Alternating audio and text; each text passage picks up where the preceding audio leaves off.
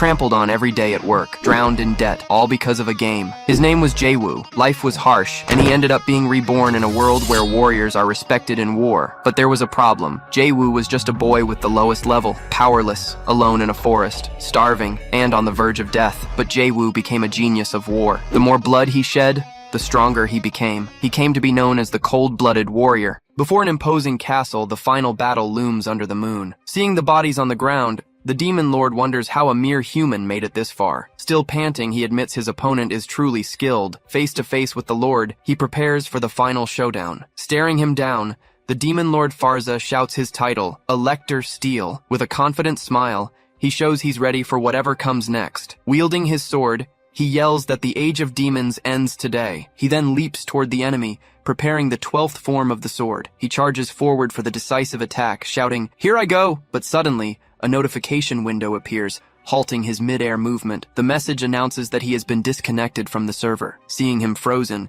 the demon lord says he's full of flaws. Completely paralyzed, he starts screaming, begging for it to stop immediately. With no control over his body, he just screams as danger approaches. On the screen, the quest notification against the demon lord Farza is displayed. Shortly after, the system informs that the warrior Han Jae-woo has failed to complete the stage. Shifting to the real world, two men wonder how to wake Jae-woo from the game. Inside the room, one of them approaches to shake him, while the other notices something. Nervously, he admits he accidentally unplugged the cable when he saw Jae-woo's silhouette. Back in reality, Jae-woo grabs him, asking if he was the one who unplugged the cable. Furious, he yells that he was about to finish the quest and beat the boss. He explains his name is Han Jae-woo, and he looks like an addict, but he recalls that in the past, he was very popular, known as the problem solver. He was also called the brain of Hanum, and a money goblin. Living a life of luxury, he enjoyed everything his money could buy. But one day, he finally realized something important about the life he was living. Staring into space,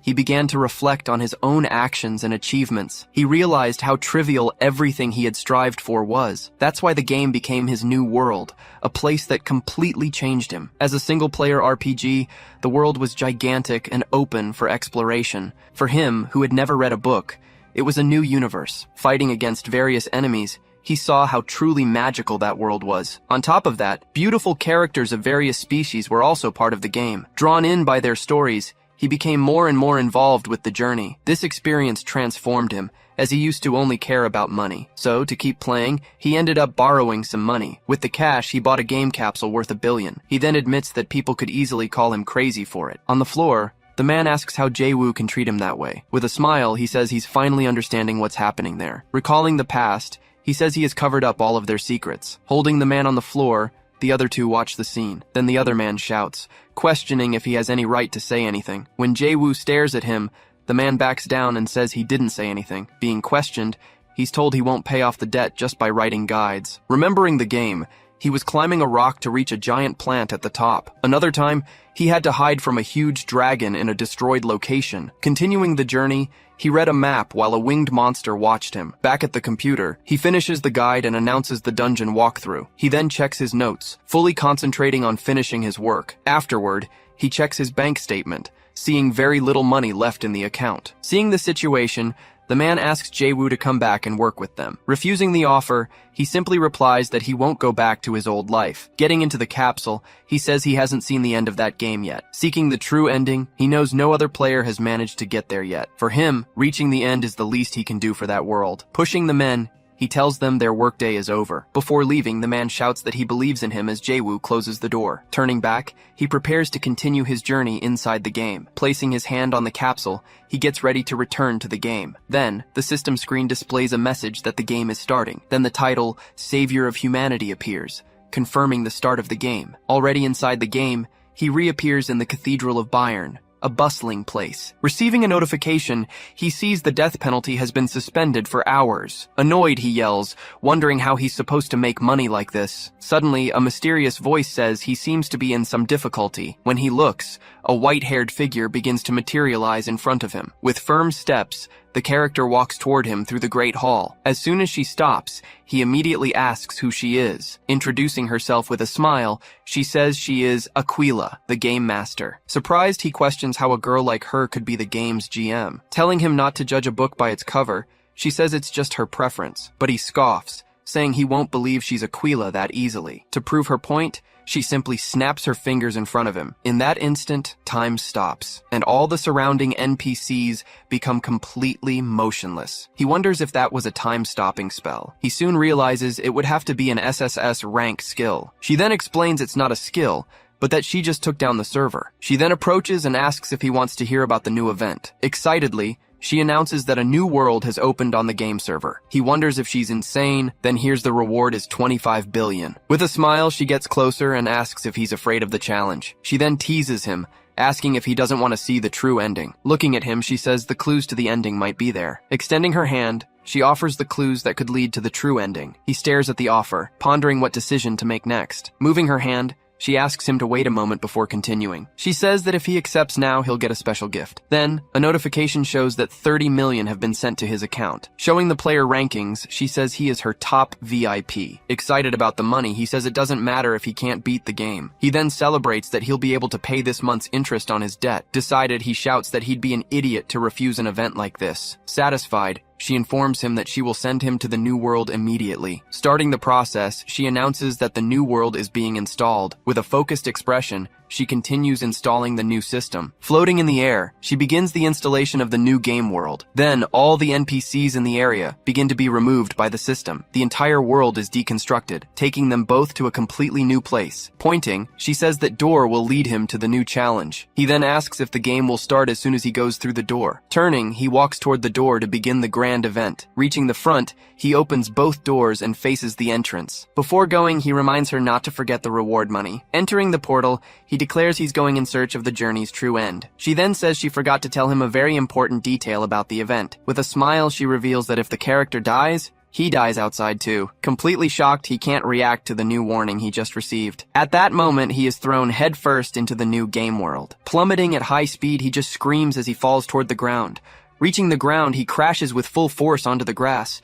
Feeling pain, he wonders why it hurts, since he's inside a game. Remembering the warning, he wonders if the girl was really telling the truth. Still on the ground, he grabs the grass and screams Aquila's name to the sky. Getting up from the ground, he decides he'll face the challenge anyway. Then he yells a curse at the sky, aimed at the game master. Walking through the forest, he leans on a branch, saying he's thirsty. Angry, he says he won't forgive Aquila and decides to open his status window. Seeing his stats, he complains that she gave him a very weak character. Wondering how he'll ever get a happy ending, he complains about his terrible current condition. Just then, a drop of water falls into a puddle, catching his attention. Turning around quickly, he shouts excitedly when he realizes he's found something in the forest. Reaching a river, he's thankful he read a survival book. Then he throws himself into the water, drinking quickly to try and recover his health. Suddenly, a woman's hand runs through her hair, emerging from the river's mist. Still drinking, he lifts his face when he notices movement just ahead. Then he sees an unknown woman bathing peacefully in the water. Continuing to watch, he stands still as she bathes. A notification about losing health startles him, and he asks who she is. Just then,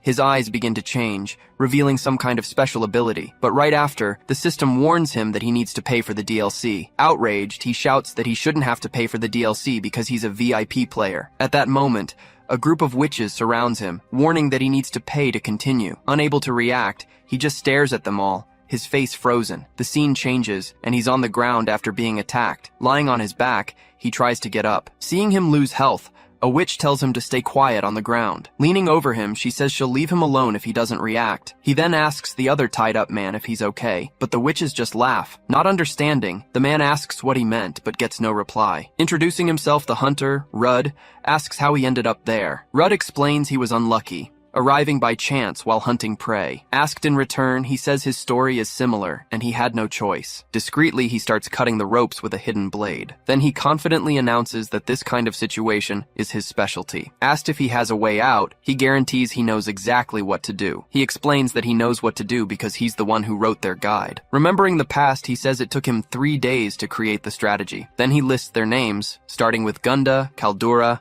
Aldaida, and Fugal. Finally, he points to the leader, saying her name is Heijuju. Even though they're early game bosses, they're famous for defeating many players. Analyzing the situation, he notices they are, in fact, a disorganized group. With a strange look, he turns to Rude, who is completely confused. Turning to Fugal, He asks if she is still alive in this place. He then recalls that Haejuju clearly said she was going to get rid of her. Interrupting the conversation, Haejuju tells him to wait before he says anything more. Annoyed, Fugul asks who's going to kill whom, showing the taunt worked. He continues, saying she plans to take all of her belongings afterward. Furious, Fugul screams at Haejuju, asking if it was all true. Haejuju simply asks if she's really going to believe that man's words. Continuing his plan, he prepares to add more fuel to the fire. Saying she won't use the money, he provokes her, and the plan works. At that, Aldaida comments that this was why Juju was preparing an acid bomb. Not caring, Gunda asks when the meal will finally be ready. Seeing the fight, Kaldura gets excited and shouts that she wants to join in too. With the witches arguing, he celebrates that his plan is going perfectly. Despite their title, the two witches begin to fight violently with each other. Soon after, the other two also jump into the brawl without a second thought. Their weakness is unknown, which is why so many players are always defeated by them. Because of this,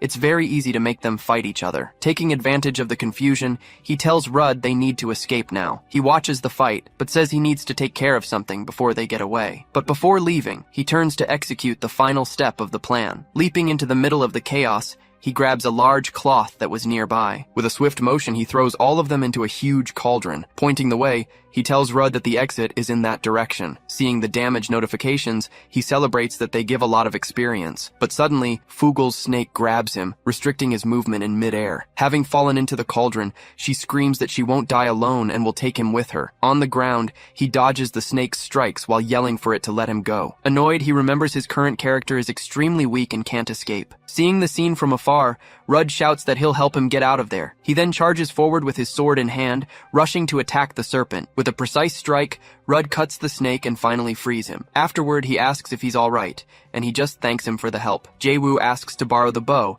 and Rudd asks if he's good with them. Upon taking the weapon, a system window displays the stats of Rudd's bow. Saying he knows a little, he gets into position and prepares the bow to shoot. Shooting upwards, he aims at an object hanging from the hall's ceiling. The arrow hits the target, which shatters and plummets towards the witches. Surprised, they look up, not understanding what's about to happen. In a panic, Haejuju screams in despair that the falling object is an acid bomb. Furious, Fugul screams as drops of acid begin to fall on them. The liquid then starts to drip into the cauldron where they are trapped. With nowhere to run, they can only watch as the acid falls slowly. A moment later, a massive explosion engulfs the entire area. The blast throws them back, causing each of them to lose 1 health point. Rudd asks if they did it, but he yells not to say something like that. On the screen, the system announces that he has unlocked a new achievement. Shortly after, a list confirms that all the witches have been completely defeated. As a reward, he receives a large amount of experience points and achievements. Seeing the notifications, he confirms to Rude that they managed to defeat them. Jaewoo then celebrates,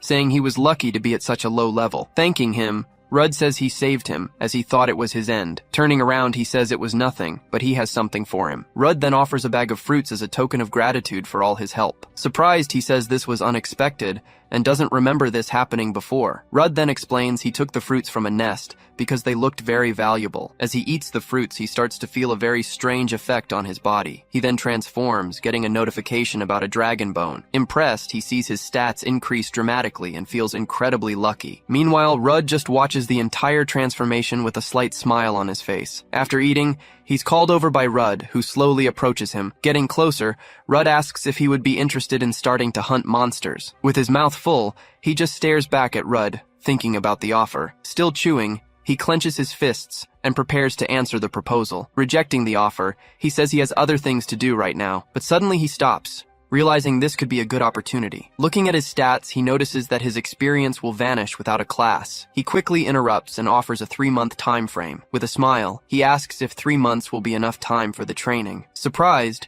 Rudd questions if he didn't mean 3 years, thinking it's all too fast. After the agreement, the two start walking together into the forest. Nearing a river, Rudd tells him to hide anywhere. Then he announces he'll start looking for him in exactly 30 minutes. Analyzing the situation, he realizes Rudd is using a hunter's skill. Certain he's been underestimated, he runs into the woods to hide. He remembers having explored this forest countless times. Diving among the plants, he shows he remembers every little detail of the place. Leaping between trees, he uses poisonous mushrooms to confuse his pursuer. Remembering the beasts of the forest, he hides behind a tree. Swinging on a vine, he says everything was already in his mind. With a confident smile, he guarantees he won't be found so easily. But suddenly, Rudd appears behind him, teasing him about hiding. Completely surprised, He turns around and questions what just happened. Assessing his performance, Rudd says he gets bonus points for the effort. On the ground, he asks how Rudd managed to find him so quickly. Rudd then comments that it's been a while since he's had such an entertaining student. As they run through the forest, Rudd invites him to give it his all. Just then, the system announces that he has completed the mission and received a new one. Then a list of new skills and the Monster Hunter class is displayed. Showing the screen, he displays the new monster tracking skill. With a determined smile, he says they'll work very well together. 3 months later, Rudd asks if he has managed to master everything. Challenging his master, he tells Rudd to hide somewhere. Praising his spirit, Rudd accepts the challenge to hide in the forest, but he warns that if he isn't found, dinner will be on him. With a smile, he accepts the bet and calls Rudd master. Watching Rudd disappear, he says he's eager to start the challenge. Climbing a cliff, Rudd says he's happy to have found a good apprentice. On second thought, he decides he won't go too hard on the boy. He believes that hiding there will be enough for the challenge. Suddenly, he feels something on his hand and looks up, confused. There was his apprentice holding his foot and teasing him about hiding. He finds Rudd, who is astonished by his speed. He finds him again, showing he has already mastered the new hunting skills. Finding him in the tree, Rudd can't believe his new apprentice's progress. Rudd enters a cave, doubting he will follow him. Trying to convince himself, he doubts his apprentice will ever reach this place. Realizing where he is,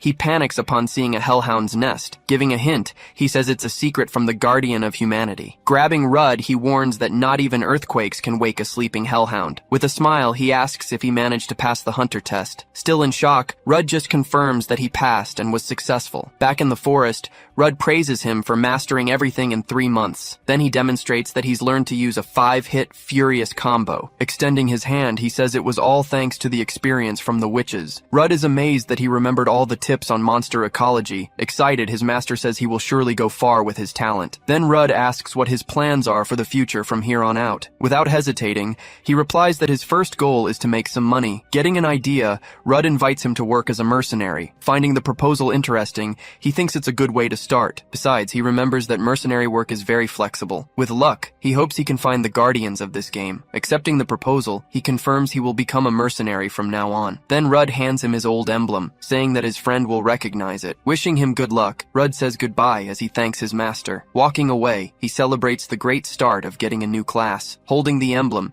he believes a happy ending is now within his reach. With a determined look, he prepares for the next phase of his journey. As he holds the emblem, a voice asks if he doesn't want to see the end. Remembering the promise, Aquila's image appears, offering a clue to the ending. He then reaches for the logout button, thinking about the thrill of this deadly game. Determined to continue, he says he will use all the tension to his advantage. Slapping his face, he gets ready to focus completely on the new mission. As he leaves, he swears to Aquila that he will reach the true ending. Cutting to a new scene, Aquila watches everything from afar, laughing at his situation. Sitting on her throne, she says it was hilarious watching him escape from the witches. Saying she's happy to be watching him, she smiles with great satisfaction. As she watches, someone emerges, flying through outer space. Landing gracefully, a new character says he's no ordinary guy. With a teasing smile, Aquila asks if she's interested in him. Then Valfurga is revealed, hovering majestically above Aquila's throne. Being a goddess, she says she shouldn't look at a human that way, but Aquila retorts, asking why not, since he's cute. Hearing the response, Valfurga just turns her face away without another word. Continuing the teasing, Aquila says she used to be more fun back in the day. Changing the subject, she asks if his debt was really paid. Upon learning the truth, she calls Aquila cruel for letting him work for nothing. Unconcerned, Aquila asks why not, finding it all very amusing. As she watches him on the screen, she says he's full of life. Calling her horrible, Valfurga prepares to ask an important question. Looking at the screen, she asks if he is also part of the plan. Questioning Aquila, she asks if he's part of the plan, or just a toy. While laughing at the question, Aquila just ponders what she will answer. With a smile, she says he's more like a very promising talent. Maintaining a mysterious smile, she just stares at the screen without saying a word. Seeing his image, Aquila says to just keep watching. Sitting on the ground, he gets a notification that he's in a state of exhaustion. Looking at the forest, he wonders why the path was so difficult. After getting up, he says it's time to head to his destination, and he spots the city of the Mercenary Corps. As he approaches the tavern, the bell on the door rings, announcing his arrival. 2 waitresses greet him, welcoming him to the best tavern in town. Saying he's looking for someone, one of them invites him to sit down first. Seeing the crowded place, he realizes it's the perfect spot to gather information. With everyone drinking and laughing, He knows people talk more when they're happy. He notices the waitresses are also a big part of the tavern's appeal, so he decides to ask if they know someone named Reebs Chaltz. Suddenly, the entire bar falls silent, with everyone looking in his direction. Scared, a waitress warns him that name is forbidden to be spoken there. The other waitress reveals her boyfriend got involved with him just once. Terrified, she says the boy came back looking like a real mummy. Hearing the conversation, he wonders who Rudd introduced him to. The waitress then warns him to run, as he'll be there any minute. Suddenly, Jae-woo bumps into someone, and he asks who he bumped into, and the man introduces himself as Reebs Chaltz. Looking at his waist, he sees the emblem Rude gave him. Recognizing the emblem, Chaltz says he must be Rude's guy. With a smile, he says he was looking for a battle companion. Not understanding, he thinks Rudd tricked him to get rid of him. Laughing at the situation, Chaltz says he was just messing with him. Walking through the city, he understands he's about to be dragged into a great war. Even though it feels like an enlistment, he sees it as a great opportunity to grow. He remembers that the Prince Elector is one of the guardians of this game. Thinking about his plan, he sees a chance to get information on the others. Suddenly, the sound of a trumpet echoes throughout the city. Grabbed by Chaltz, he loses health and realizes the prince has arrived. The crowd then parts to let the Prince Elector's procession pass. Finding it all different than expected, he thinks he would fit in with that group. Upon seeing the prince, he notices the guardian looks more like a villain. Understanding nothing, he just keeps watching the scene unfold. Suddenly, a knight in white armor approaches on her horse. Wielding her sword, she rides towards the prince who waits for her. Seeing the knight, Chaltz yells in surprise that Dame Valpurgis is there. The Prince Elector just stares back at her with a serious, distant look. Noticing she's distracted, he asks if something is wrong. Snapping to attention, she just replies that nothing is wrong. Without another word, she just turns her face away and falls silent. As he watches the troop move away, he says the battlefield awaits him. Remembering the past, he says she was his companion in other playthroughs, but he regrets that every time, he failed to save her from danger. With a determined look, he says it always ended the same way. Chaltz then asks if something's wrong, but he just denies it. Remembering Valpurgis, he promises he'll risk his own life this time, and he swears he'll reach an ending where she lives. Back in the courtyard, several mercenaries are training and fighting among themselves. The fights are intense, with the men trading blows without a second's hesitation. Watching the training, he finds it all very intense, but it's to be expected. Getting a notification, he enters the Mercenary Corps' training ground. Chaltz then explains they are selecting group leaders through fights. Celebrating, one of the mercenaries raises a bag of money high. Thinking about his goal, he decides he'll keep a low profile for now. But suddenly Chaltz shoves him forward, saying he's going to participate. Ignoring his opinion, Chaltz says Rudd would never send a useless person. Shouting to everyone, he asks if anyone wants to fight the rookie. Excited, several mercenaries volunteer, with one saying he'll go first. Seeing he can't object, he finds the whole situation quite familiar. Determined to seize power, he prepares to face the first opponent. Introducing himself as Max, the mercenary challenges him to an official duel. Looking at him, Max says he looks weak and will break with one hit. Chaltz then asks if both sides are ready for the fight to begin. Giving the starting signal, he tells them to begin the combat. Rushing to attack, Max charges forward screaming, sword in hand.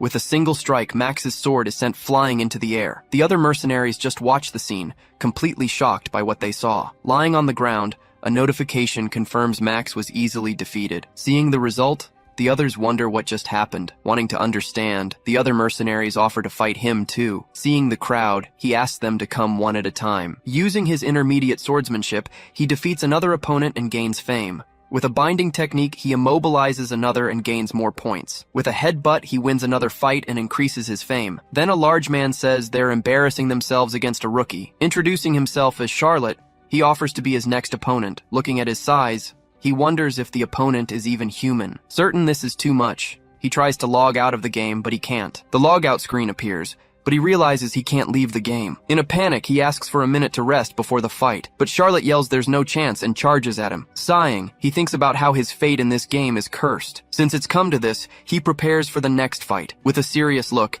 he says he'll handle this the right way. Then he grabs Charlotte's arm, stopping his advance mid-charge. With his other hand, he firmly grips his opponent's clothes. Using his technique, he throws him into the air with all his strength. Finally, he slams him into the ground with everything he's got, ending the fight. Defeated on the ground, Charlotte wonders what kind of move just hit him. Panting, he gets the notification that he defeated Charlotte and gained more fame. In disbelief, another mercenary asks Chaltz where he found him. Surrounding him, the other mercenaries shout that he's a real monster. Being shaken, he asks them to let him rest for at least a minute. Then Chaltz appears and yells for everyone to back away from him immediately. Protected by Chaltz, he just stares at the leader who is now watching him. Pointing directly at him, Chaltz announces that he is the new group leader. Shocked by the announcement, he just stands there, completely stunned. Changing scenes, an army lines up on the battlefield. Among the troops, he is watched closely by the other soldiers around him. Already wearing a full suit of armor, he finds himself holding a sword in his hand. On the battlefield,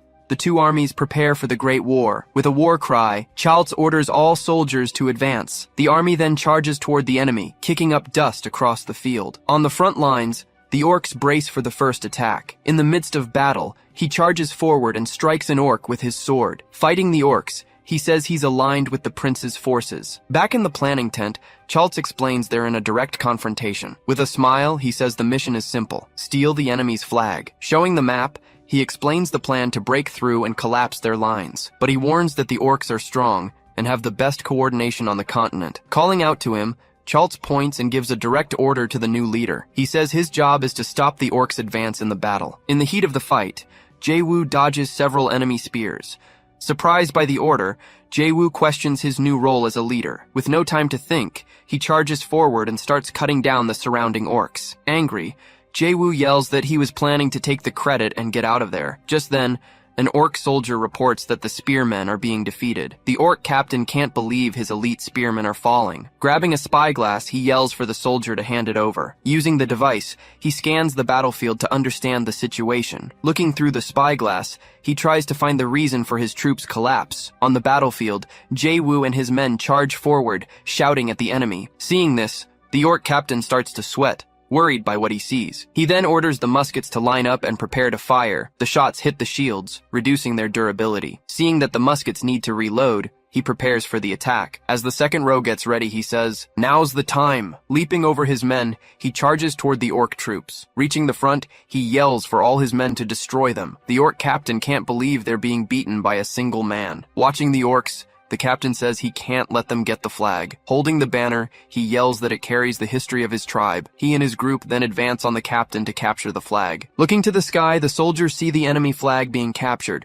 Holding the flag, he shouts in victory and receives a notification. Suddenly, the sound of a retreat horn echoes across the battlefield. A soldier approaches and warns that there's bad news about the battle. Looking at the map, he sees his allies are retreating and abandoning him. Furious, he shouts as he sees the orc reinforcements arriving. Watching victory slip away, he wonders why everyone is running now. A soldier suggests they should flee too, but he says that's crazy. With a sweaty face, the soldier warns that they're already in deep trouble. Looking ahead, they realize they are completely surrounded by the enemy. Just then, the hidden boss, Orc General Kallian, says it's all over. Facing the troop, he addresses the brave human warriors before him. Ordering them to surrender, he offers to spare their lives in exchange for the flag. In disbelief, he says that if they advance, the flag will go somewhere undesirable. Enraged, the orc general shouts at them for disrespecting the tribe's sacred banner. With an intimidation notification, he says there are no rules in war. Surprised by the scene, the other orcs don't know how to react to the threat. The orc general just stares at the group of humans, thinking about his next move. Suddenly, the human troop prepares to fire, and he throws himself in front. Seeing this, the orc general orders his men to fire immediately. The shots hit the soldiers he was trying to protect with the flag. Even while wounded, he doesn't understand why they didn't just drop the flag sooner. Gritting his teeth, he prepares to endure whatever comes next. As the shots continue, the human soldiers are hit and fall to the ground. One of the soldiers complains he can't defeat the general at his level. Despite the pain, the soldiers struggle to hold their ground in the battle. Not knowing what to do, he finds himself trapped in an impossible situation. Remembering his comrades, he prepares to face the situation. In his mind, he gets a glimpse of his main character. Just then, Aquila appears, saying he's going to die in real life too. With a confident smile, she just keeps watching him from a distance. Back in reality, he screams as the pressure of the battle mounts. His soldiers yell that he needs to give orders or they'll all be wiped out. With a bloody smile, he gets ready to give the next command. Seeing him laugh, one of the soldiers asks if he's finally lost his mind. Then he shouts and tells Charlotte to give him the horn now. Even without reinforcements, he yells for Charlotte to shut up and watch. Holding the horn, Jae-woo prepares to blow it with all his might. The sound echoes across the field, but draws the orcs in the wrong direction. Seeing the mistake, the soldier yells that he's blowing it in the wrong direction. Knowing what he's doing,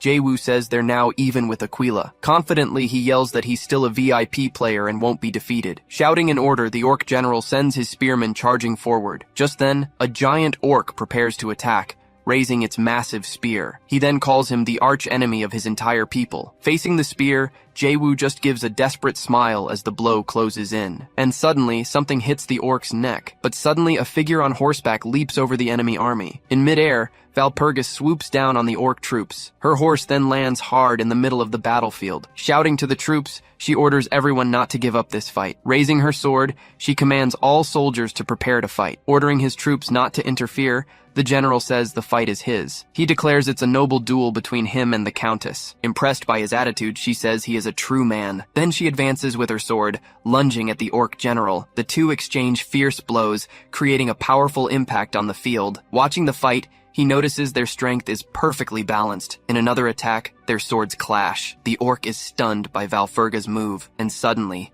she lands a powerful blow to the general's face, sending him flying. Retreating, he recomposes himself and prepares to continue the fight. Praising his skills, she prepares to unleash her full power. He then asks if she is part of the Valfurga sisterhood. Laughing at the question, the orc general just stares at the knight. Saying it's getting late, she readies herself for the final blow. Lunging forward, Valfurga clashes her sword with the orc leaders. With a smile, he prepares to show his true power. Using his special ability, he attacks with a strike that kicks up dust. Valpurgis dodges and lunges forward. In an instant, she cuts him in half with her sword. Still in midair, he says it was a good fight before vanishing. With the general defeated, the orc army is left without its main commander. Seeing their captain fall, the orcs begin to retreat from the battlefield. Shocked, he can't believe she defeated the commander in a single blow. Impressed, he thinks she's incredible, just as expected of Dame Valpurgis. And with their leader defeated, the orc army retreats in fear. Mounted on her horse, she turns and asks if he is the leader. Extending her hand, she says she felt his courage from afar. Shaking her hand, he introduces himself and receives a notification. Thanking Valpurgis, he says he is no longer Elector Steel. With his head down, he says he should have been more cautious before. Just then, his soldiers approach, offering the flag he captured. He sees that his credibility among the mercenaries has increased. Remembering the battle, he sees his men fighting to protect him. The soldiers stand together, defending him from the orc enemy's attacks. Shouting, they struggle to hold the line and let no one pass. Seeing the scene, Jae-woo simply says he understands the situation. Jae-woo shouts while holding the flag, declaring that it belongs to him. Back at the tavern, Francois's plaque is shown on the wall. At the door, a little girl shouts Charlotte's name into the bar. Scared, she runs inside, searching for someone among the customers. At the table, Charlotte eats quietly while watching him intently. Worried, the girl asks if he got hurt in another war. Chaltz then explains that Charlotte is only 15. Surprising everyone, he reveals that the girl is actually Charlotte's younger sister. Angry, she blames him for having to pay her brother's medical bills, but Charlotte says it was thanks to the leader that they returned alive. Then, all the mercenaries celebrate and thank him for the victory. Awkwardly, he tells everyone to just eat, finding the situation embarrassing. Suddenly, Valpurgis appears at the tavern door, calling for Jae-woo. Awkwardly, he just smiles upon seeing the knight before him. Arriving breathlessly, she calls out to him, surprising everyone in the bar. Changing scenes, she rides towards the Harfheim forward base. Arriving there, she informs him that the Elector has summoned him for a reward. As they ride, he notices she seems different from the Valpurgis he knew. She comments on how happy she is, asking him to call her a friend. Pointing to the soldiers, she says they were all saved thanks to his efforts. Saying they are citizens of the Empire, she asks what other reason he needs. Kneeling, he finally understands the weight of his actions in that moment. Remembering all the times he sees her fighting against enemies. Realizing she hasn't changed, he just continues to observe her ways. With a smile, he says that only their relationship has changed. Walking towards the tent, he says he is now just a mercenary. Upon arriving, she introduces him to the prince, who was waiting inside. Looking at him, the prince asks if he is the man they call Jae-woo. Introducing himself, he says he is Elector Steel, the guardian Philip. He turns, showing his true face to the mercenary before him. Bowing, he says it is an honor to meet a true guardian. With a smile, Philip says he is the man called the Reaper. Shouting with excitement, the soldiers celebrate the recognition of his bravery. Saying that a man of merit deserves recognition, he rewards him with money. Kneeling on the ground, He promises to repay all his generosity. Satisfied, the elector asks if he needs anything else. Turning, Jae-woo says he would like to regroup with his comrades. Granting the request, Valpurgis tells him to take a wagon and use it. But the elector calls out to him, asking if he has anything else to say. With his head down, he says he would normally back down at this point, but as he lifts his face, he reveals a serious and determined gaze. Valpurgis just watches the scene, waiting to see what he will do. With a slight smile, Jae-woo prepares to ask the elector a question. Addressing him as Your Grace, he asks to pose a question about the war. With an intimidating look, the elector tells him to go ahead. Staring back at him, Jae-woo asks what his thoughts are on that war. Faced with the question, the entire room falls silent. Kneeling beside Valpurgis, he awaits the elector's response. With a smile, he remarks that everyone is baffled by his question. Looking at him, the elector asks what he thinks of the war. Replying, he says he can't see the full picture yet. One of the men laughs and says he's not qualified to advise them. Laughing, the man suggests he must have just overheard some rumor. With a serious expression, the elector simply addresses Her Grace. Valpurgis then says it's best to hear him out at least once. Outraged, the counselor shouts, saying the elector is an important man. Calling him uncle, the elector asks him to show her some respect. Watching the scene, he realizes that not even the elector can ignore her. Then the elector faces him and commands him to explain his view of the war. Sighing, he prepares to give his answer to the elector. Looking at the elector, he warns that an ambush is on its way. Questioning him, the elector asks if he has any basis for that claim. He then explains that the Demon King's strategies involve ambushes and betrayals. Recalling past wars, he cites the conflict with the Kingdom of Toa. Furthermore, the battle with Marquis Anhalt was also an example of this. With a firm gaze, he prepares to continue his explanation. He warns that they must not ignore his strategy of betrayal either. At that moment, the image of a masked traitor appears, reinforcing his theory. He then suggests the possibility of a traitor among them. With a smile, the elector says one can never be too cautious. Crossing his legs, he repeats the word caution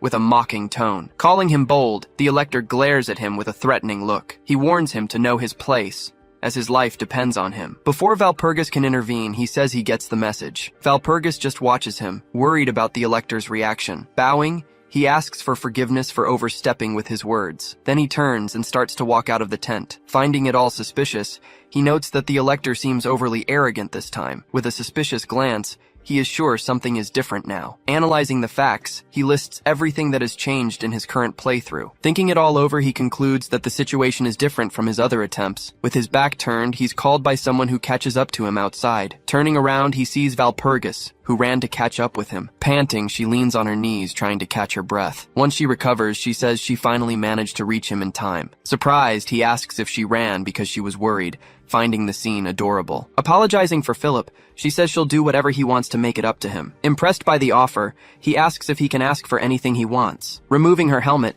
she tells him not to underestimate her, as she is a noble. Nervous about the situation, he asks if she also has many clothes. Adjusting his cloak, he prepares to answer her question. With a smile, he glances to the side before making his request. He then says he'd like a writing quill and a pistol. Surprised, she asks if that's all, since it's a unique opportunity. Looking at the sky, he says he dreams of being a knight. Not understanding, she asks why he is crying, and he answers. Impressed, she says she's never seen anyone as selfless as him before. Changing the subject, she says this is no place for this conversation. Pulling him by the hand, she leads him away, telling him to follow. Unable to react, he just follows her, calling her name. Embarrassed by the situation, he just stares at the knight in front of him. With a blushing face, he continues to follow her through the military camp. Sometime later, the battle to reclaim Harfheim Hill begins. On the battlefield, Philip shouts that this is the day of his victory. On the other side, Petsamut tells someone to shut the elector up. One of the servants reports that the war preparations are complete. Annoyed, Petsamut asks if he's bringing up the same subject again. The servant insists,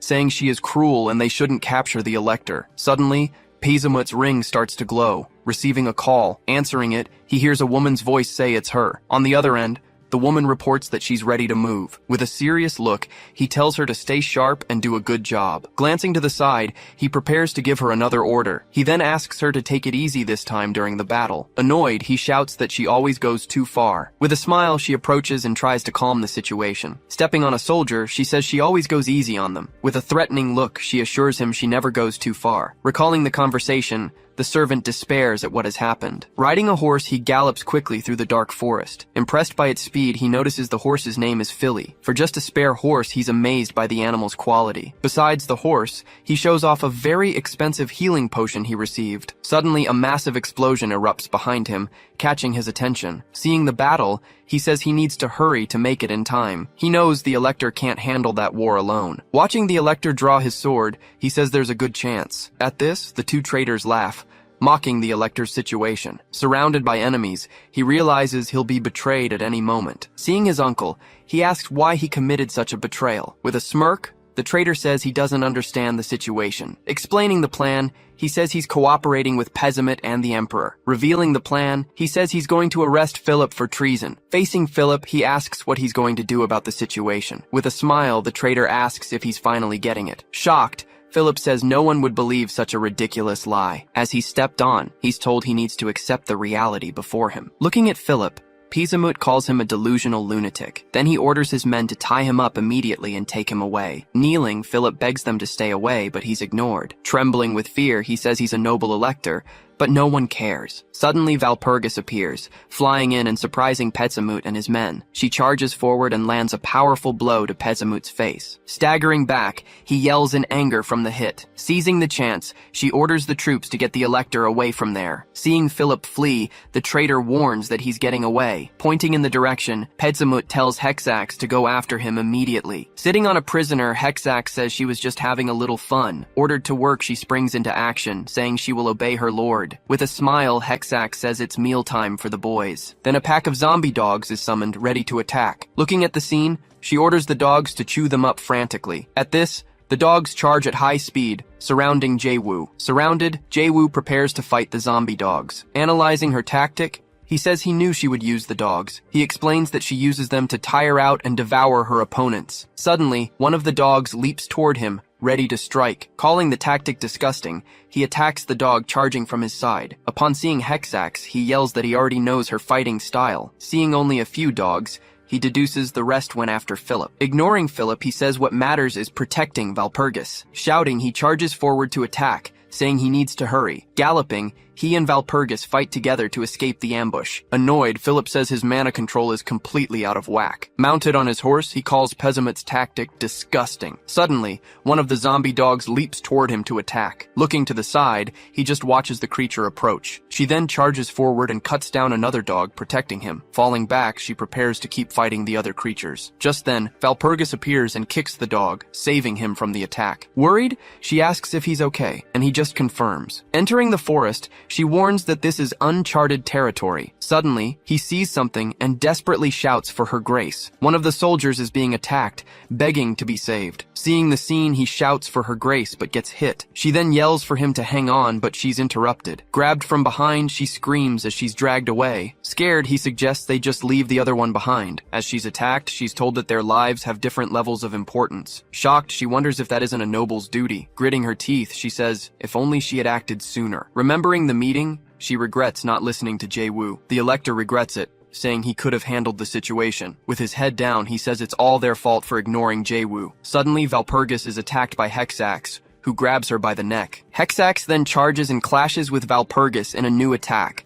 The Elector is saved, but shouts her grace's name. The two face off, as Valpurgis prepares for the next blow. She is then thrown far away, crashing hard in the middle of the forest. Lying on the ground, she says they are completely lost. Looking to the side, he just watches the scene with a fearful gaze. Fallen and injured, she can't get up to keep fighting. Hexax disagrees. With a whip in her hand, she says, "You have to be strong." Facing Valpurgis, she asks if she's right, calling her sister. Furious, Valpurgis screams for her to take back what she said immediately. She explains that the title of Prince Elector is a critical position in the Empire. With a smile, Hexax orders her men to continue tracking the Elector. She then points out that Valpurgis also has the blood of a Prince Elector. With a taunting look, she just stares at her sister, saying nothing. Realizing the trap, Valpurgis understands she's been caught. Valpurgis then charges forward and tries to land a powerful blow on Hexax, but Hexax dodges it effortlessly. Valpurgis despairs, seeing her attack miss. Then, a whip cracks against her back. Laughing, Hexax says her scream just makes her want to torment her more. She then begins to whip Valpurgis relentlessly, laughing at the situation. On the ground, Valpurgis tries to shield herself from the continuous strikes. Under attack, she calls out for Jaewoo, begging for help to escape. Thinking of him, she says that for her, this is the end. Shouting, Hexac says the fight isn't over yet, and prepares herself. Suddenly, a gunshot echoes through the forest, stopping her in her tracks. Surprised, she wonders if that was really a gunshot. Looking up, she sees one of the hounds falling from the sky. The zombie hound hits the ground, completely defeated by the shot. Seeing this, she's caught off guard by an attack from behind. With a powerful blow, he hits her square in the face with all his strength. The impact sends her flying, making her crash to the ground. Approaching her, he prepares to continue the fight head-on. Kneeling and crying, she can only begin to call his name. With tears in her eyes, she looks at him, completely moved by his help. Impressed, she asks if he's a hero for what he's done. Suddenly, she faints and collapses, exhausted from the battle. He catches her in his arms, preventing her from hitting the ground. Sitting on the floor, he holds Valpurgis, protecting her. Annoyed, Hexac says he's no ordinary guy. Hiding his pistol, he prepares for the confrontation against Hexac. Holding the gun, he says she's still the same as always. With a smile, she asks if he knows her from somewhere. Pointing the gun, he tells her not to call him that. Laughing, she says his gun has a longer range. With the whip in her hand, she warns him that he needs to aim well. Placing his finger on the trigger, he prepares to shoot her, but she dodges the shot, lunging quickly toward him. Suddenly, the whip coils around his neck, pulling him with force. Being pulled, he tries to break free, but the grip tightens. Tugging him closer, she yells for him to come here, a smile on her face. Angrily, he grits his teeth, ready for the next move. As he gets close, she delivers a powerful headbutt to his face. The headbutt sends him flying backward. With the whip in hand, she yells that the fight isn't over. She then attacks him with the whip, but he dodges with agility, and Jaewoo charges toward her. Surprised, she wonders if he's trying to close the distance between them. Dodging the strikes, he gets closer and closer to her. Seeing him approach, she starts to panic. She can't believe he dodged everything and managed to get so close. Wielding the pistol, he prepares to fire at point-blank range. Angrily, she yells that she won't let him shoot so easily. At that moment, he sidesteps, surprising her. Pulling out a dagger, he says he has a surprise for her. Turning, she feels the blow and is completely shocked by the attack. Holding the dagger, he asks her how that strike tastes. Furious, she says she lost an eye because she was focused on the gun. Angrily, she yells that she needs time to recover from the blow. With that, she sprouts bat wings and prepares to fly. Flying away, she says she has to go as she's busy. Taunting her, he asks if she's afraid to continue the fight. Laughing, she says his taunts won't work, as she doesn't fight up close. But he replies that today, he's a long-range DPS. Laughing, she says she can easily dodge his bullets in the air. She realizes her sense of distance is completely off. With a perfect shot, he hits her dead on, knocking her out of the sky. Seeing the smoke from the gun, he says it's just as he thought. Lying on the ground, she hears that you have to shoot bats. With the gun in his hand, he prepares for the next step. Standing over her, he remarks how that pervert really gave him a hard time. Then he gets ready to see what kind of loot she dropped. Just then, a voice calls him brother, coming directly from the fallen figure. With a new appearance, the person asks if he's really going to kill her. Crying, the figure just stares at him, waiting for an answer. Holding the dagger, he tells her to cut the crap and die. Annoyed, she just screams in frustration at being utterly defeated. With a final cry, the figure finally vanishes into the forest. A system notification then confirms he has defeated the Whip of Destruction. Then a list of all the items she dropped is displayed. After collecting everything, he kneels beside her unconscious body. Picking up the potion, he says it's a good thing he didn't sell it earlier. Rushing to Valpurgis, he finds her on the ground and calls her name. Looking at her, he prepares to use the potion and save her. As he gets closer, he swears he will definitely save her. Looking at the potion, he prepares to use the healing item. The item's description then warns that it must be applied directly. Sitting beside her, he realizes what he needs to do to save her. Looking at her armor, he understands he must apply the potion directly. Nervously, he tells himself it's just a medical procedure. Holding the potion, he gets ready to apply it, yelling at himself internally. Recalling his past,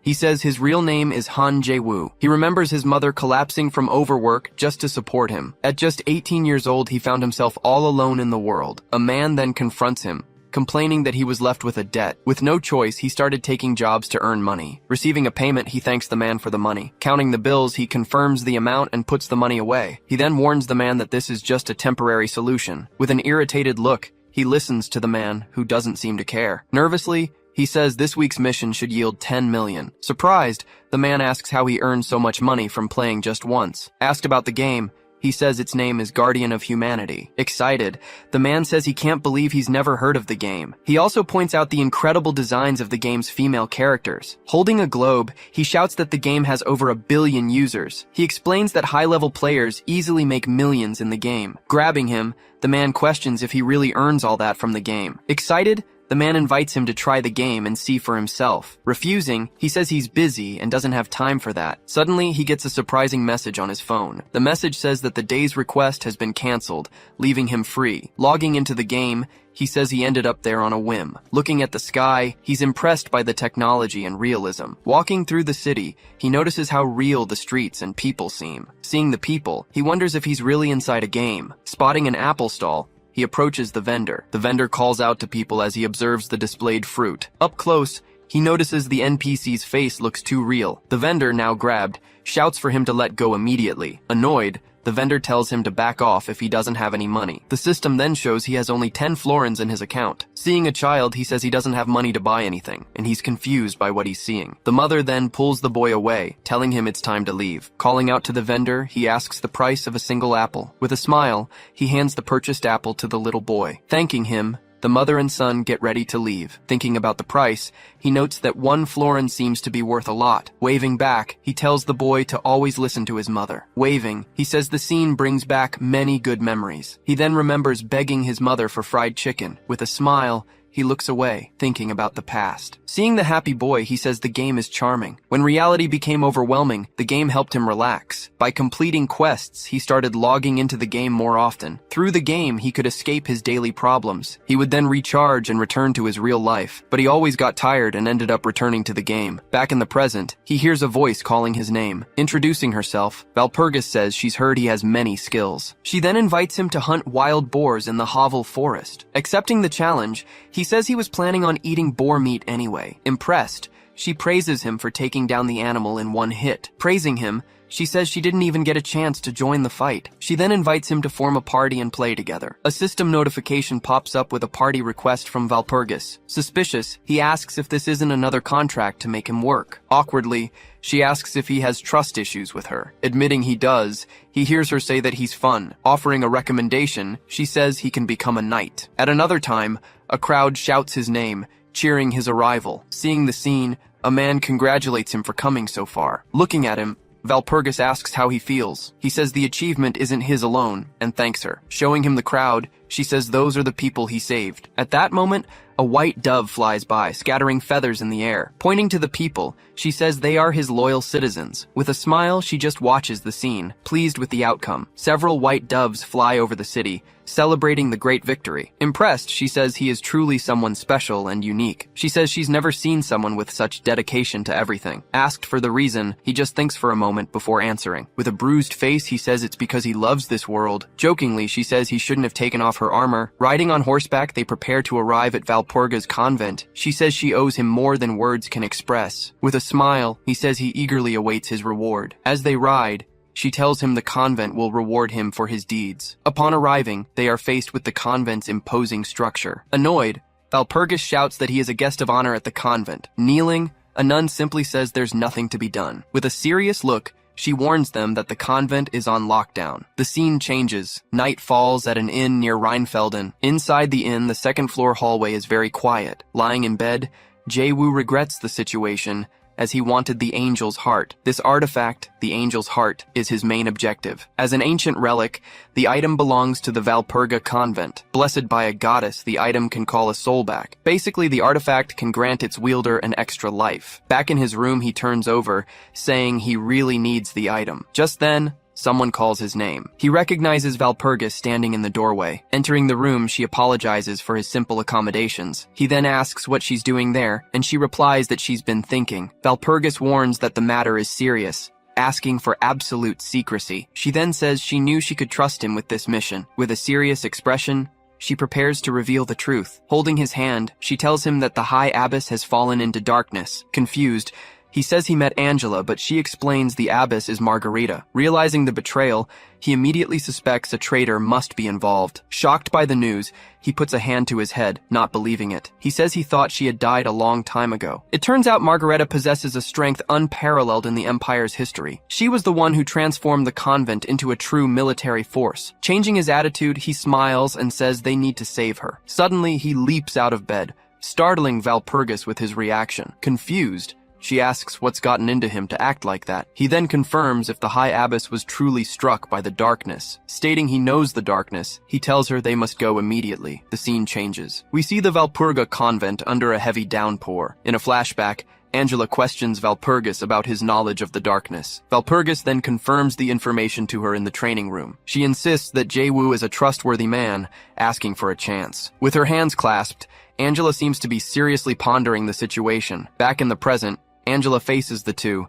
saying he already knows too much. The tension in the air startles Jae-woo. Leaning on the table, she warns that the incident was caused by a traitor. She then questions her for wanting to trust a stranger now. Angela orders them to escort him out, saying he isn't listening. With nothing to say, Valpurgis just stands there in silence. Just then, Jae-woo smiles at Valpurgis. He then mentions he heard the abbess is in critical condition. With a smile, he asks her to at least hear what he has to say. He then reveals he has read the Gospel of the Seven Demons. Shocked, she asks how he knows about the Book of St. Anthony. He explains that the book details everything about the darkness and the demons. Angela then says she can't believe what she just heard. Slamming the table, she demands to know how he knows about that cursed book. Asking her to trust him, he says he understands how to oppose the darkness. With a smile on his face, he faces Angela, who looks very apprehensive. Finally agreeing, she demands he take this secret to his grave. She then threatens him, saying that if he tells anyone about this. At that, she rests her hand on the table and shatters the stone without effort. To finish the threat, she says she will bury him at the bottom of the river. Guided by the nuns,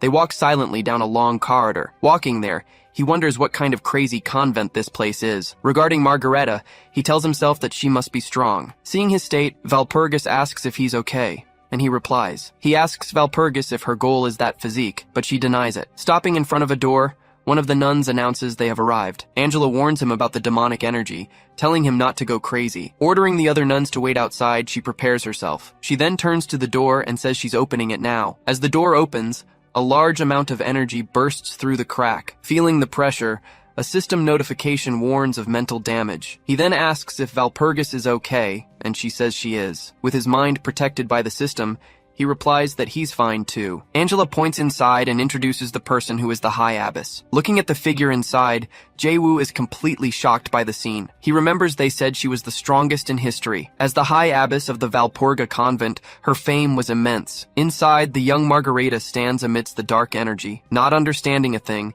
he asks if she was kidnapped and talks about her strength. Angela tells him to take the situation seriously, explaining its gravity. She says they've already tried everything, but nothing has worked. Listening to the explanation, Jae-woo maintains a serious look on his face. Angela reveals that he is their last hope to save Margareta. Just then, one of the nuns grabs him, begging him to save the abbess. Asking to be let go, he warns that he can't breathe properly. After catching his breath, he notices she looks very ill. It turns out that because she is a priestess, the darkness consumes her faster. Touching her face, he points to the black veins as proof. He then tells them to calm down, as there is a solution. Desperate, the nun shakes him and demands to know the method. Being released abruptly, he stands there trying to catch his breath. He takes a deep breath and composes himself after all the commotion. Looking at Angela, he says the method to save her is simple. The solution, according to him, is to use the convent's sacred relic. Hearing his proposal, Angela falls silent for a moment, analyzing it. She then asks if by treasure,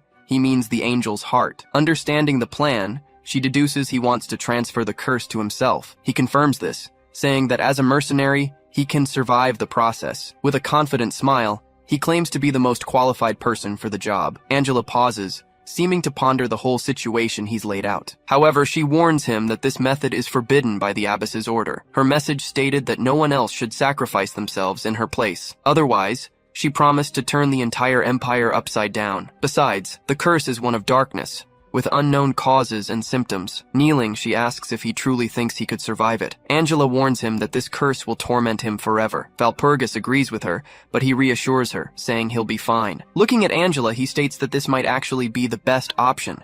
He says that because he knows darkness, he isn't vulnerable like a cleric. Faced with his arguments, Angela watches him with a very serious expression. With a smile, he asks her to admit the idea is tempting. Angela then sighs, showing she's in a difficult dilemma. Deciding to take the risk, she warns him there will be trouble, but allows him to proceed. Then, the angel's heart is brought in, a ring that can revive the soul. He holds the ring, analyzing it for a moment before continuing. Valpurgis tries to stop him, saying he can still back out, but Angela interrupts her, saying they should just watch his decision. With the ring in his hand, he announces that he's ready for the ritual to begin. The transfer ritual then begins, focusing directly on his body. He places his hand on Margarita's forehead to start the complicated process. As the transfer begins, the curse's energy flows into his body. As they watch, Angela and Valpurgis are surrounded by the energy released from the ritual. Filling the entire room, the dark energy completely envelops the scene. Inside a cosmic space, he finds himself standing on a small planet. Looking around,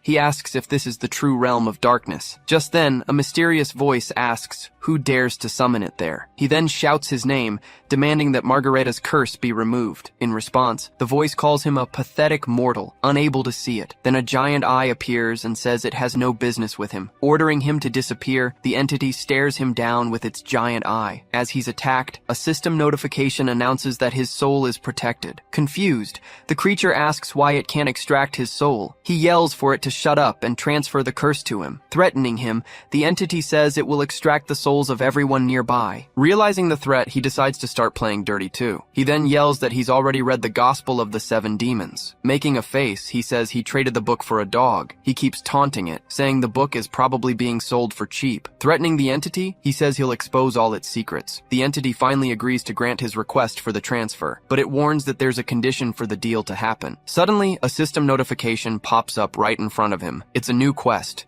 He must kill the demon kings of that group. Seeing the list, the targets include Kulak, Farza, Herzamok, and Amor. He then says the mission is a bit much for him to handle. Losing patience, the entity tells him to receive the power if he is able. As he receives the power, his body is completely engulfed by the energy of darkness. Feeling the pain, he screams that this wasn't part of the deal. The entity replies that nothing comes for free, telling him to endure the pain. He screams and writhes as the curse's power consumes him. Still screaming, he warns that the entity will regret this. Afterward, the system informs him that his attributes and skills have been updated. In the end, the system screen announces that he has died. Back at the convent, a bird lands on a branch outside. Suddenly, Jae-woo wakes up screaming, terrified by what just happened. Sitting up in bed, he wonders if he really managed to come back to life. Looking at the ring on his hand, he confirms that everything worked. He then starts laughing in a strange, uncontrolled way. With a crazed look in his eyes, he keeps laughing without stopping for a second. He declares himself the king of necromancy, able to command death dragons. With his new power,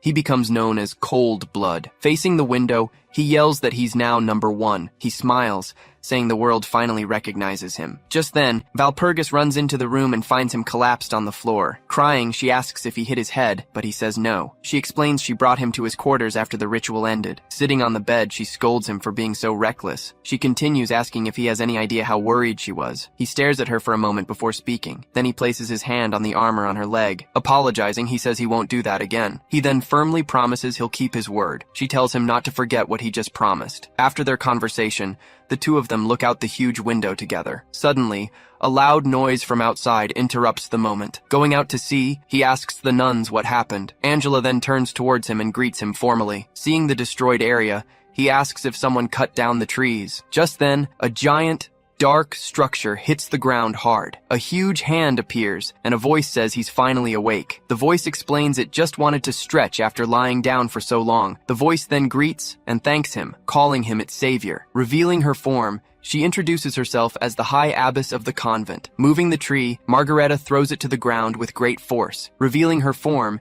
she introduces herself as the High Abbess, Margareta. Then she winks and says he can just call her Mari. Descending the stone staircase, Valpurgis and Jae-woo advance with great caution. Jae-woo reflects that Philip has likely escaped the forest by now. He reveals that with his new power, he had planned to secretly eliminate Philip, but he understands that the chances are low without the angel's heart. Full of excitement, Margareta shouts that it's time for a new adventure. Angela asks for some decency, but Margareta says that's a problem for the nobility. Watching the scene, Jae-woo asks Valpurgis if she's always this energetic. Hearing his comment, Valpurgis just turns her head in their direction. He then whispers that she's the youngest and strongest warrior in the convent. Suddenly, Margareta appears and asks what the two of them are doing alone. In response, Jae-woo just gives a sly smile at her teasing. They finally arrive at what Jae-woo identifies as Valpurga's warehouse. Inside, Margareta says the place has the perfect items for him. Holding his hands, she offers to go on a date with him. She then tells him not to worry because she won't try anything. Excited, Margareta pushes the door open and tells them to hurry inside. Then, a huge door opens, revealing a brightly lit passageway. Outside, Jae-woo says that everything went well and the hunt for Philip is about to begin. Changing scenes, the camera shows the exterior of the convent and the surrounding trees. Now in the stable,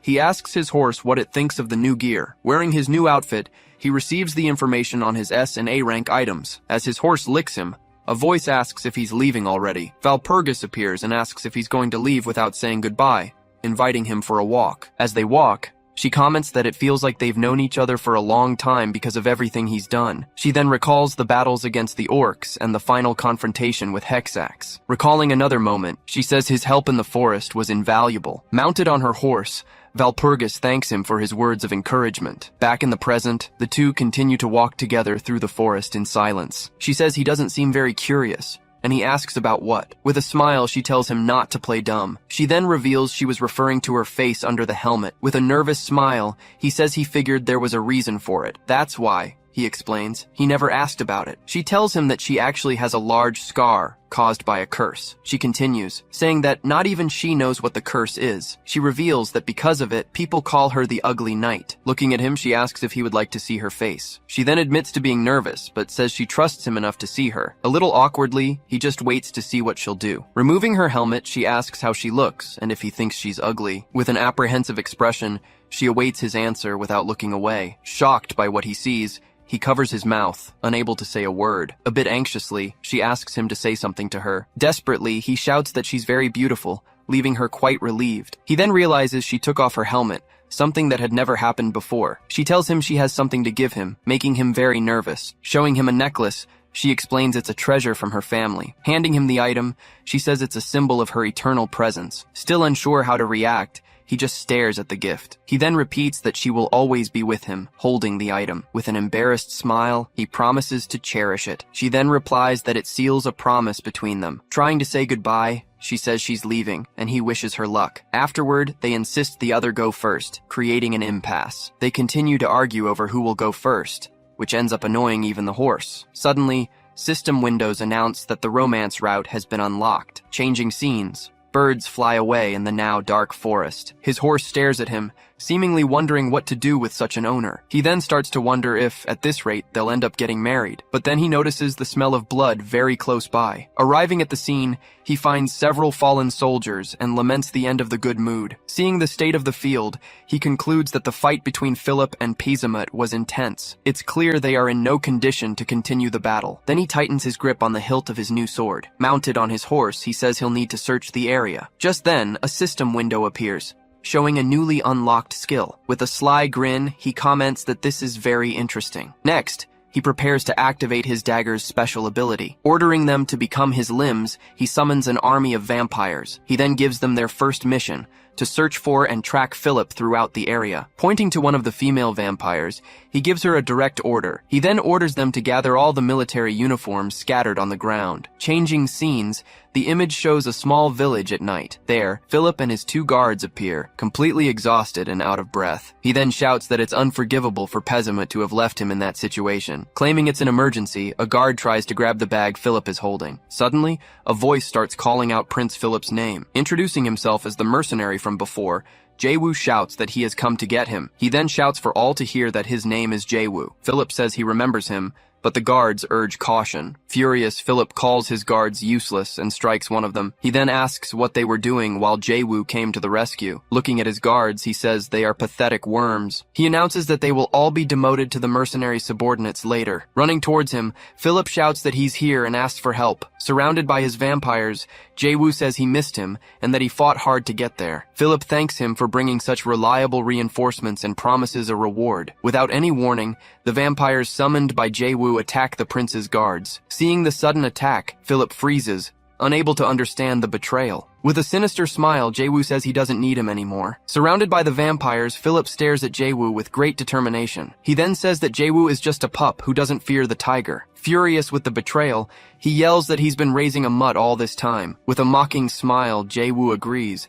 and says he'll bite someone like Philip. The taunt is enough for Philip to prepare his attack. He then gets ready to use the first form of his sword art. Unleashing a crescent slash, he attacks Jae-woo and all the vampires at once, but the vampires throw themselves in front to block the powerful blow. Seeing this, Jae-woo concludes that his servants can't handle this alone. He then says, fighting like this will just waste his mana for nothing. Turning to his vampires, he orders them all to retreat immediately. Philip then taunts him, asking if it hurts to see his lackeys dying right in front of him. Unfazed, Jae-woo replies that he's not like a certain someone. He charges forward, shouting that his heart is as vast as an endless plain. The collision between them destroys part of the surrounding scenery. During the clash, they both stare at each other with a defiant smile. And then Philip throws a chair at Jae-woo. Jae-woo has to back away to avoid getting hit by the chair. Jae-woo then says, that's the Elector's steel, his sword style. He says that despite its elegance, this style hides a deadly counterattack. Known as a master of counterattacks, Philip prepares to continue. Philip asks if Jae-woo thinks he can betray him and live in peace. In response,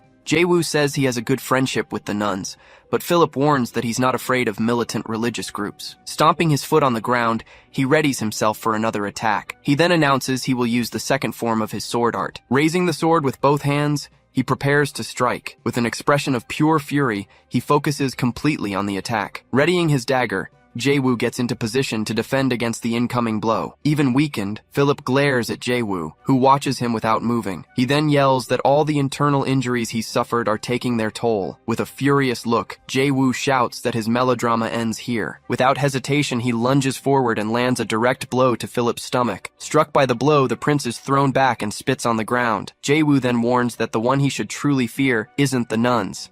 It's him. On his knees, Philip laments not being in better shape to face someone like him. He then asks why Jae-woo wants to kill him, saying he should be loyal. With contempt, Jae-woo asks if he doesn't understand what he did wrong. He begins to explain that Philip ignored the soldiers and mercilessly discarded Valpurgis. Then he asks how many people died because of his actions. Angrily, he questions how Philip can still call himself an elector. Jae-woo just watches as Philip desperately begs him to reconsider. Crying, he shouts that everything he did was for the people, and asks who will feed them. He adds that his absence will be a chance for others to attack. Nodding, he admits that Philip has a point. With a smile, he says he'll give the prince a chance. Showing a potion, he explains it's a healing one, and he'll give it in exchange. Desperate, Philip asks what the offer is, and promises to give anything. Getting close, he tells Philip to kneel and beg for Valpurgis's forgiveness. Surprised, Philip asks if she's alive and accepts, offering a donation. Handing over the flask, he says he likes the effort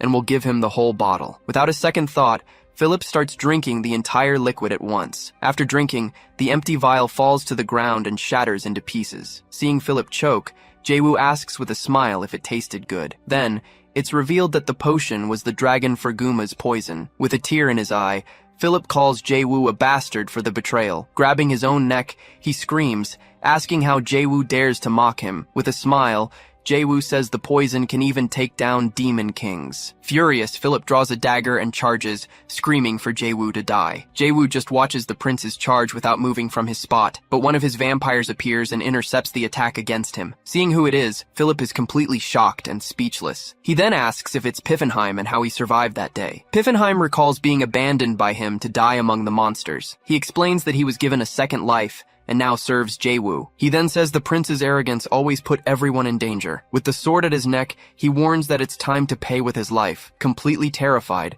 Philip starts to cry in the face of his imminent execution. Suddenly, a warning window appears, asking if he will allow the death. The system informs him that killing the Guardian might hinder the game's progression. Meanwhile, Philip remains on his knees, threatened by the sword. Jae-woo gets annoyed at the thought of sparing the prince for this. Not caring, he says he doesn't want him, and orders Piffenheim to finish him off. Obeying the order, Piffenheim raises his sword to execute the prince. Suddenly, the system displays several errors and warns that the Guardian has been eliminated. Then, a window informs him that a secret scenario has been unlocked. To obtain the Transcendent class, he now needs to eliminate all the Guardians. With a smile, he says the system didn't expect this move. Then, a new target is marked on the map, indicating the next location. Changing scenes, the image shows planet Earth as seen from outer space, and Aquila watches all the events with a hint of boredom. Watching with amusement, she seems entertained by what she's seeing. Touching a monitor, she comments that he's finally broken one of the seals. She then notices his expression,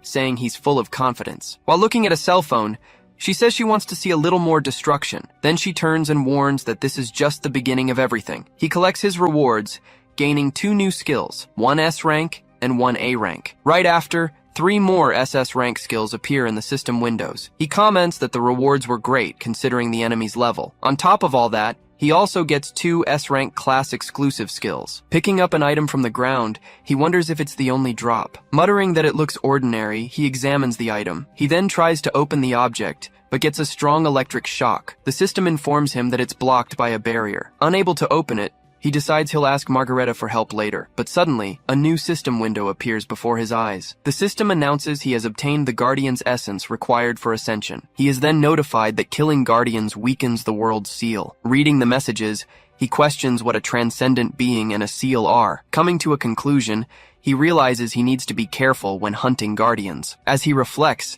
he wonders if he'll become a transcendent being and end up alone. He then ponders if he will continue on with the other Guardians, or if he'll end up finding a completely different path for himself. Just then, Piffenheim runs up, announcing he's found what they were looking for. Handing over the scroll, he explains they found it on Philip's men. Upon opening the scroll, he celebrates, realizing this is the main reward. Praising the good work, he asks if the other task was completed. Piffenheim explains they disguised one of Philip's men as a demon. On his knees, a soldier begs them to spare his life. Piffenheim then reports that one of Philip's men was hiding nearby. After a moment, Jae-woo seems to have a new plan in mind. Crying, the man keeps begging, saying he'll do anything to live. With a smile, Jae-woo says he hopes his dear Pezimut will enjoy the present. The scene changes. A large army of knights approaches the location. Leading the group is the captain of the Royal Guard, named Lawrence.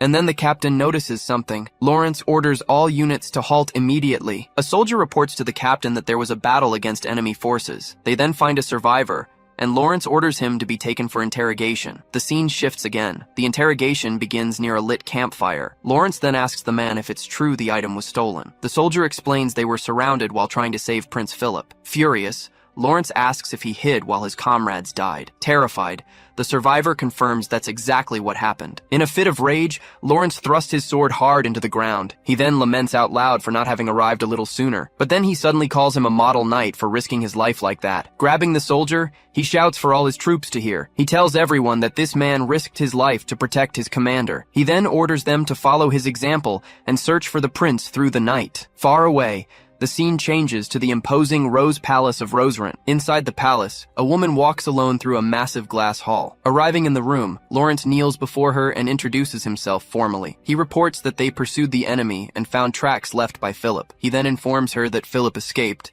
and his whereabouts are now unknown. She then asks about the item, saying she was sure Philip had it. Angrily, he reveals that Pezimut's men took the item. Touching her cup, she says that the name Pezimut is becoming quite tiresome. He apologizes, but she says the item is more important right now. She explains that the item is the only way to restore the prince. Interrupting him, she says the prince wouldn't die so easily. She then orders him to go to Pezimut and deliver a specific message. Introduced as Roland, she warns that otherwise, things won't be fun. Shifting to the enemy base, the scene shows a large military fortress. Pezimut is shocked, asking if that crazy woman was really resurrected. His subordinate confirms the news, making him frantic with the information. He wonders how that monstrous woman is back, thinking the trap was perfect. His subordinate says she's just a human, but Pezimut shouts furiously. He recalls that she invaded another demon's domain and killed everyone there. After all the slaughter, she finished the job by eliminating the leader. He then asks if his subordinate knows what started it all. He explains it all started because one of the men stepped on her snack. Since then,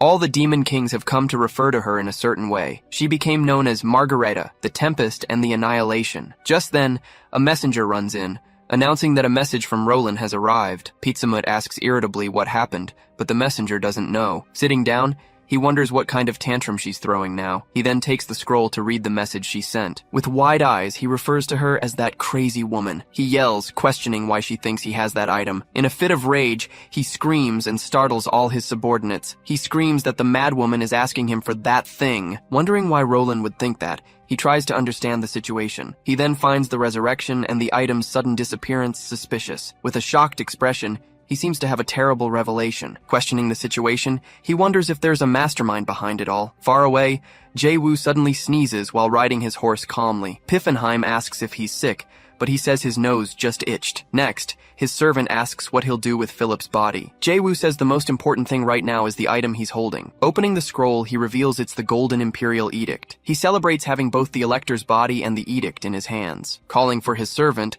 he receives a prompt reply from Piffenheim. With a victorious smile, he shows his complete satisfaction with this great achievement. Celebrating, he shouts that the world is now his, declaring long life to himself. Crossing the forest, a merchant caravan travels peacefully through the night. Celebrating their profits, the leader says this is their last chance. Without them noticing, a hooded figure says they know the perfect place for them. Suddenly, the guild leader is caught off guard by a swift and precise attack. Waving a flag, the invaders advance, yelling to grab everything they can find. In a panic, the leader shouts for everyone to grab their weapons, as they are under attack. Engaging in combat, the caravan guards try to defend themselves against the numerous enemies. Asking about the profit, their leader scoffs at Queen Roland. Outraged, the merchant asks if they know what they're doing with that money. Saying he doesn't care, the invader attacks the caravan leader directly. Taking another hit, he's left breathless and thrown against a tree. Seeing him on the ground, the invader tells him to go cry to Valpurgis. With an evil smirk, he tells the merchant to take her uncle with him. The scene changes. Jae-woo is being threatened by Valpurgis, who tells him to be quiet. He complains that it hurt as she applies some medicine. With a worried look, she asks him to hold on and questions where he got hurt. Suddenly, Margareta enters the room, celebrating that he's finally back. Seeing the two of them together, he and Valpurgis are left completely embarrassed and speechless. Margareta stares at them,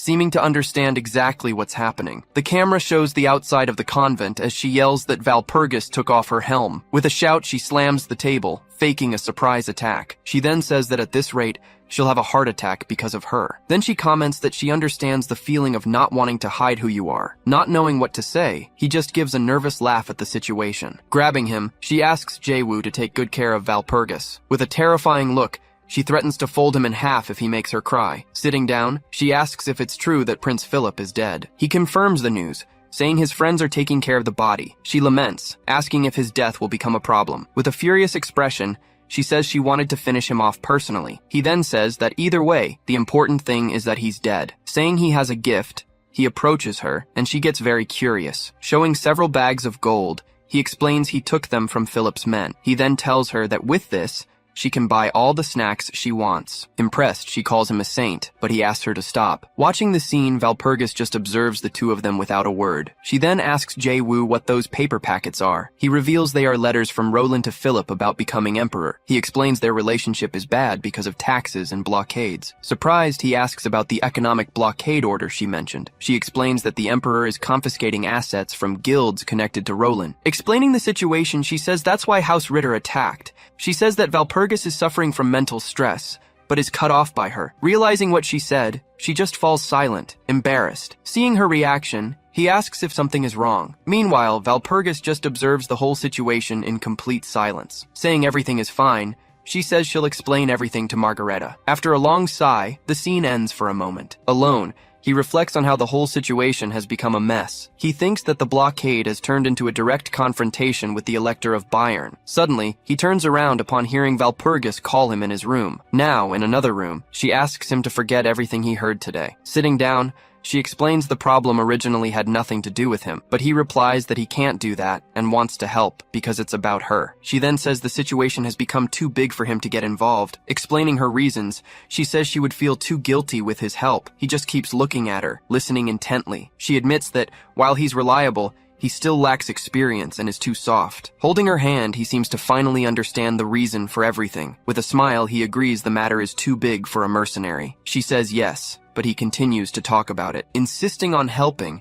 he says he wants to be her strength in this moment. Saying that mercenaries can be useful, he gives a confident smile. Amused, she comments that he's making jokes even at a time like this. At this, he smiles, showing he's quite sure of himself. With great conviction, he states that he's feeling very confident right now. She then repeats the word, seeming a bit surprised by his answer. The scene changes, showing the grand cathedral of the convent from the outside. Inside, he walks decisively down the main hall. Passing a few nuns, he continues on his way without stopping for anything. Bursting into the room, he suddenly shouts for Margareta. Sitting on the sofa, she's eating several rolls and is startled by his arrival. Showing Philip's pouch, he mentions the gold coins inside. With her mouth full, her eyes sparkle with curiosity at the treasure. Extending the pouch to her, he says the reward doubles if she opens it. Getting closer, he asks if she doesn't want a taste. Excited by the offer, she yells that the prize actually triples. Seeing her excitement over the gold, he asks what kind of gloves those are. He explains they're an upgraded version of the item he just unboxed. With a single motion,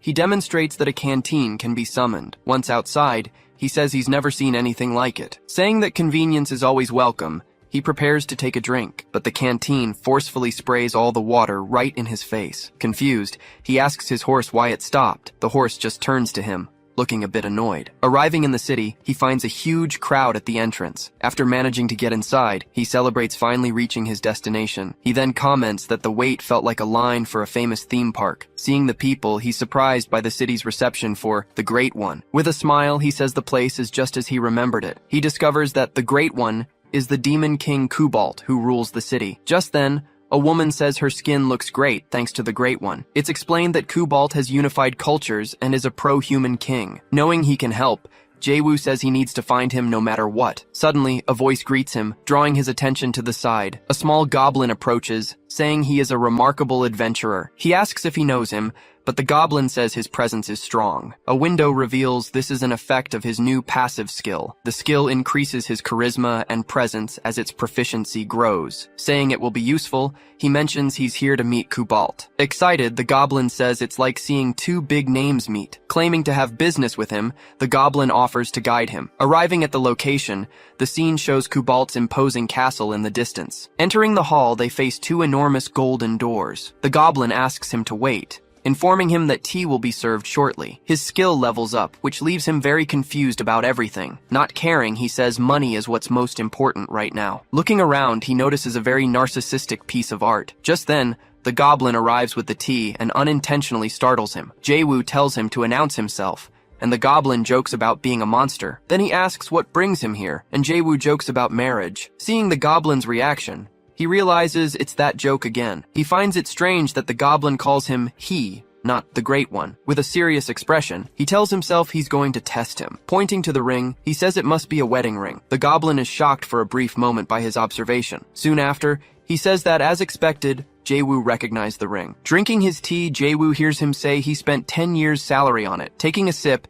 he praises the goblin's performance, calling him Kubalt. Surprised, the goblin asks what he means by that. He reveals that the ring is a treasure, and the compliment was suspicious. Finally, he says that no one refers to themselves as the Great One. Confirming the information, the goblin transforms, saying his instincts are sharp. Revealing his true form, he says he is the ruler of this place. Introducing himself, he reveals he is Kubalt, the demon king of shadow and death. Seated, he asks if Jae-woo came because of the Valpurgis case. With a smile, he says he thought Kubalt would have some useful information. He then replies that he knows what Jae-woo wants to know about it, but he says that to reveal anything, there is only one condition. Repeating the word, Jae-woo already figured Kubalt would make such a demand. He knows about Kubalt's obsession with knowledge and information of all kinds. Being the protagonist, Jae-woo knows everything, from war strategies to market speculation. With a confident smile, he says he knows everything there is to know. Seeing his confidence, Kubalt breaks into a huge, satisfied grin. With a sparkle in his eyes, he asks Jae-woo to be his friend. Not understanding the proposal, he just stares at Kubalt,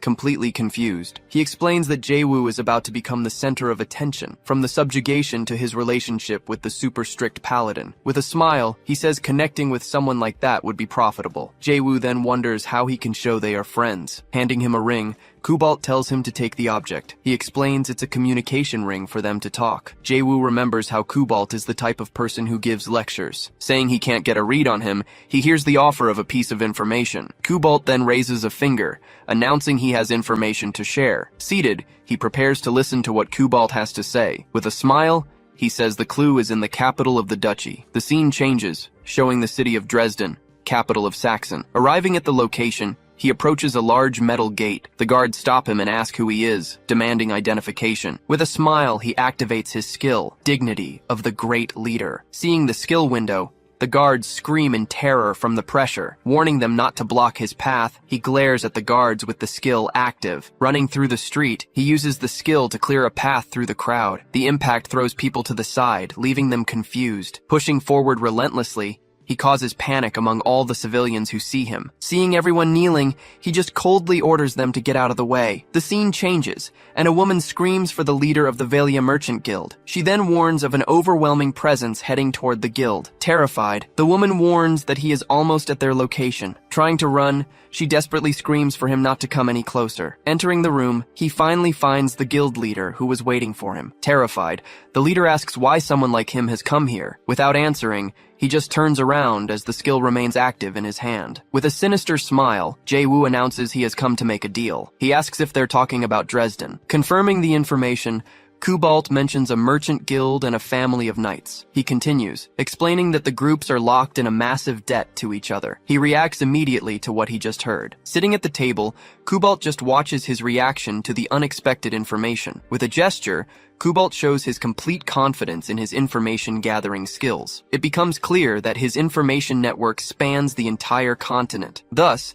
his true identity is revealed. Kubalt, the King of Shadows. Noticing his reaction, Kubalt says he has one more thing to tell him. Hearing this, Jae-woo asks what else he needs to know about the situation. Moving to a bedroom, Jae-woo and another man watch a young woman lying in bed. Approaching her, the man introduces her as his daughter, Marin. Looking at his daughter, he explains that her condition is very recent. In a quick flashback, he recalls that she was a very healthy child before. He continues, saying that one day she simply started to waste away for no reason. Finishing the story, he says he called every doctor, but no one could help. On his knees, the father laments that he might lose his daughter forever if nothing is done. Jae-woo then grabs him, shouting that there must be some way to save her. Begging for help, he asks the adventurer to bring back his daughter's smile. He then asks the man to drop the formalities and just call him Jae-woo. Covering his nose, Jae-woo explains he came here specifically to propose a deal. After a moment, he composes himself to examine the girl more closely. Touching her forehead, he confirms the young woman's condition is indeed critical. He notes the muscle loss and the continuous fever she's been suffering from. Looking at her face, he concludes that ordinary medicine won't work. But then he turns, announcing that there is a way to cure the illness. Filled with hope, the father desperately asks what this way to save her is. Revealing the solution,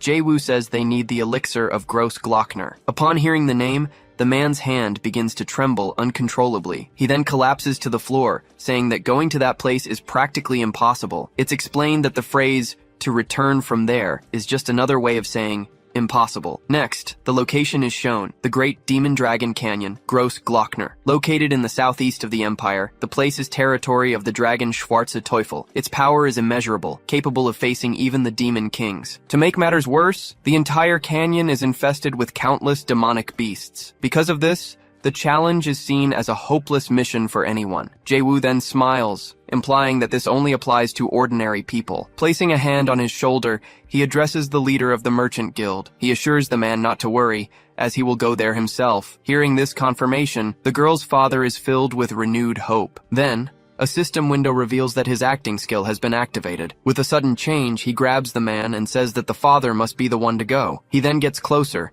explaining that his daughter doesn't need a simple elixir. He adds that what she needs most is her father's love. Moved by the speech, the man becomes emotional and begins to weep at the words. Deeply moved, the father asks how he can help. Saying it's not complicated, he brings up the Ritter family's debt. Hearing about the debt, the man becomes visibly concerned by what was said. He then suggests taking on the debt, leaving the guild leader completely shocked. Grabbing the man by the collar, He shouts to get his attention on the proposal. In a serious tone, he says this must be done for his only daughter. Lying in bed, the girl weakly calls out her father's name at that moment. This makes the father remember his happy daughter calling out to him on several occasions. Another memory surfaces of her promising to marry him when she grew up. Overcome with emotion, the father finally shouts that he accepts Jae-woo's proposal. Moving to the canyon, he comments that the night is perfect for a climb. Looking at the landscape from above, he shouts that the view from that place is spectacular. Finding a rare plant, he pulls it from the ground and says it's a big one. He then shows the flower to his horse and asks if it knows what it is. Seeing the animal's reaction,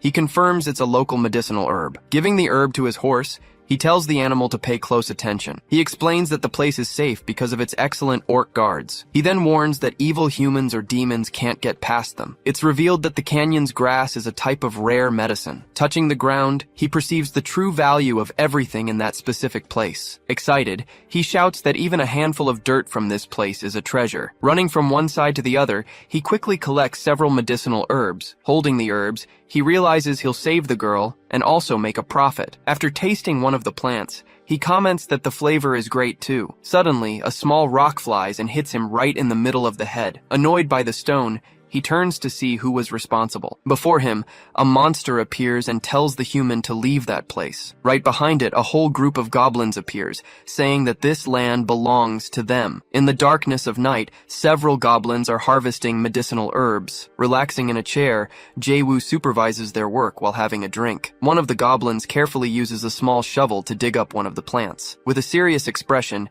he continues to watch his new servant's work intently. Suddenly, he stands up, shouting that they aren't digging correctly. Showing them a perfect plant, he explains that the roots must not be damaged. He then threatens to throw them all back into their graves if they keep it up. Shouting loudly, he asks if all the goblins are hearing his orders. Going back in time a bit, the scene shows his first encounter with the monsters. Surrounded, he's startled by the sheer number of enemies. The goblins then charge all at once, ready to attack him without mercy. Seeing the situation, he prepares to activate one of his special abilities. With a focused gaze, he finally activates his new and powerful skill. Using blood tear absorption, he attacks the horde of monsters. After the attack, he manages to subdue all the goblins in his path. Looking at the goblins on the ground, he questions why they even tried to fight. With a single gesture, he simply orders all the defeated to rise. At that, the goblins begin to rise, now completely under his command. Now on their feet, the entire goblin army awaits his next command. Satisfied with the result, he claps his hands and says that this is excellent. Returning to the conversation, he starts talking to his new goblin servant. Pointing at his goblet, he tells his servant to observe what happened. Laughing heartily, he asks why they attacked with no chance of victory. The servant then thanks him for sparing them all and taking them in. Changing the subject, he asks what other monsters live in this great canyon. The servant replies, mentioning werewolves, giant centipedes, and also many ogres. Pleased with the information, he says it was the right choice to keep him around. Unexpectedly, the ring on his hand begins to glow very intensely. Coming directly from the ring, a familiar voice calls him by the name of Jae-woo. On the other end, Kubalt asks if he forgot about the communication ring. He replies that he almost forgot and tells Kubalt he's quite the comedian. Kubalt then asks him directly how things are in Gross Glockner. Without giving an answer, he just comments on the pleasant weather and the moon. Back in Plusen, Kubalt invites him to the festival that's being prepared. Then the conversation shifts, as he wants to know about Valpurgis's visit to Ritter. It turns out they demanded a settlement fee of a totally absurd amount. To make matters worse, they threatened to confiscate the goods that were to be traded with Queen Roland. Angered by the news, he warns that this is just the beginning of the problem. Kubalt then gives an order,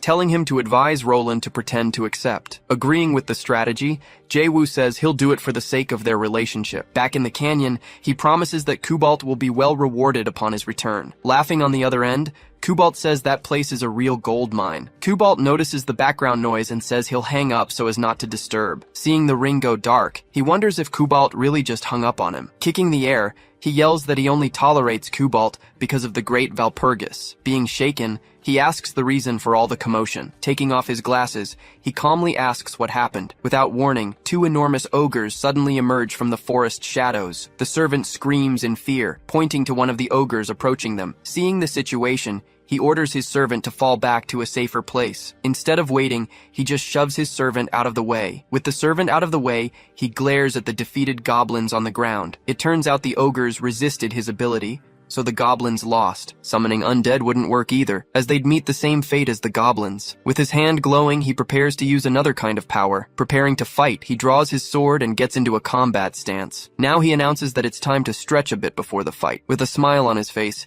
he readies himself for the fight against the ogres. He summons one of the 12 legendary swords, an unbreakable treasure of House Paltz. Holding the sword firmly, he is ready to face any enemy. Wielding the legendary sword, he calls it by the name Rublanya. Explaining its details, a status window shows the weapon enhances a swordsmanship art. Seeing the blade, the ogres halt their advance, staring intently at the weapon. He then asks if they recognize the sword of the lunar shadow art. In a flashback, Philip is shown putting the sword away to pick up a flashier one. Next, he prepares to use the zero form of his technique. As the attack begins, one of the monsters is struck by surprise. Receiving a cut on its arm, the ogre looks at the wound without reacting. Moving swiftly, he creates multiple afterimages of himself to confuse the two ogres. Surrounded by the images, the ogres look around, unable to react. One of the monsters screams as it sees the attack coming its way. In a single swift motion, he lands several cuts on the enemies simultaneously. With the attack finished,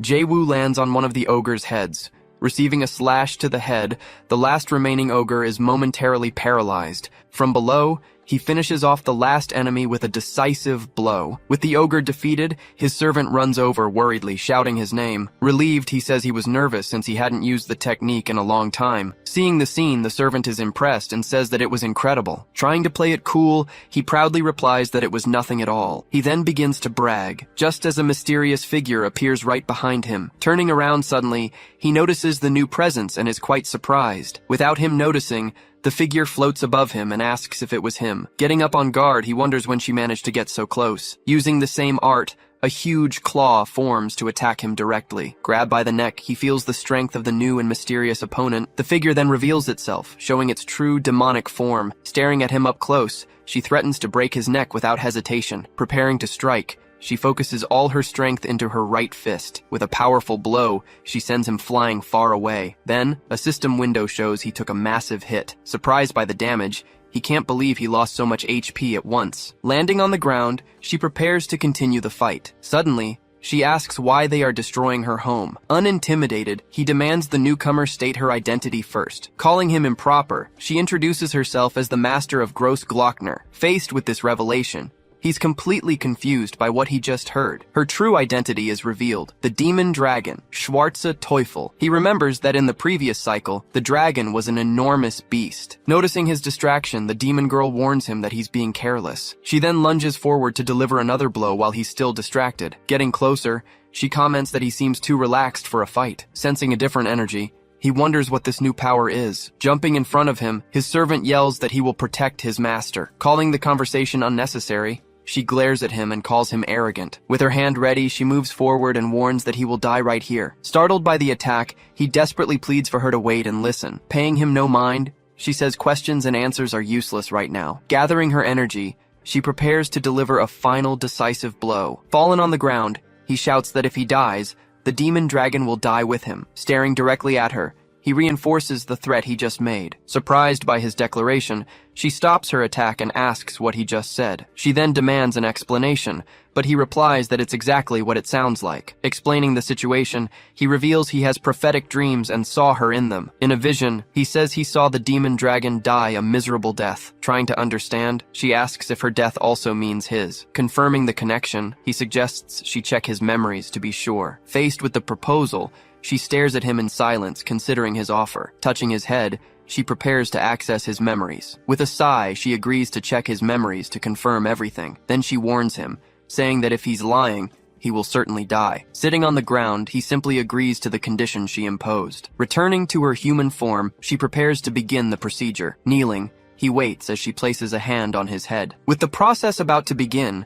she warns that if he moves, he will die. Showing no fear, he simply replies that he understood the order perfectly. Then, her power activates, and she begins to read his memories. Engulfed by the energy, she enters a completely different place. Inside, she is surrounded by countless film reels, representing his memories. Seeing the sheer volume, she is stunned and says the human's memory has exceeded her expectations. She then declares she needs to look closer at the memories to understand everything. Without hesitation, he points to one of the reels and asks her to watch it. Seeing his attitude, she calls him suspicious and improper once again. Looking at the memory, she realizes the image is completely blurry and indistinct. Suddenly, the image becomes clear, showing her lifeless dragon body. Utterly shocked, she asks if it's real, but he immediately cuts her off. Being expelled from his memories, she returns to reality abruptly. After the process, they are both panting, visibly exhausted from the ordeal. He thinks to himself that she almost saw his other memories. Checking her own body, she asks who was responsible for her death. The revelation from the memory leaves her completely paralyzed and in a state of shock. Thanking him, she offers a reward, but he tells her he doesn't want it. Surprised by his response,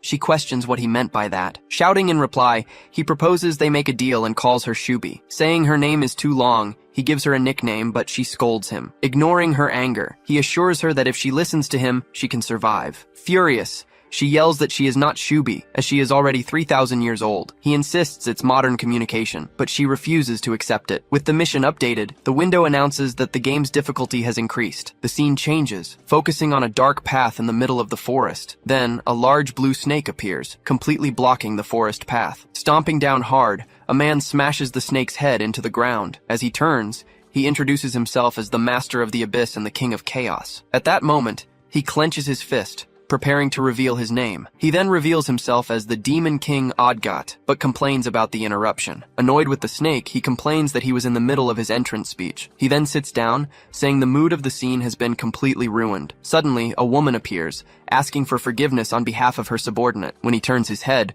the Demon King recognizes her instantly. He then calls her his daughter, revealing her name to be Calione. With a bow, Calione greets her lord, showing proper respect. He then remembers his promise to grant her a wish if everything went well. With a smile, he says it's only natural, as she is his precious daughter. With a smile, the Demon King Odgot begins to give orders to his servants. He announces they are heading to Gross Glockner, the demon dragon's lair. Next, he turns and tells his servants not to fear the challenge. His order is simple: devour everything they see, and he commands them to trample over everything that lives without any mercy. Making his objective clear, he says the demon dragon belongs to him. Under the moonlight, the entire army begins to march quickly through the forest. Leading the charge, the Demon King advances with all his might. Giving the final command, he sets off with his enormous army of monsters. With his army behind him, he calls his vile demons to battle. Under the moon, the order is given for all allies to gather. As night falls, he prepares for the next phase of the mission. He reminds them that despite the setbacks,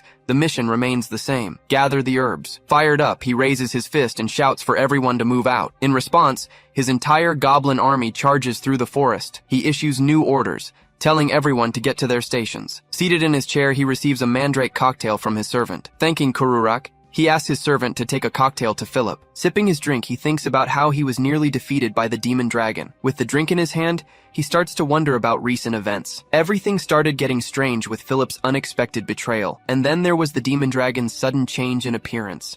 He then remembers Valpurgis and takes a drink in her honor. Suddenly, he has a strong reaction, feeling something is off. Holding his hand out, he conjures a magic circle. With a command, he opens the main scenario window to analyze everything. Instantly, several system windows float around him, displaying information. Analyzing the information, he realizes that wasn't the only thing that was different. He realizes nothing that has happened matches his previous cycles. He's facing entirely new events. He remembers how he memorized the entire map of Gross Glockner. For him to be confused by the dragon's design, it just doesn't make sense. He begins to analyze the events. The main scenarios are the same, but he notices the minor events within them are completely different. Wondering why things have changed, he stares thoughtfully into his glass. Tapping his fingers on the table, he wonders if he's forgetting something. Seeing a goblin get hurt, he calls out and asks what happened. The goblin replies that he got a little scraped up while gathering herbs. He warns him to be careful not to scrape the roots. Watching his servants, he thinks that all it takes is for him to look away for trouble to start. Noticing his concern, the goblin says he's fine,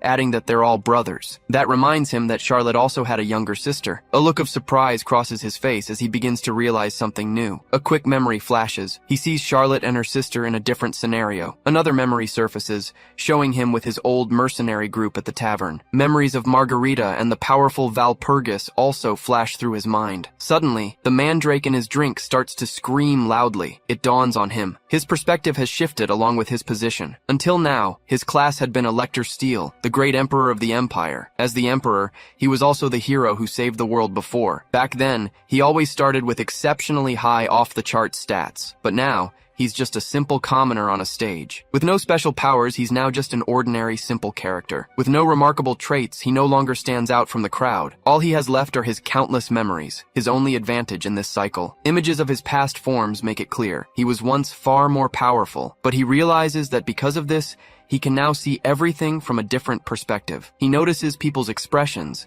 and the small connections he always ignored before. As a commoner, he can finally see the great Valpurgis for who she truly is. In the past, he would have just paid the debt without noticing the circumstances behind it. With this realization, he finally starts to understand what's happening. He remembers the sudden proposal Aquila made to him that day. That proposal was the missing piece to unlock the game's true ending. He then understands that the cosmic space she created was the key. Suddenly, the mandrake in the glass screams, pulling him from his thoughts. He then remembers the moment the commoner class was unlocked. As the image of Aquila appears, the pieces fall into place, forming a path. She then reveals that everything that happened was just a tutorial. Back in the present, his servant shouts that the dragon is coming their way. With the ground shaking, everything around him is thrown into the air. The demon dragon bursts onto the scene, screaming his name and announcing she made it in time. He simply stretches, thanking Aquila for everything going according to plan. With a smile, he confirms that was exactly what he was waiting for. Confused by his attitude, she asks what he means about the game. He yells for everyone to go, leaving his new allies utterly confused. Walking forward, he says he now understands how to truly enjoy the world. At that moment, he announces that a new strategy is about to begin. Watching the scene unfold, the dragon and the goblin servant see Jae-woo laughing. Then the servant tells his mistress that his lord has lost his sanity. In Kururak's diary, Jae-woo orders his servant to handle things properly while he takes action. With a smile on his face, Odgot raises his double-headed axe into the air. Rushing forward at high speed, Odgot shatters the ground with every step. Suddenly, a voice announces its arrival, introducing itself as the demon dragon, Schwarze Teufel. Amidst the crowd, several demons shout Odgash's name in unison. From her post, Calione silently watches the situation unfold. Then, Calione warns that the Lord is approaching, and Odgot asks if it's the dragon. Seeing the arriving figures, a demon questions if they're just a human and a goblin. Calione then says more people are coming, and Odgot asks what she said. Pushed back,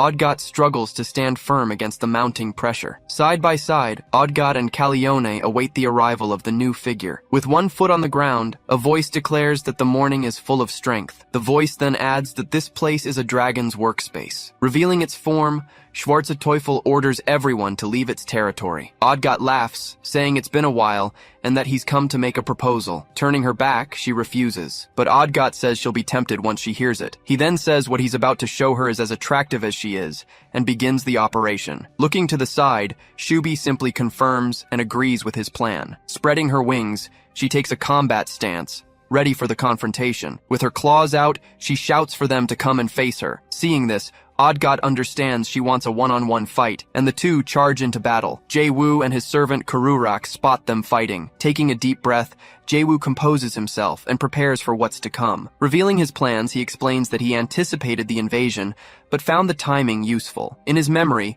the demon dragon's original form appears for an instant. Seeing Calione, he says it's an honor to meet the most beautiful woman. From inside her helmet, Calione observes him in silence for a moment. Without a word, she begins to remove her helmet, revealing her face. Her face is finally revealed, showing her appearance to them for the first time. Now, with her face uncovered, she stares down Jae-woo and his subordinates. With a slight smile, Jae-woo watches her, analyzing the situation. As a character of choices, he knows her role in the game can change. Sometimes she's an ally, but other times, she's a dangerous enemy. With immense strength, she stands out. They don't call her a queen for nothing. Saying she's more beautiful than the rumors, he extends a hand toward her. At that, one of her subordinates rushes forward to intercept his gesture. Stopping in front of him, she blocks him from getting any closer to Calione. The nun then glares at him angrily, letting out a strange, high-pitched sound. Apologizing, Jae-woo says he wants to speak with the princess and tells the lackeys to leave. Reacting to the provocation, the nun prepares an attack and lunges at him. Seeing this, Kururak shouts,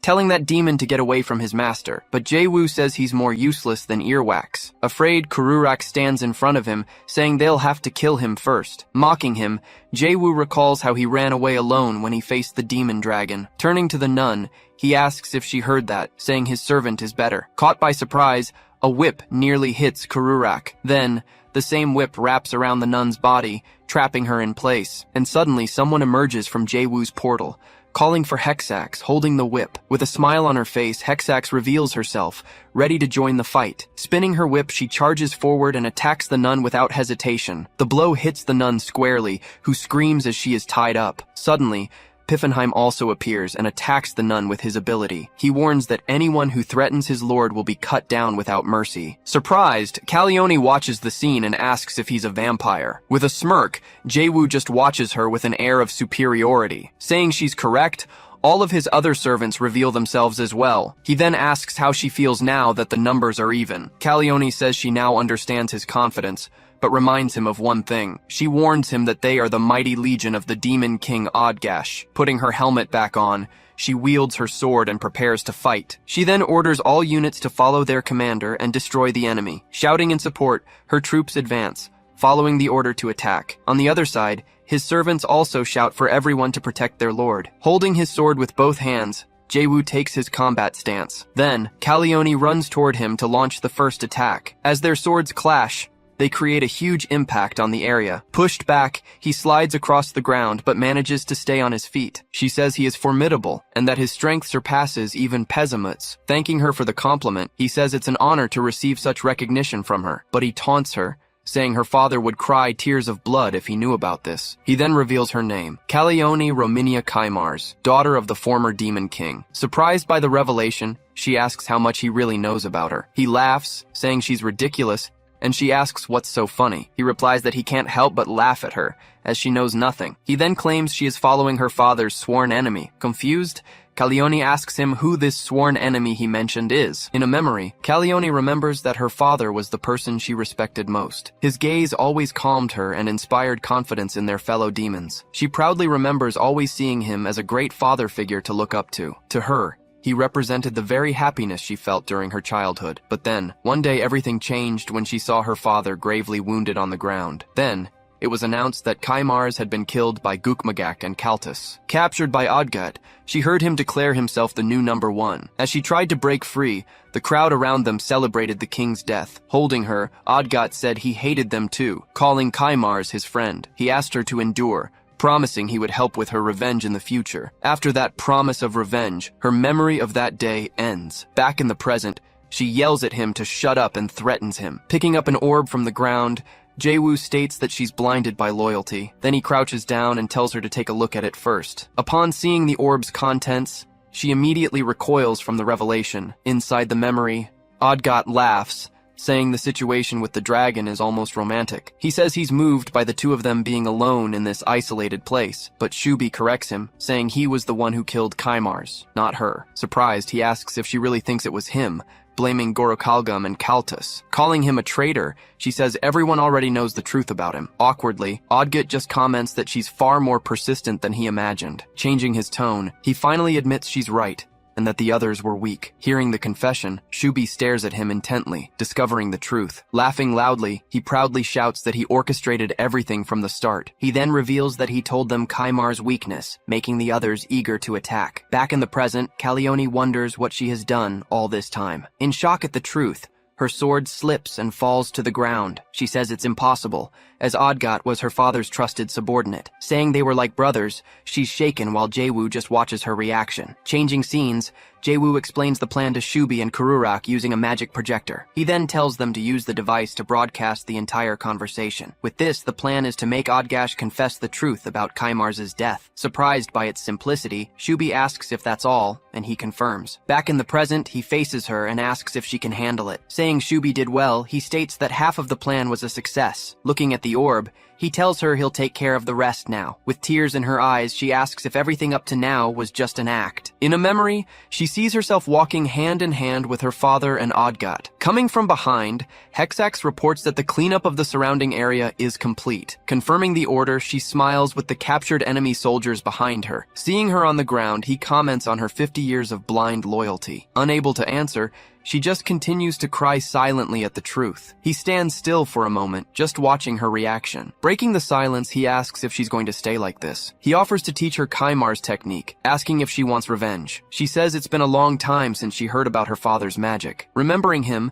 she says that technique made him the #1 demon king. Then she asks how a stranger knows this when only her father knew the secret. In response, he explains that he studied all the game's strategy guides from cover to cover. That's why he's well aware of both the technique's power and its only weakness. But he decides he needs to hide the part about the weakness from her for now. He then lies, saying he saw it all in the book Gospel of the Seven Demons. Claiming the book described the technique, he says the information was very useful. Understanding now, she says that explains why she felt something strange about him. But she warns him that the technique is useless, since Odgat is completely immortal. She recalls that he survived the spell even before becoming her father's subordinate. Questioning how she could win, Jae-woo says she's gravely mistaken about the situation. Asking her to listen, he stands up and prepares to continue their conversation. He reveals that her companions have already been neutralized by his vampire army. Kneeling in front of her, he asks her to listen very carefully. Making a proposal, he offers to become her new ally. He then asks if she will follow him, or if she'd rather die right there. With tears streaming down her face,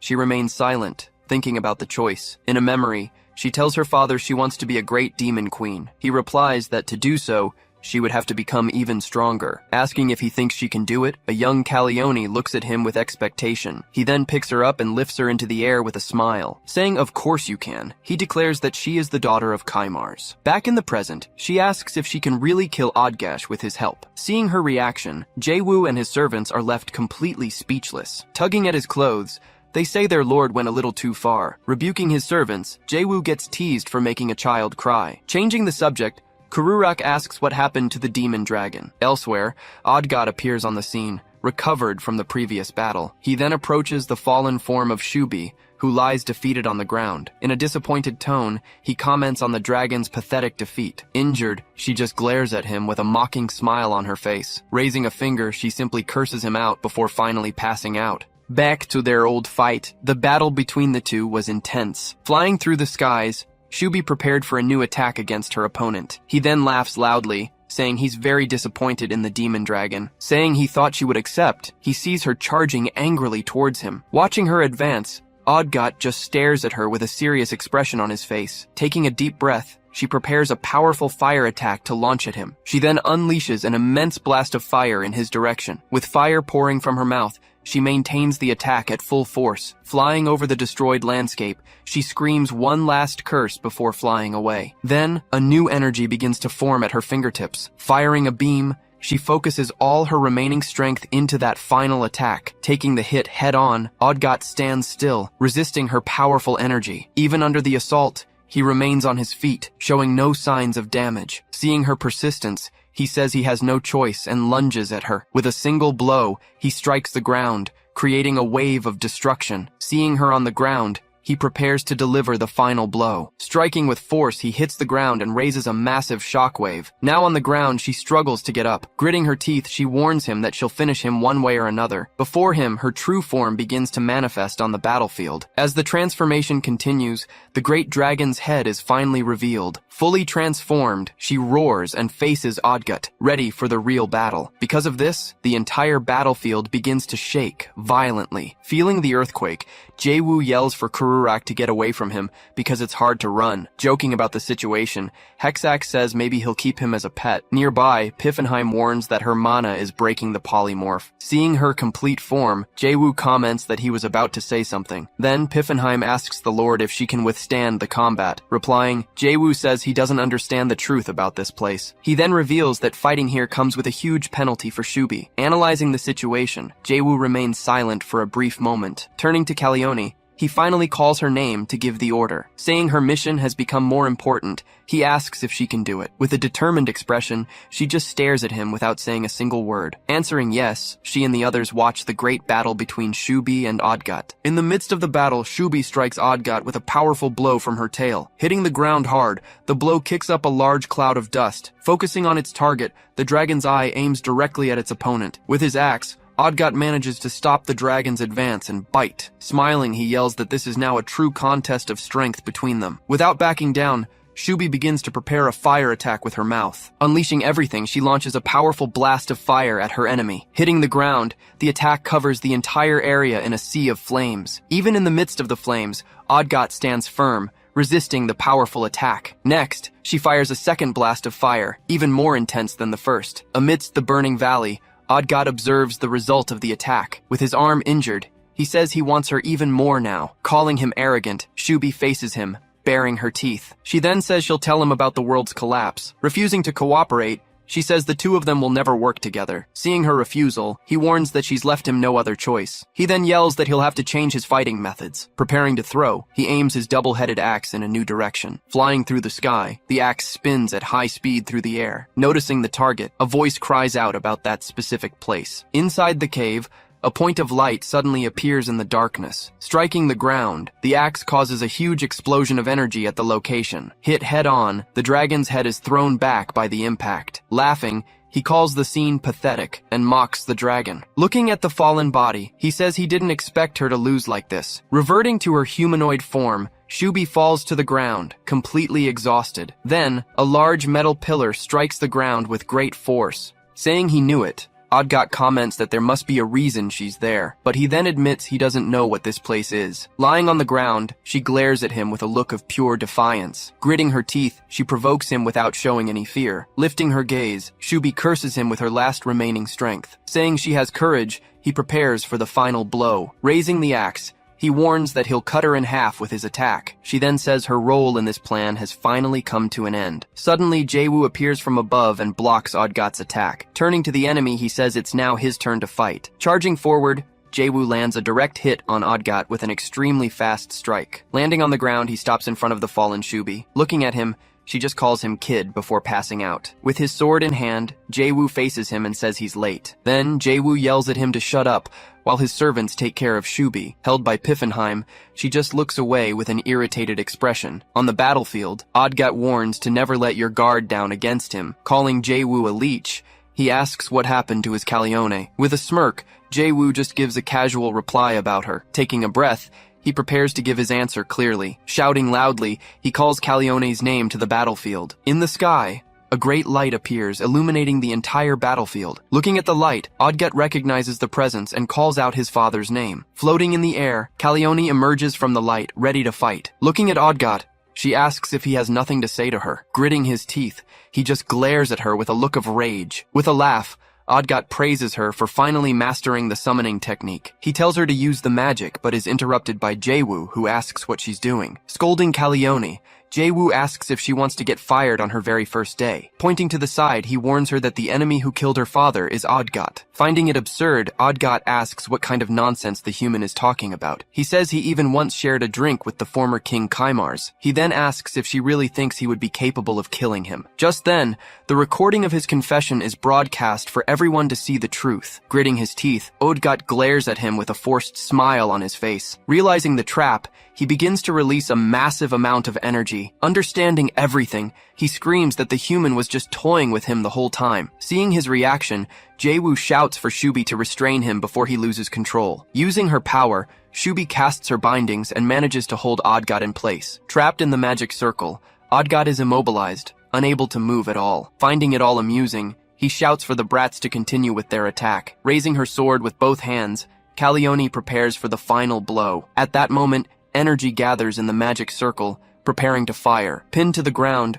Odgat watches the attack forming right above him. With a furious scream, she orders Odgat to die once and for all. A pillar of light then descends from the heavens and strikes Odgat head-on. Taking the full impact, he is completely engulfed by the attack's energy. The explosion destroys the entire area, kicking up a huge cloud of dust. Exhausted, she leans on her sword to stay on her feet. In the crater, Odgot's body lies fallen after taking the direct hit. Even in defeat, he says he finally got what he always wanted from this. Remembering her father, a memory from her childhood flashes through her mind. Back in the present, she begins to cry, having finally achieved her revenge. But a voice behind her praises the attack, calling the scene excellent. Regenerating completely, Odgot stands up and faces her with a smile. Turning around, she stares at him with an expression of pure shock and fear. Saying that's enough, Jae-woo strikes Odgot with a decisive blow to the shoulder. Enraged, Odgot calls him a miserable human and prepares to counterattack. But a deep gash opens on his shoulder, leaving the wound exposed. Seeing that the wound isn't regenerating,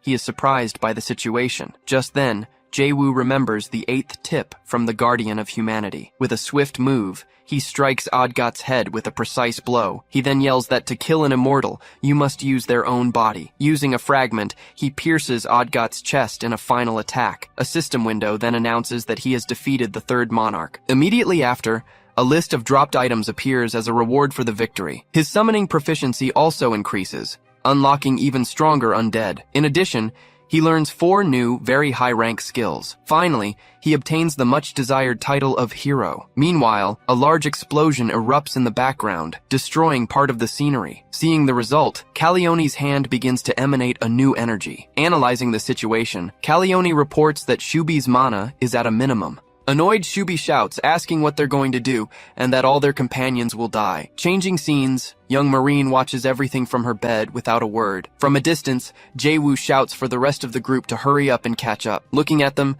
Callione seems to find her place among the new group. With a smile, she says it feels like she's finally found her place. Elsewhere, young Marin makes a face as she takes some bitter medicine. Her father then says that even though it's nasty, she needs to drink it all. He explains that Jae-woo and his companions risked their lives to get it. She then asks if her father will grant her a wish if she drinks it all. Turning to the side, the Duke asks Jae-woo if the deal is sealed, but he's cut off by Jae-woo, who covers his mouth before he can speak. He then asks that they discuss business away from his sick daughter. Going into another room, the two close the door to talk in private. Once inside, Jae-woo impatiently asks if the deal is sealed or not. With his hands on the table, the Duke complains about how arrogant a mere debtor is. With his hand on his face, he says this is because of the Elector of Saxon. In a memory, Philip appears, saying they are VIP clients who have spent a lot. He then asks the guild leader not to refuse and to help just this once. Leaning in, he asks them to arrange a meeting with the Elector of Saxon. Jae-woo then understands they're making a fuss for fear of losing the connection. With that in mind, he realizes the stalemate with the Emperor would be balanced, but he knows that if the Elector of Saxon gets involved, the situation changes. Worried, he wonders if there's any way to get around this situation. After a moment's thought, he seems to find a solution to the problem. The Duke then suggests other forms of compensation besides the debt transfer. Seeing the proposal, Jae-woo unceremoniously grabs him by the collar. Leaning in, he asks the guild leader if he's any good at making threats. Changing scenes, a large castle is shown with a red flag. Inside the castle, Elector Philip is seated, receiving one of his servants. Questioning what he's saying, the official asks if Saxon really threatened them. The servant explains that in return, they offered to extend the payment deadline by 2 years. Lowering his head, the servant says they were left with no other option. In a swift motion, an object in the room is thrown and shatters into pieces. At that, the official orders the servant to go to the capital immediately to resolve the situation. He even tells the servant to cling to the emperor's robes if he has to. Pointing forward, he screams for him to do whatever it takes. With increased proficiency, your skill promotes the vampires to the Daywalker class. Reading the system message, Jae-woo simply repeats their new name. Resolute, he brings his hands together to summon his powerful servant, Piffenheim. Emerging from the shadows, Piffenheim appears and formally greets his master. Jae-woo informs him that they have evolved and will therefore receive a special mission. Then he hands over a letter, ordering it to be taken to Rebus Chaltz. As he takes the item, Piffenheim is ordered to handle it with extreme care. Once the mission is assigned, Jae-woo simply tells him to leave without delay. He then turns to Pizamut and asks if he's leaving now. Pizamut approaches, confirming that he has prepared everything as requested. Pointing to the side, he shows the carriage made by the best craftsman. Impressed by the fancy vehicle, Jae-woo listens to the explanation of how it was acquired. Inside it, Pizamut reveals bags of money to cover all expenses. Curious, he then asks what Jae-woo's plan is for all this luxury. Jae-woo responds with a threat, but Pizamut quickly declines to know the details. Behind her father, the young Moran appears to say goodbye as well. Gently caressing her, Jae-woo tells her to take care of herself, even though she's feeling better. She then says she also has something for him, making him curious. Approaching quickly, she gives him a kiss on the cheek as thanks. Pisamut and Aquila are completely shocked by her action. Smiling, the girl simply says that was her gift. After the farewell, the two watch Jae-woo's carriage finally depart. As they walk away, Marin asks if her father remembers an old wish of hers. With a worried look, he confirms that he remembers it very well. Looking at him, the girl smiles, ready to reveal her big request. She declares that her wish is to become Lord Jae-woo's bride. Remembering the past, Pisamut recalls when she used to say she would marry him. With a shout, the father completely rejects her idea of marriage. Now far from the city, the carriage continues on its way down the road. Inside the vehicle, Aquila comments on the courage of that warrior girl. Aquila then asks if her master likes money that much, surprising him. Laughing hard, he replies that she doesn't understand, because the world runs on money. Seeing their reaction, he asks them not to look at him that way. He then uses the ring to contact one of his allies. Kubalt appears, celebrating that Jae-woo survived and managed to return from Gross Glockner. As a crow approaches, he remarks that Jae-woo is as straightforward as ever. Changing the subject, Jae-woo asks if the Ritter Knights have already left the city. Kubalt explains that he checked everything with his crows and has new information. Noting the quick check, Jae-woo wants to know the situation. Through the crow, Kubalt confirms that his suspicions were completely correct. He reports that they left for the capital, seeming extremely furious. Watching their departure, Jae-woo admits he just irritated them a bit. Kubalt then reveals he has more surprising news to share with him. He says that Roalin, the Demon King of Roses, is in the capital. Finding it interesting, Jae-woo asks Kubalt to spread a rumor throughout the capital. Jae-woo guarantees good compensation, but Kubalt says they're close and Jae-woo cuts him off. Kubalt tells him not to be shy, but Jae-woo warns that he's hanging up. Hanging up the call, he complains about the forced intimacy, finding it all disgusting. Impressed, Aquila comments that his influence seems to be greater than she imagined. Maintaining a strange smile, he continues to devise his new plan in silence. Frightened by his demeanor, Aquila asks why he's staring at her. Turning to the side, he asks Calione what she thinks about making her debut. Changing scenes, the focus shifts to the imperial capital of Vien. Through the city streets, people walk and go about their own lives. Among the crowd, some nobles also stroll peacefully through the downtown streets. In a tavern, a man spreads the rumor of the arrival of Kaimar's daughter. He explains that Odgot killed Kaimar's and then adopted the former king's daughter. His friend questions the reason, wanting to understand why he would do such a thing. Shouting, he reveals the reason was her beauty, surprising the other man. Suddenly, one of them points to the street, announcing that she's arriving. Feeling embarrassed, Calione asks if this is really necessary for the plan. He responds by shouting that her face is a powerful strategic weapon. She asks about real weapons, but he scolds her for her rude language. Seeing the crowd staring, she feels awkward, but he tells her to follow his command. Beginning his demonstration, he instructs her to place one hand under her face. Continuing with the pose, he tells her to rest her other hand on her knee. Finishing the instruction, he tells her to make the most timid face possible. Striking the full pose, he shows her how she should act to look embarrassed. She refuses, but he insists she do it while everyone is watching. Trying to argue about her honor, she hears him ask if she wants to be fired. With nothing to say, she falls silent at his threat. With a victorious smile, he waits for her to finally obey his orders. Reluctantly, she begins to follow the instructions, placing her hand under her face. She then positions her other hand on her knee, completing the rehearsed pose. Making a shy face, she leaves the crowd completely enchanted by the scene. Executing the pose perfectly, she says she's very embarrassed. Completely silent, the crowd just watches the scene without any reaction. Turning to her master, she asks if she did everything right. At that, the crowd erupts in shouts and cheers, going absolutely wild. Seeing everyone shouting, she is completely surprised by the unexpected reaction. Then she questions if that was exactly what was supposed to happen. Changing scenes, Roland appears in a large hall before her servants. She then announces to everyone that a very important guest will arrive today. Explaining the situation, she says the guest is more important than anyone else. For this reason, she asks everyone to do their utmost in the preparations. To the cooks, she orders them to prepare the most delicious dish of all. To the maids, she commands them to decorate the place better than her own palace. Arriving in a hurry, a servant announces they will be arriving soon, surprising her. With everything ready, she asks them to make this the most special day. Revealing her motivation, she says it's all for her lord, Kaimars. Known as the Demon King of Roses, Roland was the envy of all. Using her diplomacy, she transformed her territory into a powerful nation. But in a flashback, the story behind her crown is revealed. She would tell Kaimars that she could only open her heart to him, declaring her heart would never change, She begged for his attention. Then, a young Calione asks who the beautiful lady with him was, offering a gift. The girl hands her cookies she made with her uncle Odgat. She explains that because she was so beautiful, she would get their best cookie. Holding the gift,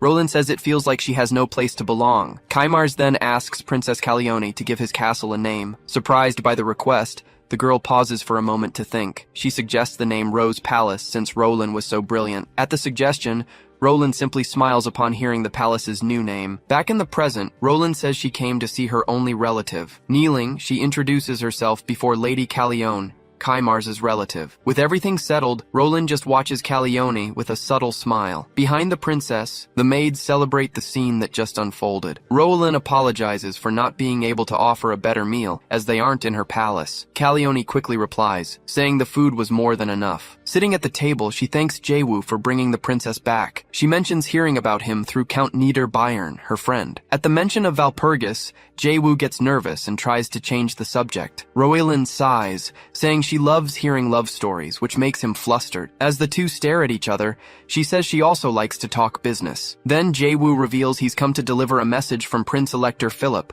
confirming he is alive. Interested, she asks if she could see him in person to talk. Jaewoo replies that it won't be possible, as he came on his behalf. Her expression changes upon hearing the news he just delivered. Without further delay, she suggests they finally get straight to the point. Sipping from a cup, he prepares to deliver Philip's message. He conveys the message, explaining that Philip has appointed him as his official representative. The order continues, stating that Roelin must help him reclaim the territory. To succeed, he understands he needs to bring Roelin to his side. Seeing the curse on Margareta, he concludes that Pedzamut has strong support. Because of this, he knows that Margareta alone won't be enough for the plan. Recruiting Roelin becomes essential to then be able to blame Pedzamut for everything. Finishing his speech, he says the prince's message ends there. Listening intently, Roland falls silent for a moment, considering the proposal. After a moment's thought, she finally says she has one condition for accepting. Curious about the offer, Jaewoo asks what her condition might be. Tapping her cup, she assumes he already knows about her current economic situation. She says that, as a representative,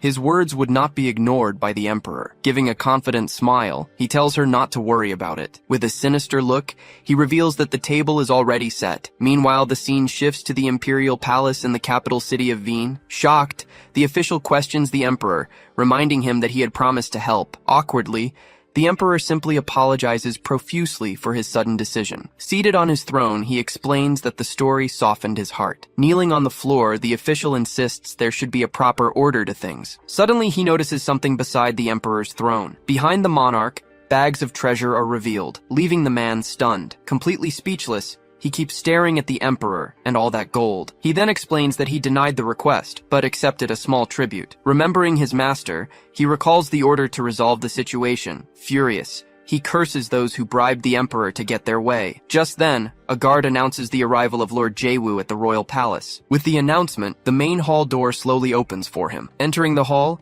Jaewoo says he feels honored to be there. Revealing his full name, he introduces himself as Jaewoo Stead Jaewoo to everyone. Welcoming him, the emperor asks him not to mind that man. Being called a folding screen by the emperor, the official is furious with the comparison. Jaewoo then asks to speak in private, and the emperor agrees to dismiss everyone. Without hesitation, the royal guards grab him to forcibly remove him from the hall. Desperate, he shouts, reminding the emperor of all the support from House Ritter. As he's dragged out, he glares at Jaewoo, unable to do a thing. Waving with a smile, Jaewoo bids farewell to the official being removed. Keeping his wave, he watches the man get completely ignored by his emperor. The official just stares at the scene, unable to believe what was happening. With a smile, Jaewoo simply calls him a fool for his attitude. Shifting to Odget's castle, a storm brews during the night. Seeing her monsters defeated, the demoness is left unable to finish her sentence. Furious, she starts screaming and cursing her own father. Screaming, she says she told him not to interfere,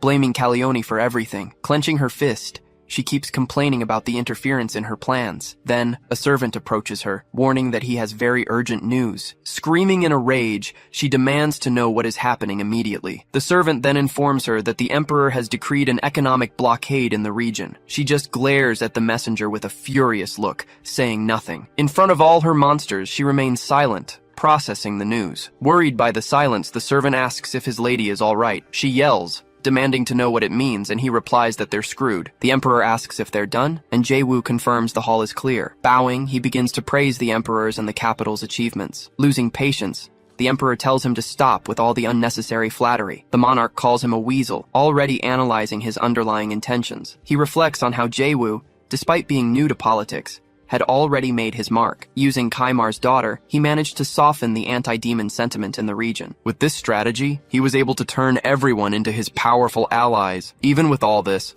the emperor knew he had a motive. To him, Jae-woo was just a drunken rat in front of a cat. But Jae-woo had already predicted the emperor would think that exact way. Knowing the emperor was onto him, he prepares to negotiate. The emperor calls him eager and tells him to say what he wants. Kneeling, he begins to prepare to make his grand request to the monarch. He humbly asks for Rosarant's economic blockade to be moved to Odgat. The emperor asks what he would gain, and he offers a friendship treaty. Laughing at the proposal, the emperor finds it ridiculous that she would bow to him. With the contract in hand, Jae-woo assures him she will do as he wishes. Handing over the document, he surprises the emperor, who wasn't expecting such proof. In disbelief, the emperor takes the document to verify if it's actually real. Jae-woo confirms that Roland agreed to pay 10,000 florins a year. Still suspicious, the monarch questions if there's any proof of the document's authenticity. With a confident smile, he prepares to present his final argument. He begins by saying that Odgat is the most despised villain on the continent. By placing a blockade on him,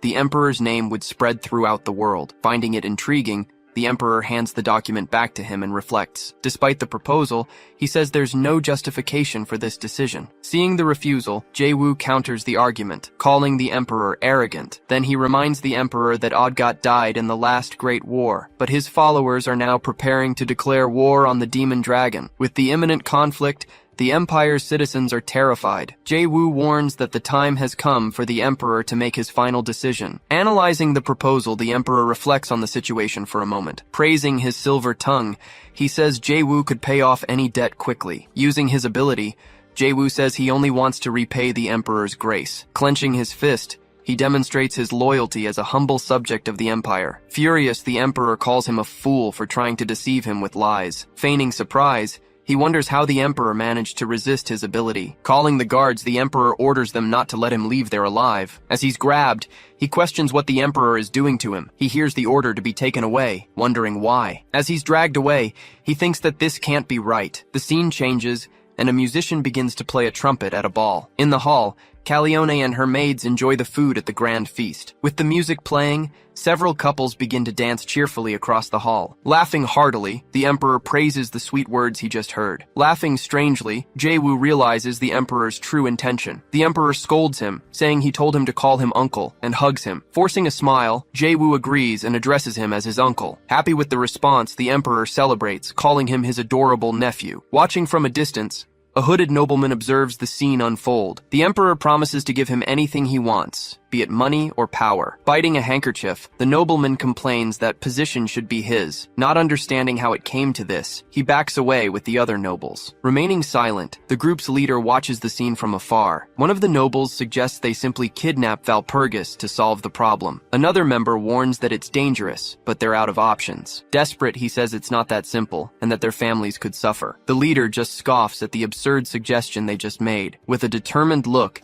he orders them to execute the plan immediately. Back at the ball, Jae-woo feels suffocated by the emperor's tight embrace. Calione just watches him, saying it's his own fault for drinking everything. With his face on the emperor's shoulder, he complains that this is social life. In a flashback, he remembers when he used to drink much more than this. Lying on the table, he tells her to leave and tries to use his ring. He answers the call, but hears Kubalt say that something terrible has happened. Complaining of a headache, he's scolded for not taking it seriously. Kubalt warns that the situation is serious, revealing that Valpurgis has been kidnapped. A masked nobleman appears with his followers, confirming the woman's kidnapping. At that exact moment, the scene returns to Odgat's castle. Standing up, Margareta says there's no time to hesitate and that she must avenge her father. With a smile, she declares that she will devour the demon dragon herself. Ordering her men to prepare, she commands them to gather all capable warriors. She also orders them to be trained without rest, but is informed of a new situation. Pointing her finger, she orders everyone to head for Gross Glockner. The servant tries to warn her that it's time for caution,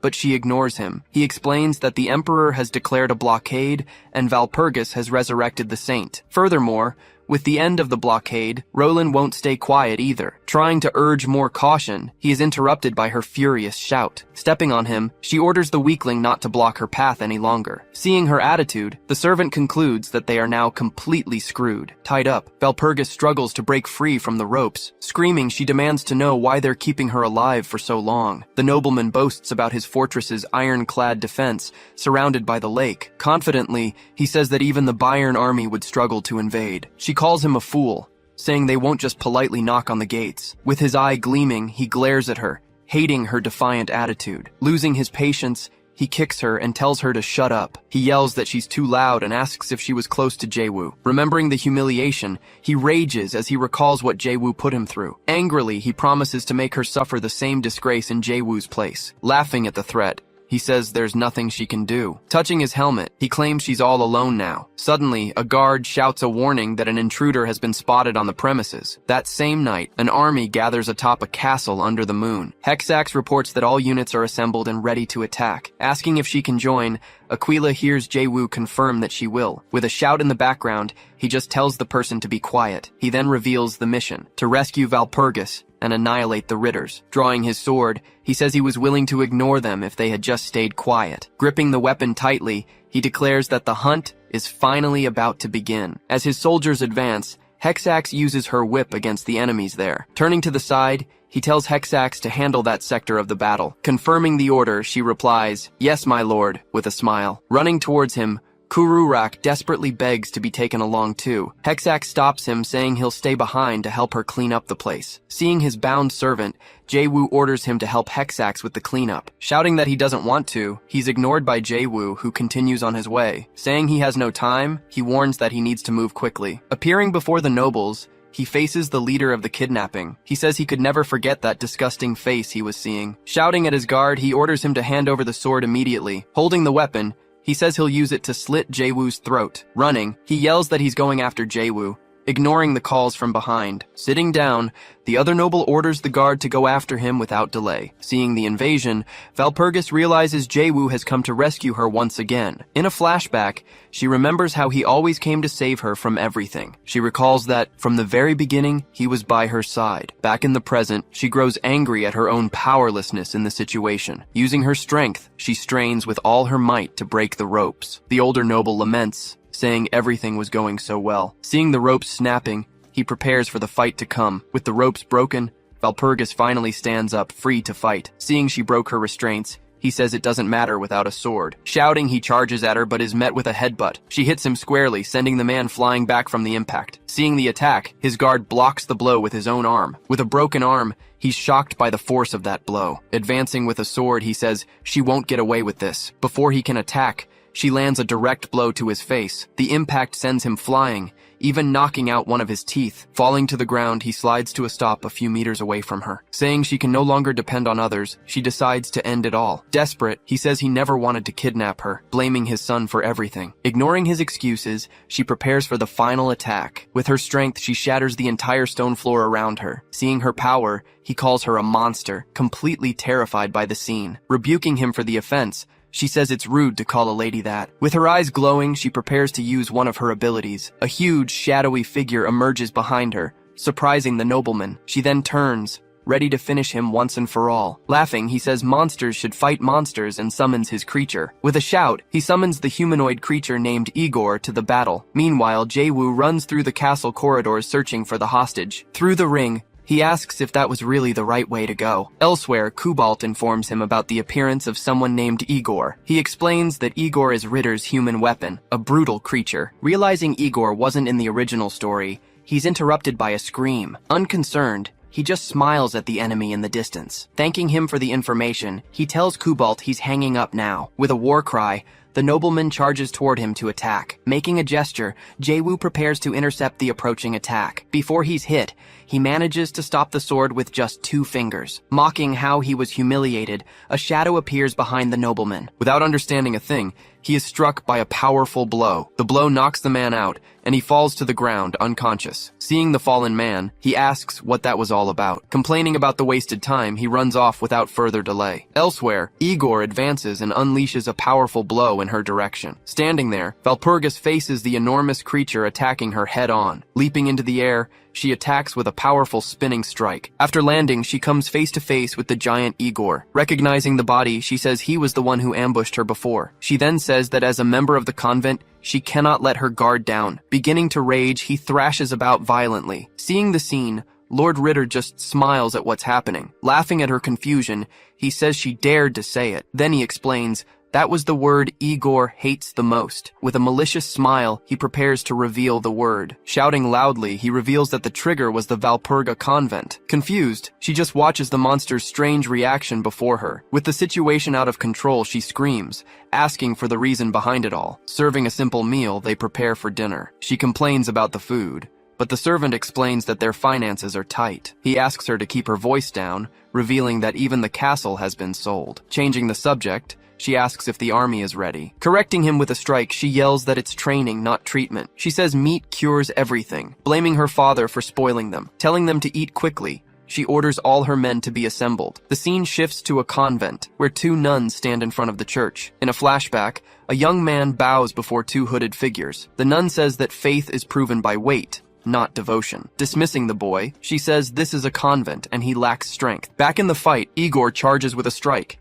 and Valpurgis blocks him. Dodging the attack, she counters with a direct blow to her opponent. He then fires a massive energy blast in her direction. Laughing at the scene, the Lord says, no one can stop a furious Igor. Suddenly, he's hit by a blow and thrown far away. Launched through the window, he shatters the glass and falls from the castle. Watching the monster, she says she doesn't know the reason for his rage. Seeing his fists, she understands they carry a great deal of sadness. Preparing her attack, she focuses her energy at her fingertips. He attacks with a powerful blow, but she manages to defend against it. The impact enrages him, and he prepares his next attack. His eyes begin to glow, showing his accumulated fury and power. Yelling, he prepares to unleash an attack with all his might. In a flashback, the young man begins his training to gain more strength. Doing push-ups and lifting weights, he trains hard to achieve his goal. After much training, he looks in the mirror, seeing his progress. Back in the present, he remembers all his past training. Focusing his power, he prepares to unleash a devastating attack on her. Charging forward, he delivers a series of powerful blows against Valpurgis. With a battle cry, she prepares her final attack against the monster. She then lands a direct hit, throwing him forcefully against the wall. From the impact,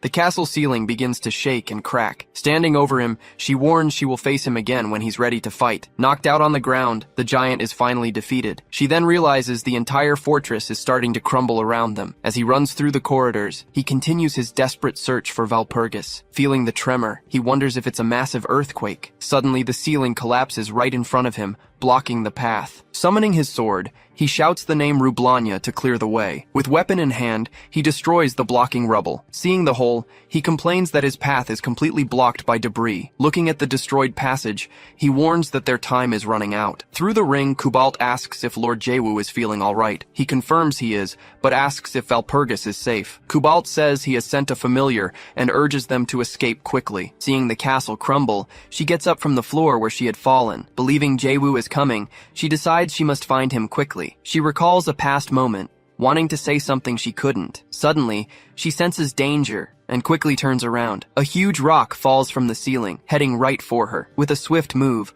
a blur slices the rock in half. Jaewu suddenly appears, destroying the debris and saving her life. Relieved, she looks at him, happy to have been saved in time. Reunited, they both shout each other's names amidst the chaos. Seeing the fallen man, he asks who it is, and she answers it's Igor. With the familiar insisting, they agree to get out of there as fast as possible. Running, she's surprised such a big guy could fit in the glove. Following the bat, he says they're almost out. As the escape unfolds, she just watches the scene with a smile. While running, she tells him she has something important to say. He replies that he also has a lot to say, but they agree to wait. Ignoring his request, she reveals that Valpurgis is a fake name. Shouting loudly, she finally reveals her real name is Chartier. He compliments the name, finding it beautiful, but has a strange expression. Suddenly he asks, "What's a name?" leaving her confused. Completely shocked, he repeats the question, not understanding the situation. She yells at him to watch out for the falling debris. Turning back, he sees the ceiling collapsing right on top of him. The familiar is thrown far away by the force of the impact. Seeing this, the bat screams that Jae-woo is going to die, but he denies it. Looking at the wreckage, he realizes the entire ceiling has completely collapsed. He yells that he's okay and asks if she's safe too. Seeing the two of them, Hexax comments on the pleasant atmosphere between them. Extending a hand, he asks Valpurgis to take it so they can get out. Just as they're about to be saved, their hands finally meet mid-air. Watching the scene, Hexax just observes with a surprised and curious look. Suddenly, she warns that the fortress will collapse in just 5 seconds. Shouting, he tells everyone to hurry up and escape as fast as possible. Being pulled up, she screams Jae-woo's name as she's lifted. He holds her firmly, pulling her up so she can be saved. With a shout, he calls her by her real name, Chartier, as the castle explodes. A cloud of dust and smoke rises, covering the entire explosion site. In the air, Hexax holds Jae-woo and Chartier, saving them both from the fall. With a system notification, he discovers Valpurgis's real name. Without her helmet, she faces him, her affection for him growing. Floating over to him, Valpurgis warns that the falling rubble almost crushed them all. At that moment, Hexax appears, announcing that his lord has an important call from Cobalt. Over the communicator, a voice shouts Jae-woo's name, clearly in distress. But on the call, Margareta explains she was already on her way to finish them off. He questions this, asking if she really plans to capture and beat all of them. Smiling, she confirms it, calling the knights wretched worms. She then announces to the knights that they're about to witness her secret technique. Far in the distance, a massive explosion erupts in the middle of the enemy fortress. She then raises her arms, shouting the name of her attack, Supernova. Faced with such power, the knights can only scream as they try to escape the impending doom. The attack descends from the heavens, striking the ground with absolutely devastating force. Margarita stands in the middle of the crater, laughing at the result of her power. Witnessing such power, Jae-woo simply observes the scene wordlessly. The scene changes, shifting to the grand village of Valpurgis. There, Margareta is laughing heartily next to a masked Valpurgis. Looking into the distance, Valpurgis notes that he's arriving for their meeting. Immediately after, a troop of knights arrives, making a dramatic entrance. A long red carpet is rolled out before them, leading to the entrance. Walking down the carpet, Prince-Elector Philip makes his appearance, followed by his entire retinue of guards. Approaching him, Valpurgis asks her uncle if he's been well. Without a word, Philip rushes forward and suddenly pulls Valpurgis into a tight hug. Worried, he asks if she was hurt, telling her how distressed he was about the situation. But she replies she's safe, explaining it was all thanks to Jae-woo. Hearing that name, Philip's demeanor shifts, and he orders Jae-woo to get out of his sight. At that moment, Margareta cuts in, reminding him that Valpurgis is only safe because of Jae-woo. Irritated, Philip complains that the only reason he didn't arrive sooner was because of that brat. With a smirk, Jae-woo simply tells him to consider himself lucky. Philip then glances at his soldiers, skeptical that Jae-woo could be faster than them. Then he grabs Valpurgis, yelling that she's going to sleep with him tonight. Later, an announcement is made. For his contributions, Jae-woo will be granted the title of knight. Issuing the order, Philip commands him to serve Valpurgis with unwavering loyalty. Thanking him for the honor, Jae-woo bows and accepts his new position as a knight. During the ceremony, he kneels to receive the title directly from the prince. Even so, the Prince-Elector couldn't hide his clear displeasure with the situation. Next, a contract is shown, revealing that the debt was paid with land. Upon seeing this, several nobles become angry and begin to complain directly to Jae-woo. Suddenly, a video call from the emperor interrupts everyone's discussion. Seated on his throne, the emperor asks if they dare to disrespect his brother. With a victorious smile, Jae-woo watches the other nobles' reaction to the sermon. After a long day, he finally lies down in his bed to rest. Lying in bed, he recalls that he is now an official knight with his own land. Still, he opens his eyes, finding the whole situation hard to believe. In a flashback, he's seen observing Valpurgis during countless battles of the past. But now, looking at her, he feels that everything seems completely new and different. Snapping back to reality, he suddenly bolts up in bed as if startled. Suddenly, Calione appears and confronts him, yelling and looking furious. She screams, demanding to know how he could just vanish after telling her to follow him. Placing a hand on her shoulder, he calls her Princess Calione, trying to calm her down. Just then, Roland enters the room, stopping the fight before it can begin. Urging her to calm down, Roland tells her to pull herself together and challenge him again later. Whispering in her ear, Roland clarifies she wasn't talking about that kind of challenge. After hearing the secret, Callione's face turns red and she is completely speechless. She agrees to calm down, but warns Jae-woo he'd better answer when she calls for him later. Outside, he thanks Roland for saving him from that whole mess. Just as he's about to finally get some sleep, he yawns, but is interrupted by someone calling his name. Turning around, he finds Valpurgis standing there, surrounded by many red roses. With a shy look, she asks if he would like to take a walk with her. Completely stunned, he blurts out that they can go for that walk this very moment. Walking under the night sky, she comments that the day was quite chaotic for everyone. Then the two continue their walk,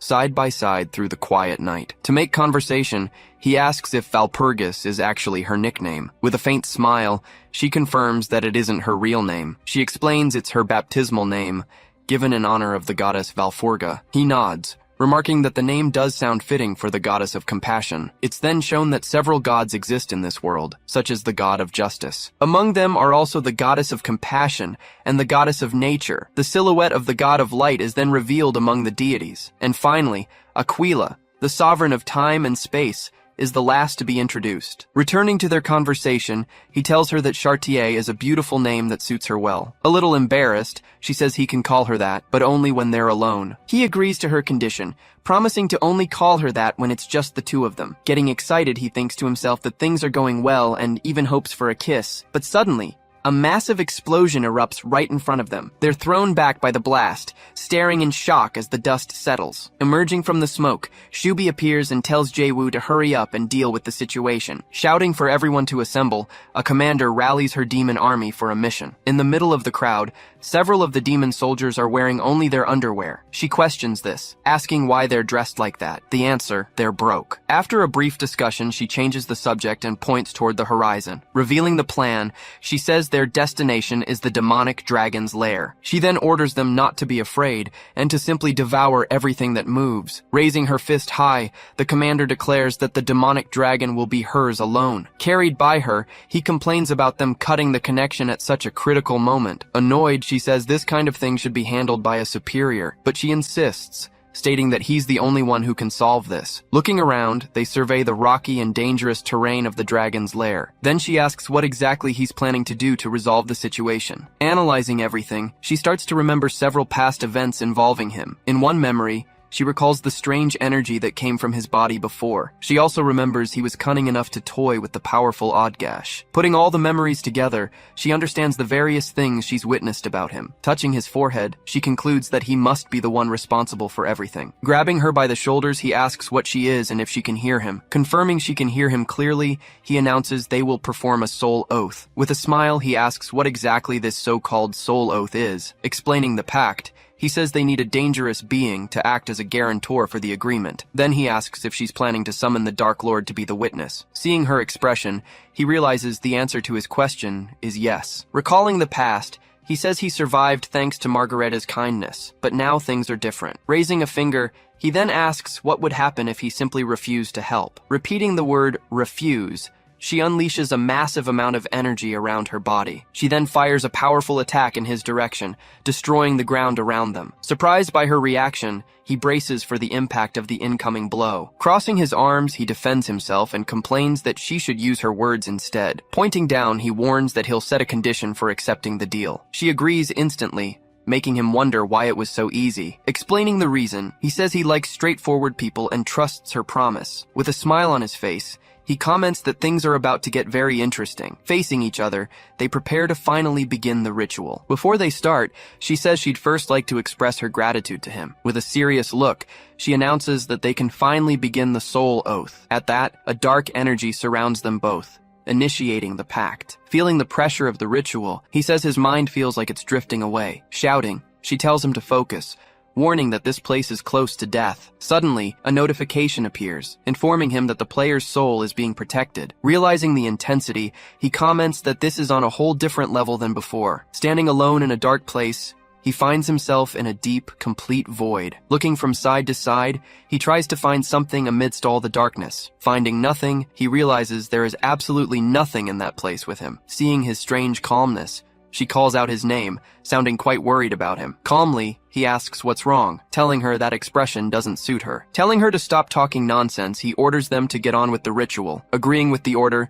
she simply replies yes and prepares to continue. Turning her back, she begins to chant to the darkness of the abyss. Then she shouts, requesting an audience with the great and seething abyss before them. After the call, they both fall silent, just waiting for a response to arrive. Bubbles start to rise from the water, and he warns that it's finally coming. Rising from the water, a giant bubble of darkness emerges right in front of them. Watching the scene, he feels apprehensive about what's about to happen. Then, something begins to slowly emerge from within that liquid darkness. From inside the water, a mysterious woman finally reveals her presence to them. With a serious gaze, she stares at the two who summoned her for the ritual. As she watches, a single tear suddenly and without warning runs down her face. Analyzing the pair, she says she sees a dragon and a human before her. When asked how she knows, she replies that of course she would know. Revealing her form, the entity of the abyss is seen sitting on a throne of tentacles. She then warns that he can't hide anything from her, including his true intentions. Seeing that, he realizes the process is going to be much faster than he expected. Suddenly,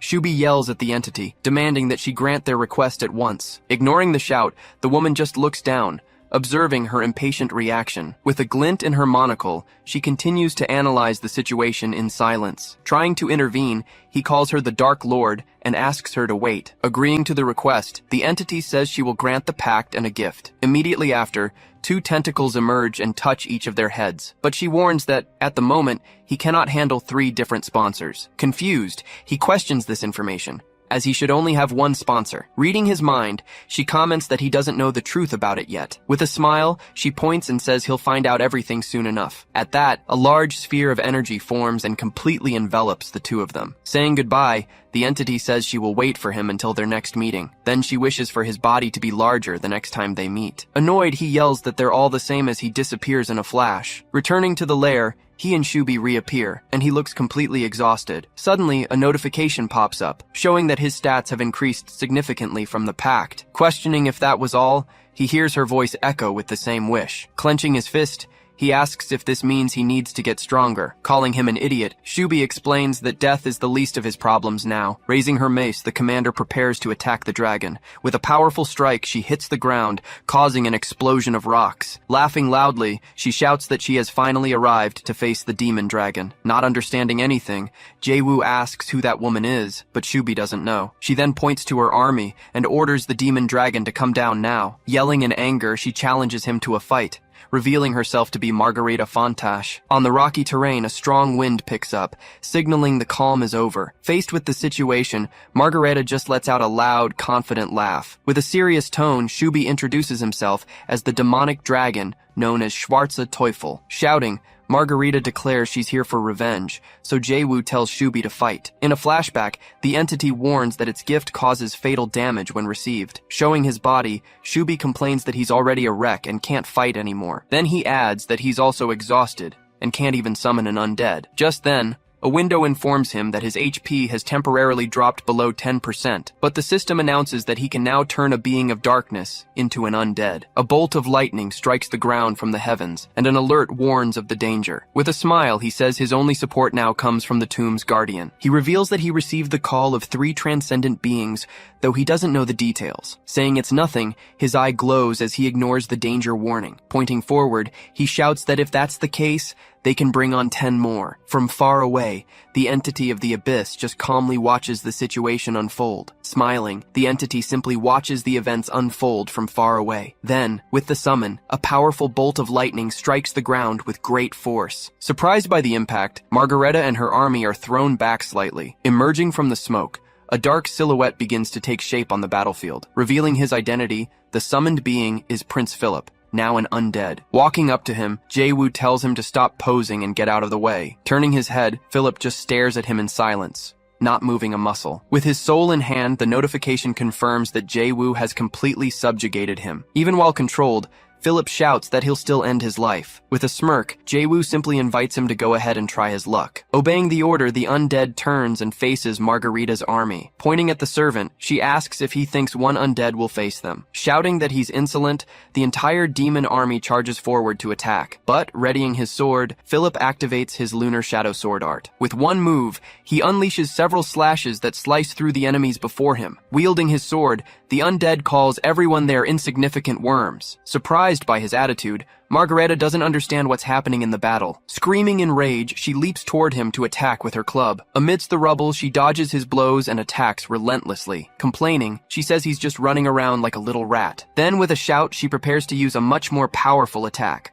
Spinning her body, she throws her club at him with all her might. Seeing the blow coming, Philip prepares to use his sword for defense. Using his sword art, he readies a crescent moon-shaped slash. His strike flies forward, creating a trail of energy toward the enemy's attack. She's surprised to see the power of the counterattack coming her way. Without looking away, he watches the result of his attack with full attention. With contempt, he says she only understands brute force and nothing more. At that moment, a dark slash hits her face with great speed. Taking the hit, she's thrown backward, spitting blood from the impact. Landing a direct hit, he sends her flying back with immense force. One of her minions screams in desperation, seeing his leader attacked like that. Without hesitation, he rips off her arm, making the minion scream her name. Watching the scene, Shubi remains silent, just analyzing how the fight is unfolding. Shubi then asks if he really tore off her arm, and Jae-woo confirms it. With a smile, the undead says that brutality suits vampires much better. Falling to the ground, Margareta lies there, defeated, next to her little minion. Worried, the minion asks if she's okay, but she says it was nothing. Then the minion warns that the undead is too strong and they need to run, but she refuses to flee, saying he killed her subordinates first. Approaching her, the undead prepares to deliver the final blow to his opponent. With a confident look, he gets ready to finally end the fight for good. Just then, she says she needs to surpass her father, releasing an energy around her. Suddenly, an armored golem appears and blocks the attack at the last second. Pushed back, the golem withstands the impact and protects her from the blow. Standing up, the golem turns and tells her she needs to retreat from the fight. Then the golem grabs her and starts carrying her away from the battle. As she flees, she shouts, telling her minion to survive and come back alive. Seeing the golem in action, its visor lights up with a small glow. Looking at the golem, Philip calls it a ridiculous creature, but admits its strength. Charging at the golem, the undead prepares to attack the new opponent. The two face off and he yells, "That's enough fighting." With his arms crossed, Jae-woo orders Philip to stop the fight and spare the golem. Stopping his attack, the undead looks at his master, awaiting new orders. Returning to his side, the undead waits calmly as Jae-woo approaches. Confused, Shubi asks why he suddenly decided to spare the enemy. With a smile, he says he doesn't kill needlessly when he doesn't have to. Looking toward the horizon, he adds that the golem might be useful. Changing scenes, a swordswoman is surrounded by armed, masked men. Tired, she prepares to fight, identified as the swordswoman Falk. Surrounded by enemies, she gets ready to fight them all at once. Using her sword, she manages to take down one of the masked assassins attacking her. Even at a disadvantage, she keeps fighting the enemies with all her strength. Parrying one of the attacks, she defends herself while trying to find an opening to strike back. But, distracted by the front, one of the enemies attacks her from behind with a dagger. Fallen on the ground, she's surrounded by the assassins, with no way to escape. Shortly after, an error message reports that the protector Falk has finally been killed. Finding his minion, the golem tells him he survived the attack. Annoyed by the interference, she strikes the golem that saved her. Then she yells that she could have surpassed her father if he hadn't interfered. From inside the golem, a girl emerges, thankful that he's safe. Seeing the fight, the minion tries to explain that the golem's intentions were good. Pouting, she just watches the situation, still annoyed by his interference. Agreeing to forgive him, she says it's okay, but just this once. Just then, Jae-woo gets an error notification saying the Guardian has been killed. Rushing to Shubi, he yells that a Guardian was killed and demands an explanation. Crossing her arms, she asks if the Guardians are connected to the seal in some way. Without answering, she just tells him to follow her to the next destination. Going down a narrow path, they are surprised by a spear trap. With a shout, she narrowly dodges the deadly trap that springs from the ground. Reaching the end of the path, they head down the stairs to the lower level. Annoyed, he complains about her dragging him along without explaining what's going on. Explaining the situation, she says this is important for the world's survival. He then realizes that if that seal breaks, the world will end instantly. Before a giant gate, they observe the chains that keep it sealed and secure. With her hands glowing, she says she'll now open the seal for him to see. Surprised, he shouts, asking if there's something even worse than he imagined. Just then, the chains begin to glow and release a greenish gas. Scared, he asks what that gas is and is warned to protect himself. With a focused gaze, she watches the gas spread through the area without moving. The gas begins to dissipate, revealing something in the center of the room. Looking ahead, he asks what that is, surprised by what he's seeing. In the center of the room, a chained chest is revealed to be the heart of the seal. After passing through the gate, they both kneel, exhausted from the difficult crossing. She then explains that it's a fragment of the Great Dark Lord's body. The fragment sealed in the chest is known to all as the Stirring Death. Finally, she reveals that for the past 6 months, the seal has been weakening. Recalling the past, he notes that the timing coincides with Philip's death. He finally understands that the difficulty warning message was because of the seal. Pointing at him, she says that with the Guardian's death, the seal has weakened. She then asks how he was able to summon a Guardian as an undead. Explaining, he says he found Philip already dead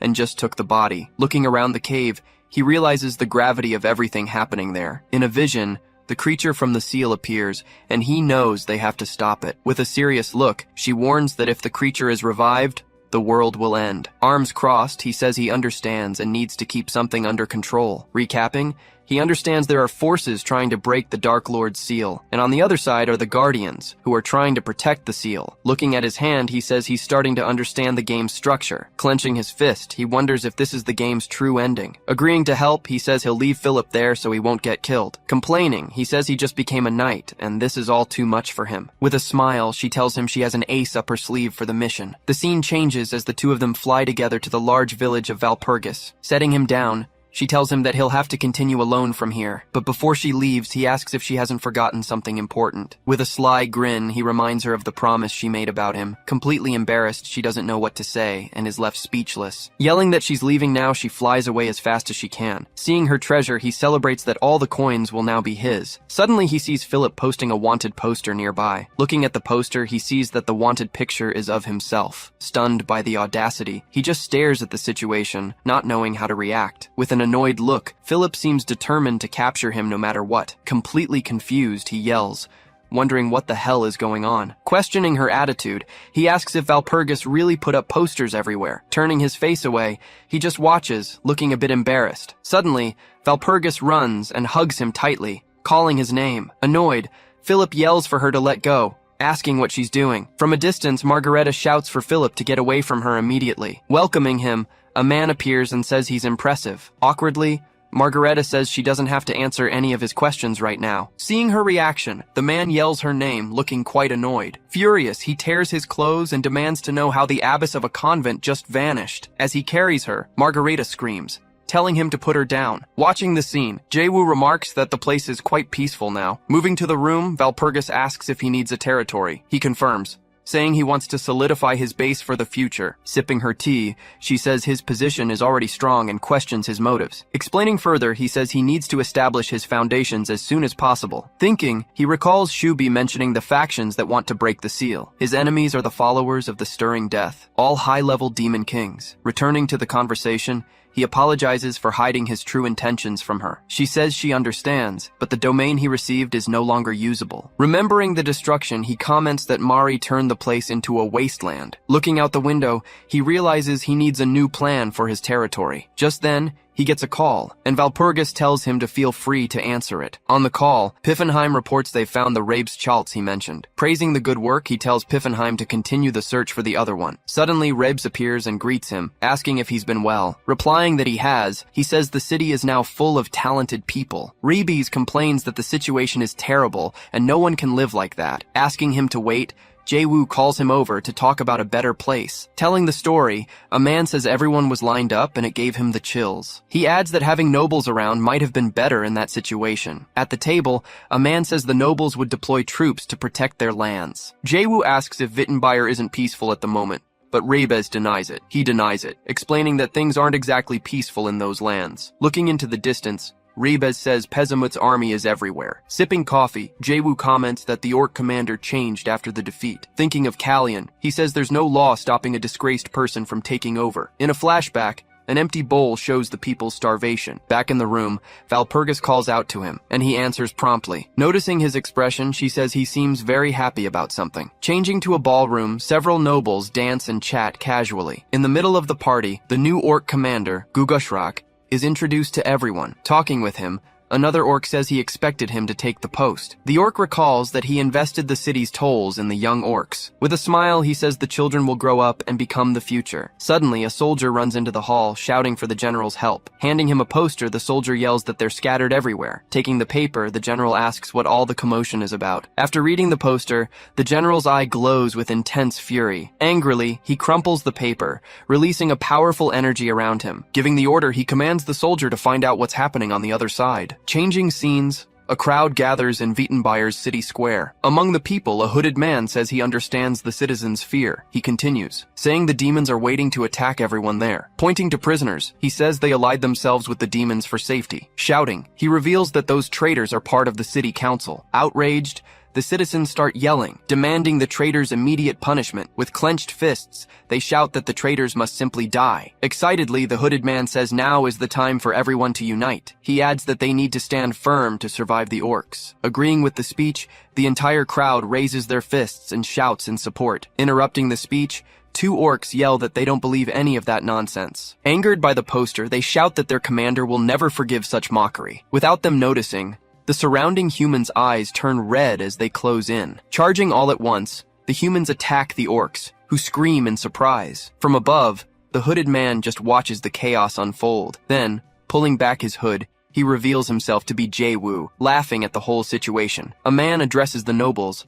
offering his condolences for the city's tragedy. The king mourns the attack on two honored orc warriors who were there. In front of everyone, the prince-elector says they should be ashamed of themselves. A newspaper spreads the news of the tragedy, blaming the citizens for the incident. Elsewhere, Jae-woo is greeted by a crowd shouting his name excitedly. On a platform, the citizens give him a thunderous ovation, shouting for his long life. Beside him, Valpurgis tells him everyone is here to see him, and they're asking for a speech. He recalls his past, his journey from a commoner to this very moment. Stepping up to the microphone, he says he has finally reached the position he so desired. He grabs the microphone, saying he used the turmoil to get to where he is now. Raising his fist, he declares that from this moment forward, everything begins. With a shout, he fires up the crowd, who cheer for him enthusiastically. He then yells, "Let's go!" and the crowd roars back with even more excitement. Laughing, he celebrates his victory with the people who now support him. With a smile, the screen reveals he acquired the city in 2 days. Celebrating their victory,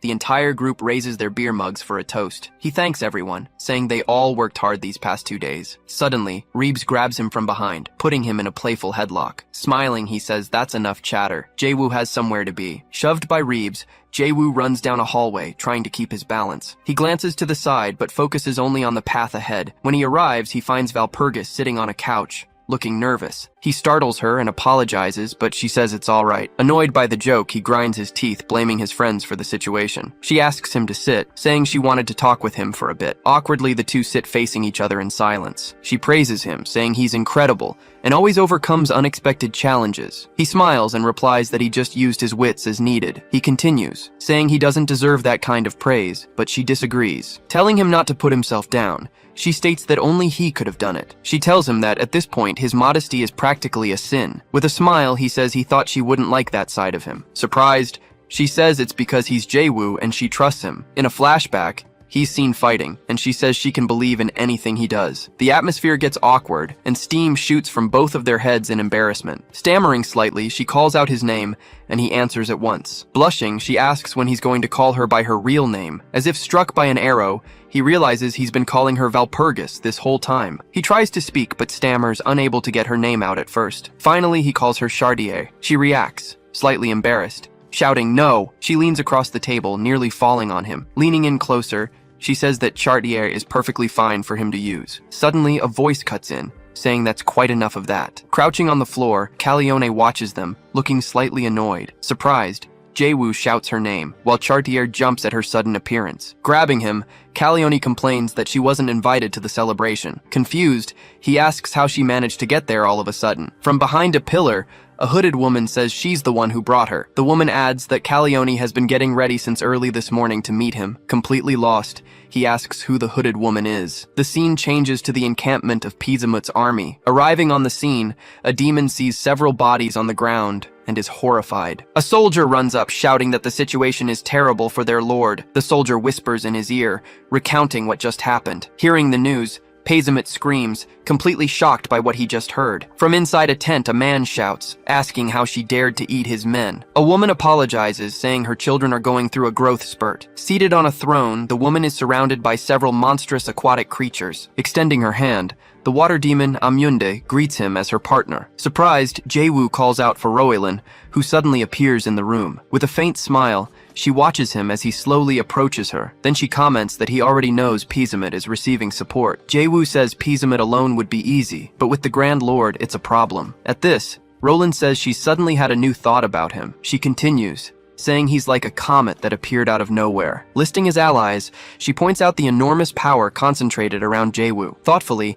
he comments that he feels like he's becoming Philip's substitute. Hearing this, Roland expresses her surprise at his conclusion, but Aquila approaches, asking if he desires anything else. Bringing her face close, she asks him if he wants money. Placing a hand on his chest, she asks if he wants power. Appearing among roses, Roland suggests another option if it's neither of those. Completely flustered, he shouts that it wasn't that. It was about business. Turning his face away, he's clearly embarrassed as she smiles behind him. Next, Margareta asks if his conversation was about business. Aquila also appears, repeating the question about what he wanted to discuss. Shouting, he finally reveals that he needs support with construction technology. Surprised, Roland asks if that was all he needed right now. Held by them, he says yes, but for another place. Changing scenes, Schwarze Teufel suddenly sneezes inside the cave. Jae-woo then asks if dragons catch colds, but she denies the possibility. Elsewhere, Rebus Chaltz thanks a man for the thrilling experience. Interrupting the conversation, Jae-woo grabs him and says he needs to ask him something. He then throws 3 huge bags of coins on the ground in front of them. Shocked, Reeves asks what that is and if he robbed the Imperial Palace. Jae-woo explains it wasn't from the palace, but from a much more dangerous place. Sitting next to the gold, Reeves asks if he's getting it all for free, but Jae-woo says no, asking for his help with recruitment. Saying his attitude is perfect, Reeves yells that this is his specialty. Reeves shouts that they can leave it to him, while Jae-woo decides on the next step. Coming up from behind, Piffenheim reports that he's found General Tilly's whereabouts. He explains the general is in Brightonegg, suspecting he's having problems there. At that moment, a voice says that if it's the city's count, she knows him. Turning around, Jae-woo sees it's Valpurgis approaching to talk to him. She then explains that the man trades with them and attended her ceremony. Deciding it's perfect, Jae-woo decides to go and calls Piffenheim to accompany him. Before leaving, he tells Valpurgis he's departing, which surprises her. Alone, she comments that she thought they could finally spend some time together. Changing to a bedroom, a maid watches Prince Philip sleeping in bed. Lying down, he seems to be having a nightmare, sweating with a tense expression. In his dream, Philip offers gifts to the Emperor, speaking of his merits. Hidden, he watches a dark silhouette pass through a well-lit corridor. Then he sees Jae-woo holding Valpurgis, saying he rescued her from House Ritter. At this, the Emperor promises to name Jae-woo the next Prince-Elector, leaving Philip in despair. In his nightmare, Philip desperately screams Jae-woo's name amidst the chaos. Falling into a dark abyss, he continues to plunge into the dream's darkness. Then he wakes up suddenly, screaming and clutching the sheets tightly. Startled, he loses his balance and falls out of bed, knocking a glass to the floor. Grinding his teeth in anger, he calls Jae-woo a weasel, completely unhinged. Changing the scene, a voice threatens Jae-woo, saying they'll finally kill him. A man shouts that old Tilly is his, threatening him with a club. Arriving at a forest, Jae-woo asks Piffenheim if this is the right place. Just then, a little boy appears, asking if they came to see Grandpa Tilly. With a smile, the boy offers to take them to the location. Confused, Jae-woo and his servant just look at each other for a moment. Running ahead, the boy announces that Grandpa Tilly has visitors. As he gets closer, Jae-woo is surprised when the old man calls him by name. As he starts to speak, the old man cuts him off, demanding complete silence. Suddenly, the man pulls a giant fish from the water, impressing everyone. Laughing at Jae-woo's reaction, the old man calls him shy for someone so famous. With an intense gaze, he tells the young man to look more closely. Next, he uses the rod to strike the enormous fish he caught, slicing the animal skillfully. He celebrates that they'll have a side dish today. Seeing that, Jae-woo realizes he's in the presence of a true living legend. Embraced by the boy, he is revealed to be Count Johannes von Tilly. Recognizing the figure, Jae-woo stares at him like a true living legend. It's revealed that he is the famous Count Johannes von Tilly. With a faint smile, he watches the Count and his grandson. Clenching his fist, he decides he will recruit him no matter what. In a flashback, it's said that he was a legendary army commander. Capable of bringing victory, he fought in countless wars in the past. Commanding his troops, Count Johannes von Tilly was an imposing figure, but at some point, he began to reject all offers he received. Sitting down, Jae-woo realizes the reason for his disappearance is a mystery. During the meal,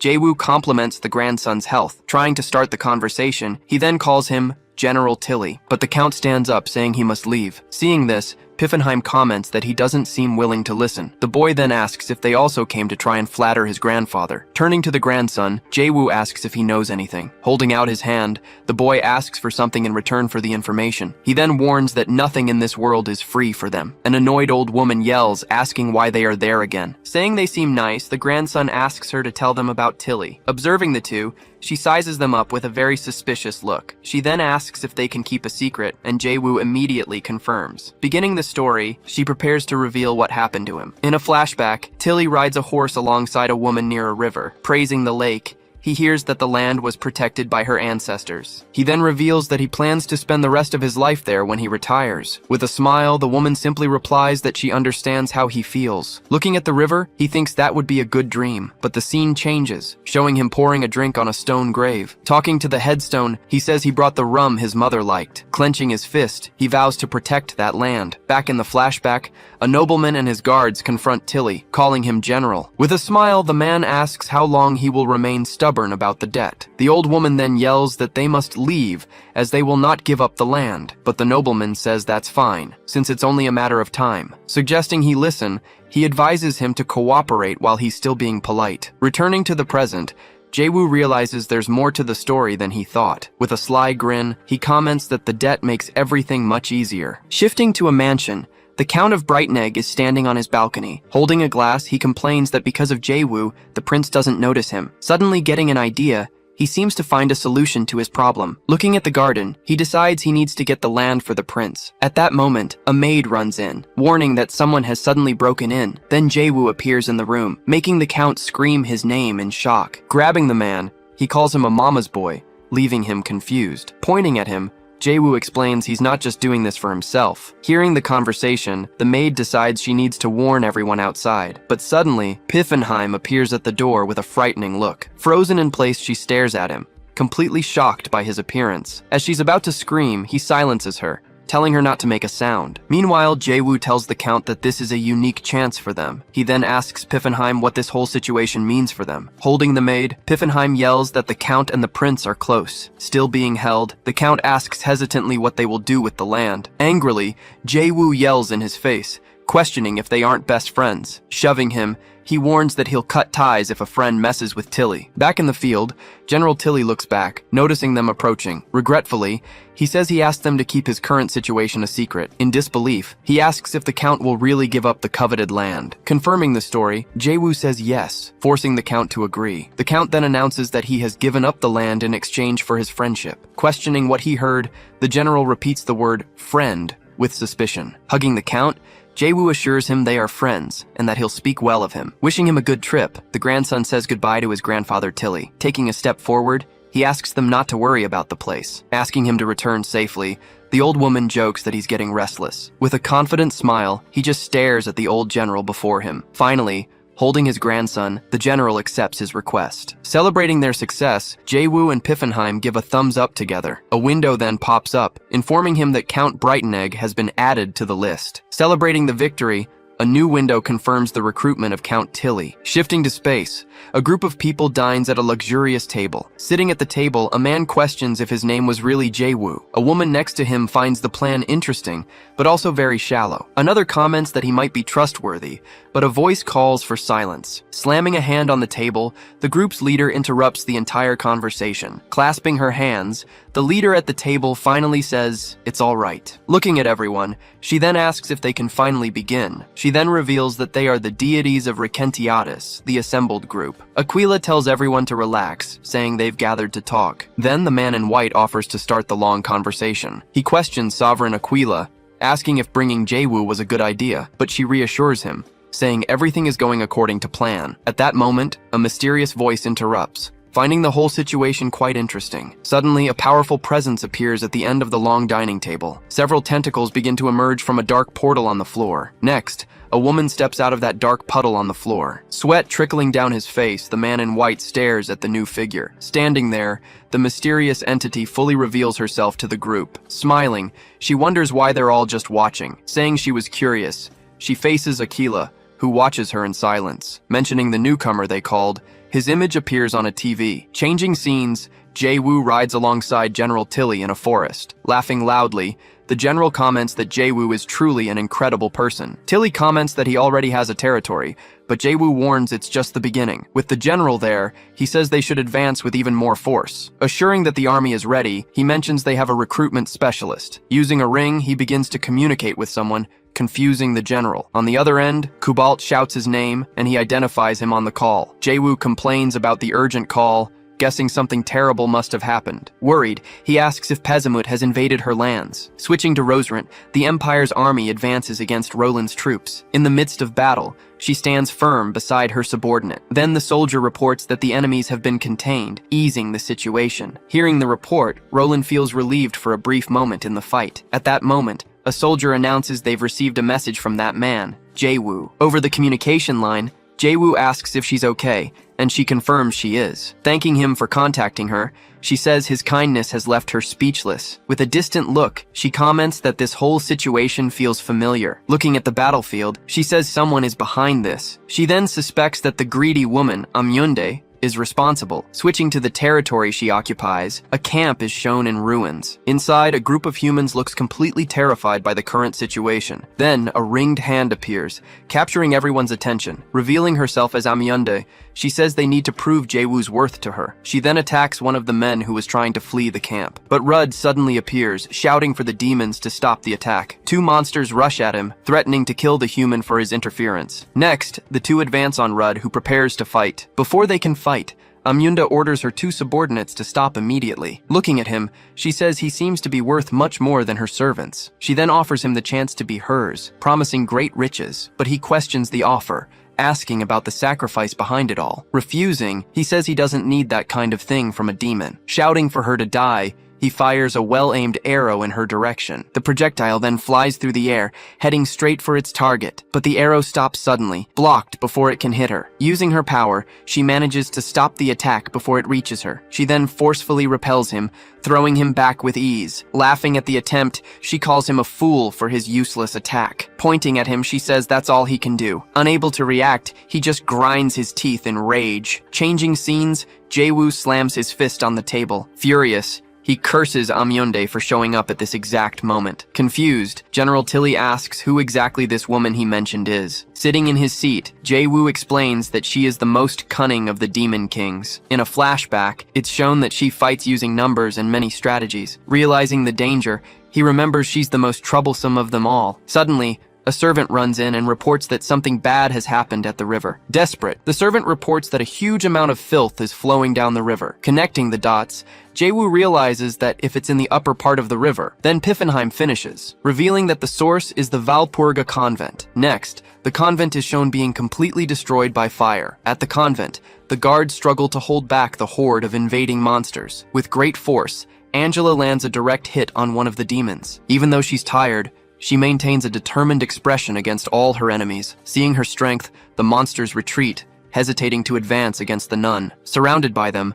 Margareta realizes the demons aren't attacking her. With a serious look, she warns everyone else to stay back. Then she yells for Angela to fall back, preparing to enter the battle. With her arrival, a soldier announces that Lady Margareta has arrived. Nearby, one of the convent's knights is already down on the ground. Seeing her fallen allies, she grinds her teeth in rage at the enemies. Still wary, the monsters just watch her, waiting for the right moment to attack. Finally advancing, the creatures charge toward her with everything they've got. She then declares that her fury will become a great storm of power. Then she unleashes a massive blast of energy against the monster army. Hit head on, the demons are thrown far away by the impact. Concentrating a sphere of energy in her hand, she prepares for the attack. Unleashing her power with full force, she hurls the sphere at the enemies. Floating in the air, she observes the result of her devastating attack on the ground below. Tired, Angela says that power could return everything to nothing. Then a huge explosion erupts, completely sweeping across the battlefield. Changing locations, Amyunde comments that the wind has suddenly gotten very loud. At that, Gugushrak congratulates Amyunde, saying the place now belongs to her. Recognizing the figure, he identifies her as the Swamp Empress,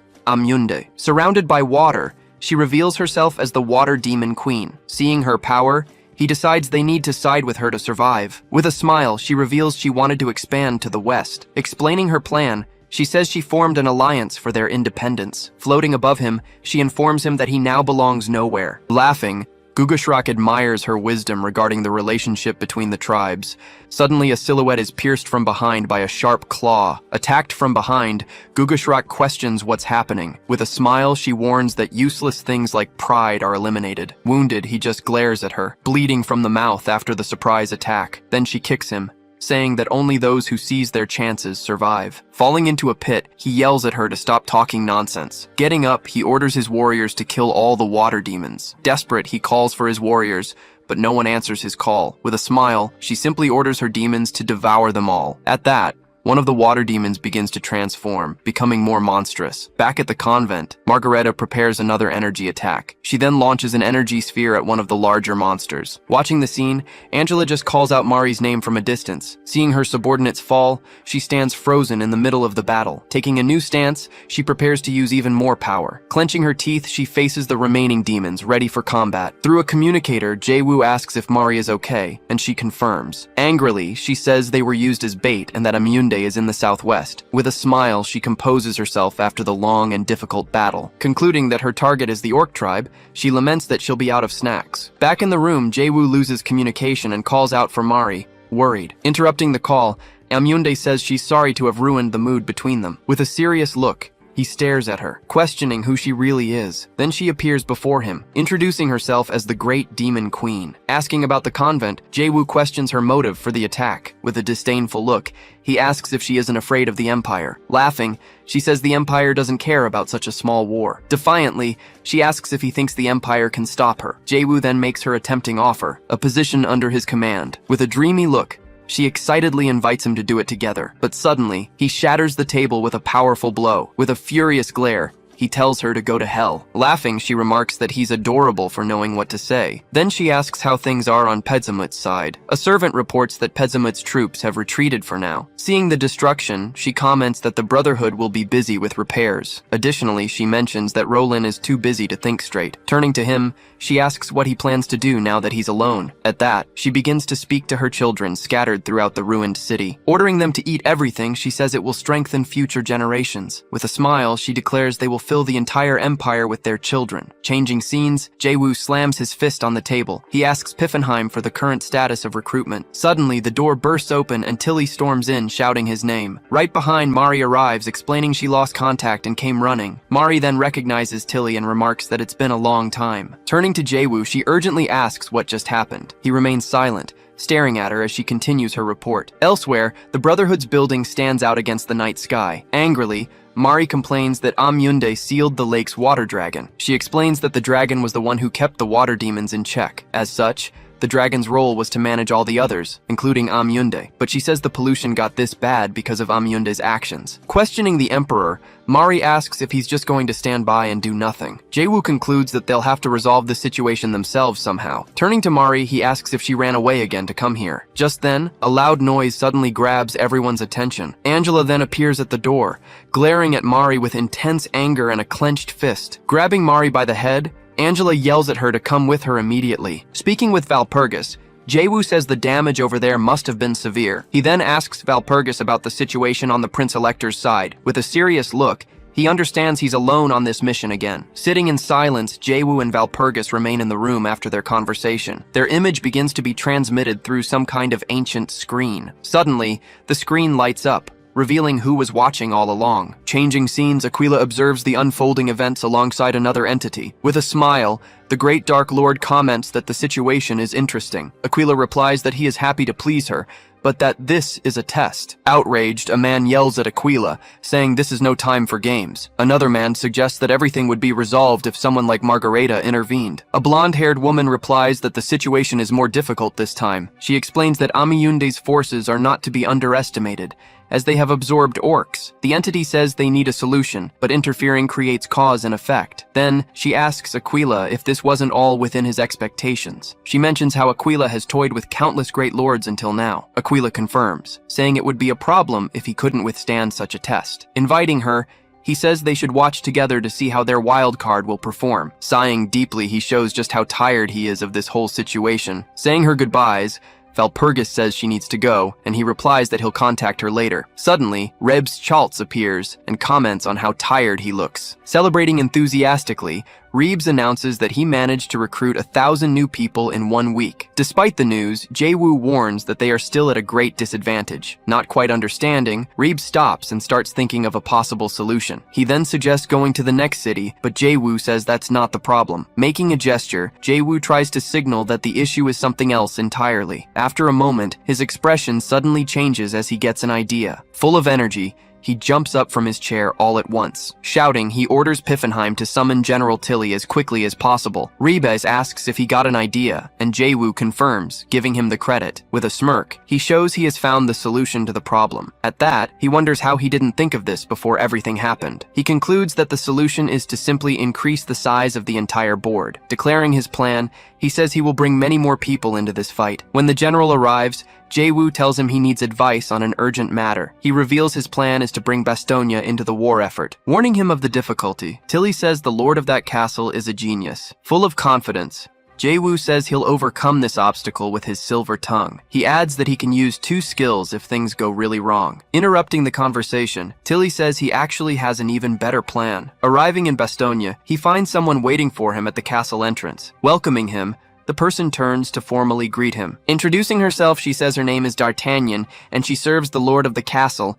She asks who his companion is, but Jae-woo assures her he can be trusted. Without a word, she stares intently at the hooded man accompanying him. Likewise, Tilly remains silent, not revealing his identity for the time being. After a moment, she understands the situation and invites them inside. Inside the castle's office, they wait for the lord to begin the meeting. Referencing the letter, Jae-woo says he heard they're going through some difficulties. A cup of tea is served on the table, marking the start of their conversation. Introducing himself, Richelieu says it's an honor, as everyone has been talking about Jae-woo. He then comments that Jae-woo's reputation is indeed quite impressive. Picking up his cup, he prepares to give his final answer. Without hesitation, he declares that he is completely refusing the request for cooperation. He justifies this by saying Jae-woo is just a mercenary from the countryside. Furthermore, he points out that Jae-woo uses tactics of threats and extortion. To make matters worse, he mentions the rumors about his alliance with the demonic dragon. Explaining his position, he says he has no choice because of the pressure he's under. Agreeing with the analysis, the hooded man praises the young lord of the castle. With a smile, he addresses Richelieu directly, getting his attention. Removing his hood, he reveals his identity, leaving the lord speechless. Recognizing the man, Richelieu asks if he is really General Tilly. Laughing at his reaction, Tilly says he moved to this region some time ago. Seeking confirmation, Richelieu asks if what he just heard is true. Confirming the story, Tilly says Jae-woo inspires more confidence than his appearance suggests. Surprised, Richelieu hears the general say that Bastonia is like a hometown to him. With a serious look, he continues to explain his long history there. Revealing his connection, he says he was a close friend of the former Lord Antony. Questioning the Lord, he asks if he knows why he abandoned the battlefield. Confirming the suspicion, he says there's another reason, and Richelieu wants to know what it is. He explains that the world started treating him as if he were no longer needed. Outraged, Richelieu shouts that he is a legendary general, welcome throughout the continent, thanking him for the kind words. He says that's only because the Lord thinks highly of him. Continuing his argument, he says that if the Empire truly welcomed him, they wouldn't have turned their backs on his parents' graves like they did. Then, when he found himself unable to leave his city, something changed. He reveals that was the moment Jae-woo showed up looking for him. Arms crossed, he finishes his story while looking out the office window. Looking at the Lord, he asks what he thinks of the situation now. Speechless, Richelieu stares at the general, processing everything he just heard. Shaken, he remembers his own history with Lord Antony in the past. In a flashback, He recalls the teachings and encouragement he received. He remembers when he was just a boy, serving the lord of the city. Back in the present, he turns to Jae-woo, who watches him in silence. Looking at Jae-woo, he asks if he can give him back his beloved bastonnier. With a neutral expression, Jae-woo replies that he doesn't know if he can do that. Irritated, D'Artagnan yells at him for joking at such a serious moment. Agreeing, Richelieu says he never met Count Antony, so it doesn't make sense. But with a determined look, he says there is one thing he can promise. Extending his hand, Jae-woo promises he will drive out Jaker and the Prince Elector. After a long pause, the Lord finally makes his decision. With a smile, he admits defeat and agrees to cooperate with Jae-woo in the war. Surprised, D'Artagnan asks if the Lord is sure about his decision. Confused, Tilly questions D'Artagnan's reaction, as he didn't expect that from him. D'Artagnan yells at the Lord, asking if he's going to hand over the castle so easily. Seizing the opportunity, Richelieu asks for another favor, and Jae-woo agrees to help. With a smile, he asks Jae-woo to take D'Artagnan with him on his journey. Slightly surprised, Jae-woo just listens to the unusual request. Reacting with fury, D'Artagnan shouts, "There's no way she's going with them." Outside, her scream is so loud it startles the horses. Questioning the Lord's permission, she yells that she cannot accept this order. Trying to calm her down, Richelieu explains her job will be to keep an eye on him. Yawning, Jae-woo agrees with the idea and says he's counting on her. Explaining the plan, he says D'Artagnan is the greatest talent in intelligence. With a look of disgust, she shows just how much she dislikes the idea. She then agrees to go, but warns it will only be for 5 years. Then, Richelieu asks Jae-woo to share his plan for the future. Surprising everyone, Jae-woo replies that they'll start thinking about that right now. He explains that their cooperation is the most important thing at the moment. One way or another, he plans to use their enemies to defeat Amunde. Richelieu warns that the two hate each other, and Jae-woo suggests using Bastogne as a hostage. Commenting on the situation, Tilly says it would be easier if the heirs were in power. Not understanding, Jae-woo asks what he means by that comment. Tilly explains that the heirs are a famous couple throughout the continent. Seeing an opportunity, he says this sounds very interesting for his plan. Cutting to a new scene, a guard points down, identifying the woman as Princess Julia. Preparing her wires, D'Artagnan tells her to run on her signal. Determined, the princess agrees to the plan and prepares for an immediate escape. Without a second's hesitation, she leaps and attacks all the enemies at once. Using her wires, she clears a path through the horde of adversaries. Then she yells out, signaling that now is the time to flee. Running down the hall, the two of them escape, leaving the enemies fallen behind them. Back in the present, the garden of Bastogne Castle is shown at night. At that moment, Leon asks if Princess Julia will really be able to reach them. He explains that the security at Jaker's castle is stronger than they think. Taking a drink, Jae-woo tells him not to worry, as D'Artagnan is very reliable. Richelieu also confirms she's strong, and Leon accepts their answer. Observing from the side, Richelieu comments that Jae-woo is a rather strange man. He finds it odd how Jae-woo already knows D'Artagnan almost as well as he does. Suddenly, two silhouettes appear, and Jae-woo announces they've finally arrived. Arriving in the garden, Princess Julia shouts Leon's name with a smile. Likewise, Leon also shouts her name, overjoyed to see her again. Without wasting a moment, they run to each other and embrace tightly. Worried, he asks if the journey was frightening, but she shakes her head no. Pointing to D'Artagnan, she says it was that incredible woman who brought her. At that, Jae-woo approaches and announces that with the actors assembled, they can begin. Immediately after, a signal is fired into the sky, drawing attention. Two men then suddenly appear in the middle of a dense smoke in the garden. Furious, the Demon King glares at the group, calling them scoundrels. The Prince Elector also shouts, questioning how they dare decide on a marriage by themselves. Grabbing his son, he says that a marriage with demons is unforgivable. Saddened, the princess tells Leon she doesn't want to break up with him. With a firm gaze, Leon stands by her side, not backing down an inch. Together, the two fathers refuse to accept their children's union. Embracing the princess, he declares he will take her as his bride no matter what. Alongside him,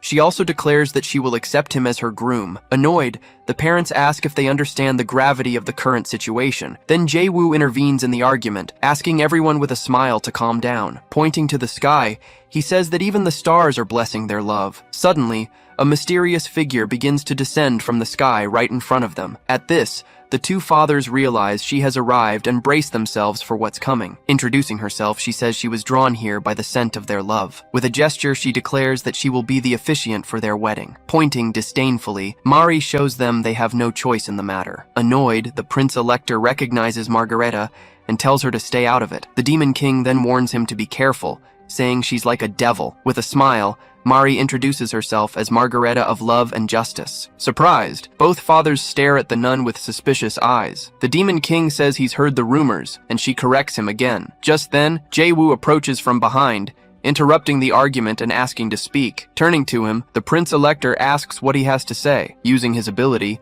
Jae-woo thanks them and begins to manipulate the entire situation. He reveals that he has already informed the Emperor about the marriage of the two heirs. Lying, he says the Emperor gave his full support and even promised a gift. He says the guests just need to show up, as the ceremony is already prepared. Begging, the prince asks for his father's permission to marry Julia. Pressured by the situation, the two fathers look at each other, unsure of what to do. With open arms, Jae-woo announces the wedding will be held in the Bastogne Hall. In the hall, guests congratulate the young master and praise Princess Julia. Some guests comment that the princess is too beautiful for him, causing a stir. At that, an angry guest starts a fight in the middle of the ceremony. Suddenly, Jaker approaches from behind, calling Jae-woo a brat and asking for a word. Whispering, he asks if the story about the Emperor's gift is really true. The Prince Elector also comes closer and complains about the uncivilized demon present. At the altar, the ceremony is about to begin, and the officiant calls for everyone's attention. She announces that from this moment on, the sacred ceremony will begin. She asks if the groom will love the bride until he goes bald. Then she asks if the bride will love the groom until he dies in battle. Finally, she asks them to seal their eternal vow with a kiss. Without hesitation, the two kiss in front of all the guests. Celebrating, the officiant declares that from now on, they share a common destiny. Outside, the guests cheer and thank Margareta of Love and Justice. Then, the two fathers come together and demand an explanation from Jae-woo about the Emperor's gift. Reading from a scroll, he announces the Emperor's congratulations on the marriage of the heirs. He then says that the marital alliance should ease tensions in the West. Then, he reveals that another crisis threatens the Empire, the Demon Queen, Amyunde. As a gift, the reclaimed city will be given to the newlyweds, and they understand the mission. Excited, Jaker says he will subjugate even more lands, and Trier argues with him. Turning to his troops, Jaker orders everyone to march southwest immediately. Likewise, Trier mobilizes his soldiers, determined not to yield anything to the demons. Arguing, the two leaders rush out of the hall, each going their separate way. Coming closer, Richelieu says Jae-woo is incredible for having achieved such a feat. He says he's surprised that he solved a years-long problem in a single day. Jae-woo then explains that he's done this many times before, which is why it's different. Pointing at the Lord, he asks who hired him for the mission. Glancing to the side, he mentions the name D'Artagnan, who is watching the conversation. He then adds that the citizens of Bastogne also hired him for this. Gesturing to the crowd, he makes it clear that he was hired by all of them. Asking who they trust now, Jae-woo stares directly at the Lord from the side. Understanding the situation, Richelieu promises to return the favor, and Jae-woo jokes about adding interest. With the deal sealed, a system window confirms that he has recruited Richelieu. Cutting to Amyunde's camp, a subordinate arrives shouting, "Mother!" with news. Kneeling, he reports that Jaker has formed a marriage alliance with the Prince Elector. With a smile, she remarks that Jae-woo's move wasn't bad at all. Then she orders her troops to mobilize and crush Wittenbeier as quickly as possible. At that moment, a man named Wallenstein offers to lead the mobilization and prove himself. Scoffing at him, she calls him Peitsamit's lackey and taunts him directly. Maintaining his composure, Wallenstein awaits her decision, unfazed by her words. She then decides to test him, giving him 5,000 demons to do with as he pleases. Before the army, he yells for the water demons to depart for Wittenbeier immediately. Declaring himself the commander, he takes full leadership of the attack mission. Meanwhile, General Tilly also prepares to depart with his troops. In the central square, civilians panic at the news of the invasion. Trying to calm everyone, Reeves shouts for them to prepare to fight. Piffenheim interrupts him, warning that they only have the fighting power of civilians. He explains they need to handle the crisis themselves, since the Lord is away. In the middle of the crowd, a citizen recognizes a famous person arriving. Then, everyone shouts the name of General Johannes von Tilly, who has just arrived. Seeing him there, the crowd cheers, believing they will all be saved now. Piffenheim questions the general, asking why he isn't with the Lord. Recalling Jae-woo's request, he explains that he was sent to look after Wittenbeier. With a smile, he says Jae-woo predicted everything and knew what would happen. Looking at the troops, they notice the army is quite varied and different. After a moment of silence, he seems to have a plan for the situation. Turning to the crowd, he asks if they're good at playing hide-and-seek. Changing scenes, Wallenstein leads Amyunde's army as temporary commander. He announces they're almost there and plans to make Peitsamit's lackey his subordinate. Arriving to report, A scout on horseback quickly approaches Wallenstein. He reports that the city of Wittenbayr is completely empty and filled with trash. Ignoring the commander, one of the demons gets excited to crush any enemies that appear. Yelling at them, Wallenstein reminds them he's the commander and that the opponent is treacherous. Not caring, he orders everyone to advance straight ahead to bring back good news. Riding through the city, the army begins to advance through the dusty streets. Arriving in the center, one of the demons complains that there's nothing but dirt. Threatening one of his own, he warns that he'll report any disobedience to a Mayunde. Mocking the order, another demon says it's ridiculous to listen to him. Analyzing the area, he comments that there's no sign of people, only trash. Complaining about the smell, one demon compares the strange food to that of his homeland. Questioning the smells, he's told the problem is with their noses. Suddenly, one of the demons points and yells that he's found a survivor. With a serious look, he turns to see what's happening. In that instant, his eyes change, realizing something is very wrong with the situation. With a sinister smile, the hooded figure reveals it was all a trap. Realizing the danger, he understands what's about to happen. Tossing her hood aside, the woman startles the horse and he screams. Trying to organize his troops, he attacks one of his own and yells for a formation. Just then, several archers appear on the walls, all ready to fire on his command. Looking up, he sees that his army is completely surrounded on all sides. Remembering the plan, a citizen asks if they should really leave the city gate open. Explaining the strategy, Tilly says the open gate will make them lower their guard, but he warns that this alone won't be enough to close the gap in their strength. With his arms crossed, he shows he is ready for the next phase of the strategy. Back in the present, arrows are fired from the walls toward the army. The arrows strike the demons head-on, catching them all by surprise. Commanding the attack, he orders the second row to advance as soon as the first one stops. As the arrows hit him, he realizes he was completely fooled by the entire plan. Looking at the gate, he understands the open entrance was the main bait for the trap.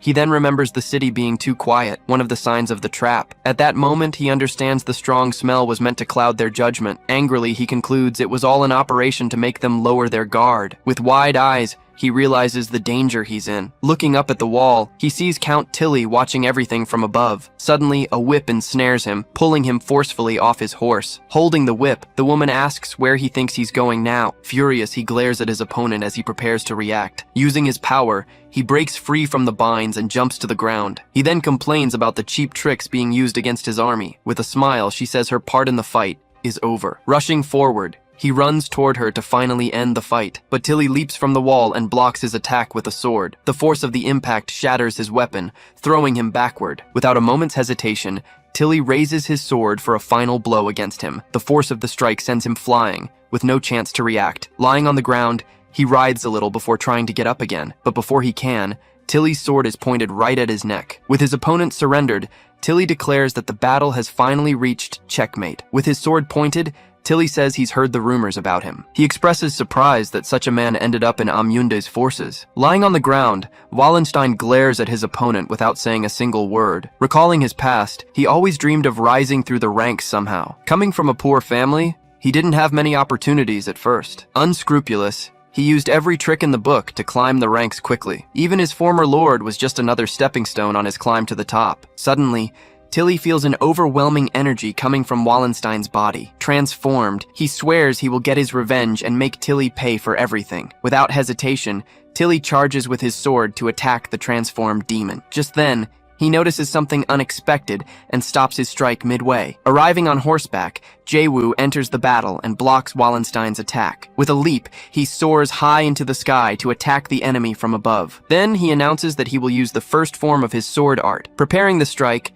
he descends with his sword to end the fight once and for all. Charging forward, he prepares to strike Wallenstein with his sword technique. The blow lands squarely, defeating him with a single powerful attack. After the battle, Jae-woo takes a deep breath, recovering from the intense fight. Piffenheim greets him and comments that he cleaned up the mess quite nicely. Looking at Wallenstein's body, Jae-woo remarks that his form is quite sinister. On the ground, a medallion with a mark on it catches everyone's attention. Picking up the item, he laments not being able to turn him into one of his vampires. With the enemy defeated, He orders them to tie up the prisoner for interrogation. Using her ropes, the woman binds Wallenstein, who asks her to go easy. Back at his estate, tranquility seems to have returned to Wittenbeier. Suddenly, Walpurgis bursts in shouting, asking if Jae-woo is safe after the attack. Entering the room, she's confronted with a rather unexpected scene. She sees Richelieu and D'Artagnan in the room, and Jae-woo tries to explain the misunderstanding. Introducing herself, D'Artagnan says she has come to serve Jae-woo as his new attendant. Walpurgis understands the situation, and Jae-woo remembers it's time for the meeting. Turning around, she says she'll go on ahead to the meeting room to meet them. Annoyed, she realizes that yet another person has joined his core group. As they walk, he asks D'Artagnan who will be attending today's meeting. Surprised, he asks if Angela will also be there, and she explains why. In a flashback, Mari appears very excited to help Jae-woo on his mission. Back in the present, he prepares to enter the meeting room. Inside, Jaker and Trier's group awaits him on one side of the table. On the other side, Roland and the representatives from the convent are also waiting. Arriving in the room, he apologizes for making everyone wait for him. He then announces that the meeting to discuss the subjugation of Amunde will now begin. Impatiently, Jaker says it was an overwhelming victory for his great lord. Ignoring the argument, Jae-woo asks about the current status of Roserant and the Sisterhood. Roland replies that the sewer demon attacks are causing a lot of trouble. Angela then adds that the convent is still in the process of reclaiming territory. With a sinister smile, she prepares to give her opinion in the meeting. Annoyed, Angela complains that everything would be much easier if certain people would just keep quiet. At that moment, General Tilly asks to speak to give his opinion. He suggests attacking Pizamit's army to try and turn the tide of the war. Jae-woo agrees that the timing is right, but says there's a problem. He explains that if they do so, they will attract the wrath of the tomb's guardian. Tilly understands the situation, and Jae-woo apologizes for not being able to follow the plan. The Prince Elector asks how he plans to handle the crisis, and he answers. He says that the sewer demons continue to increase their numbers by the moment. Annoyed, Mari yells at the Prince Elector for asking such an obvious question. Angela then grabs Mari from behind and holds her back to calm her down. Unfazed, Jae-woo says the question is reasonable and prepares to answer. With a confident smile, he gets ready to announce his grand plan. He declares that he will end their worries in just 3 days. Cutting to Amunde's camp, Pezamut's lackey is being cursed out for his failure. Unconcerned, Amunde says he didn't expect anything from that idiot from the start. With a smile, Jae-woo says his sense of humor is quite refined for a merchant. Laughing, the merchant compliments Lord Jae-woo's sharp wit. Introducing his companion, he says he brought her to strengthen the bond between them. Annoyed, she complains that this wasn't part of the deal, but he ignores her. Without hesitation, the merchant grabs the woman, who screams in surprise at his actions. Showing an item, he asks the merchant if the artifact he has is real. With a smile, he says the item is a very special and rare antique. He then reveals that the artifact can prevent anyone from being petrified. Changing scenes, the secret auction begins with several masked guests in the hall. There, several people are kept in cages, waiting to be sold. With open arms, the auctioneer announces that the auction is about to begin. The first item announced is a young elf who has just awakened her mana. The bids start to climb quickly, with everyone interested in the prize. Suddenly, a man bids 150,000, ending the dispute. Before announcing the next item, the auctioneer is interrupted by one of his subordinates. Pressing the auctioneer, his subordinate warns that they must honor the requested conditions. Nervously, he announces the next item, a wooden necklace that is a work of art. Faced with a lack of interest, the entire audience remains completely silent. Laughing awkwardly, the auctioneer comments on the cold reaction and prepares to start. Raising his paddle, Jae-woo makes an initial offer of 100,000 florins for the necklace. Excited by the bid, the auctioneer asks if anyone in the audience can offer more. Suddenly, a mysterious voice offers a bid of 500,000 florins for the item. Turning his head, he stares at the person who just made the unexpected bid. Then, the hooded figure confirms they will take the necklace for 500,000. Changing scenes, Amunde turns to give her servant a new order. Gesturing angrily, she shows her complete dissatisfaction with the current situation. Without hesitation, she orders him to go to Lindau immediately for the mission. She specifies that he must secure that item at all costs. Grabbing the servant, she emphasizes that it's about the item they just discussed. Back at the auction, the guests react in shock to the 500,000 bid. Announcing the bid, the auctioneer says 500,000 has been offered for the item. Annoyed, Jae-woo shouts a bid of 700,000, continuing the heated dispute. With a smile, the hooded figure offers 850,000 without hesitation. Pressured, he knows that if he backs down now, his mother will surely kill him. The auctioneer prepares to close the bidding, believing there will be no more offers. But at the last second, he raises his hand, and offers 1 million for the necklace. With the final bid, he glares at his opponent with a look of contempt. Winning the dispute, he wears a satisfied smile as the auctioneer closes the item. Picking up the necklace, he celebrates the acquisition, saying that everything is fine now. At the end of the auction, the staff say their goodbyes, mentioning it's finally over. As he goes to leave, the door is suddenly shut in front of him. Before he can react, Jae-woo appears and grabs him firmly by the shoulder. With a smile, Jae-woo asks where he's going in such a hurry. Amyunde's servant says it's a shame,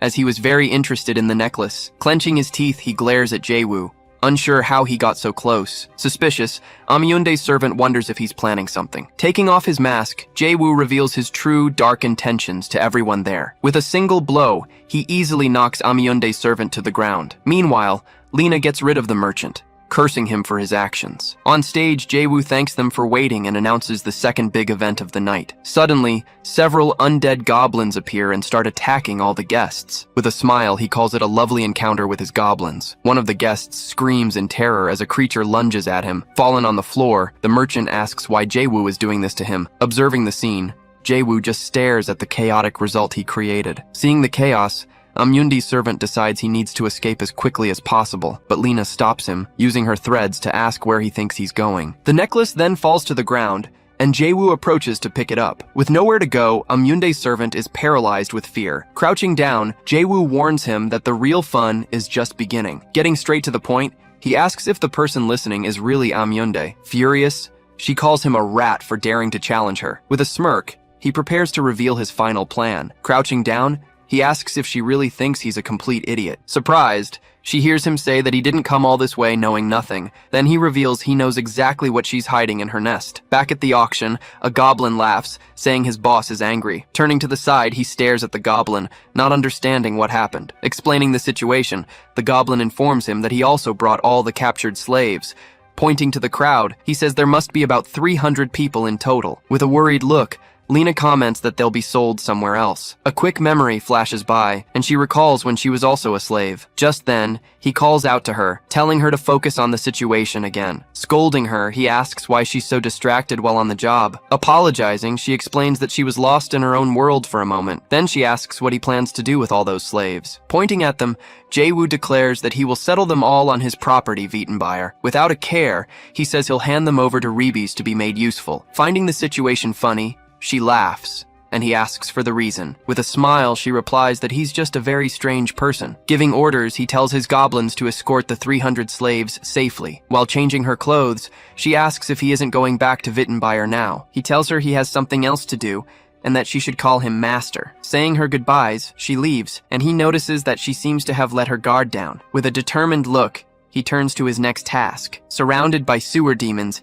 he asks if they should start the cleanup. Just then, a group of water demons glares at him, their eyes filled with rage. Looking back, he prepares to face the oncoming group. Watching the creatures, he readies himself to begin his new battle. He then comments that the dumber they are, the more they tend to travel in packs. Suddenly, one of the creatures leaps forward and charges, attacking him with everything it has. Extending a hand, he prepares to use his skills and finish them all. Without using his hands, he crushes the first demon, slamming it into the ground. Enraged, the other demons scream and charge all at once to attack him. With his sword in hand, he prepares to use a variation of his technique. In a single motion, he unleashes a series of consecutive strikes, defeating everyone around him. The impact of his attack kicks up dust and shatters the stone floor. Suddenly, he senses the presence of a new and powerful enemy approaching. A giant, bizarre creature appears before him, ready for battle. The creature strikes with its tail, but he narrowly dodges the blow. Using his speed,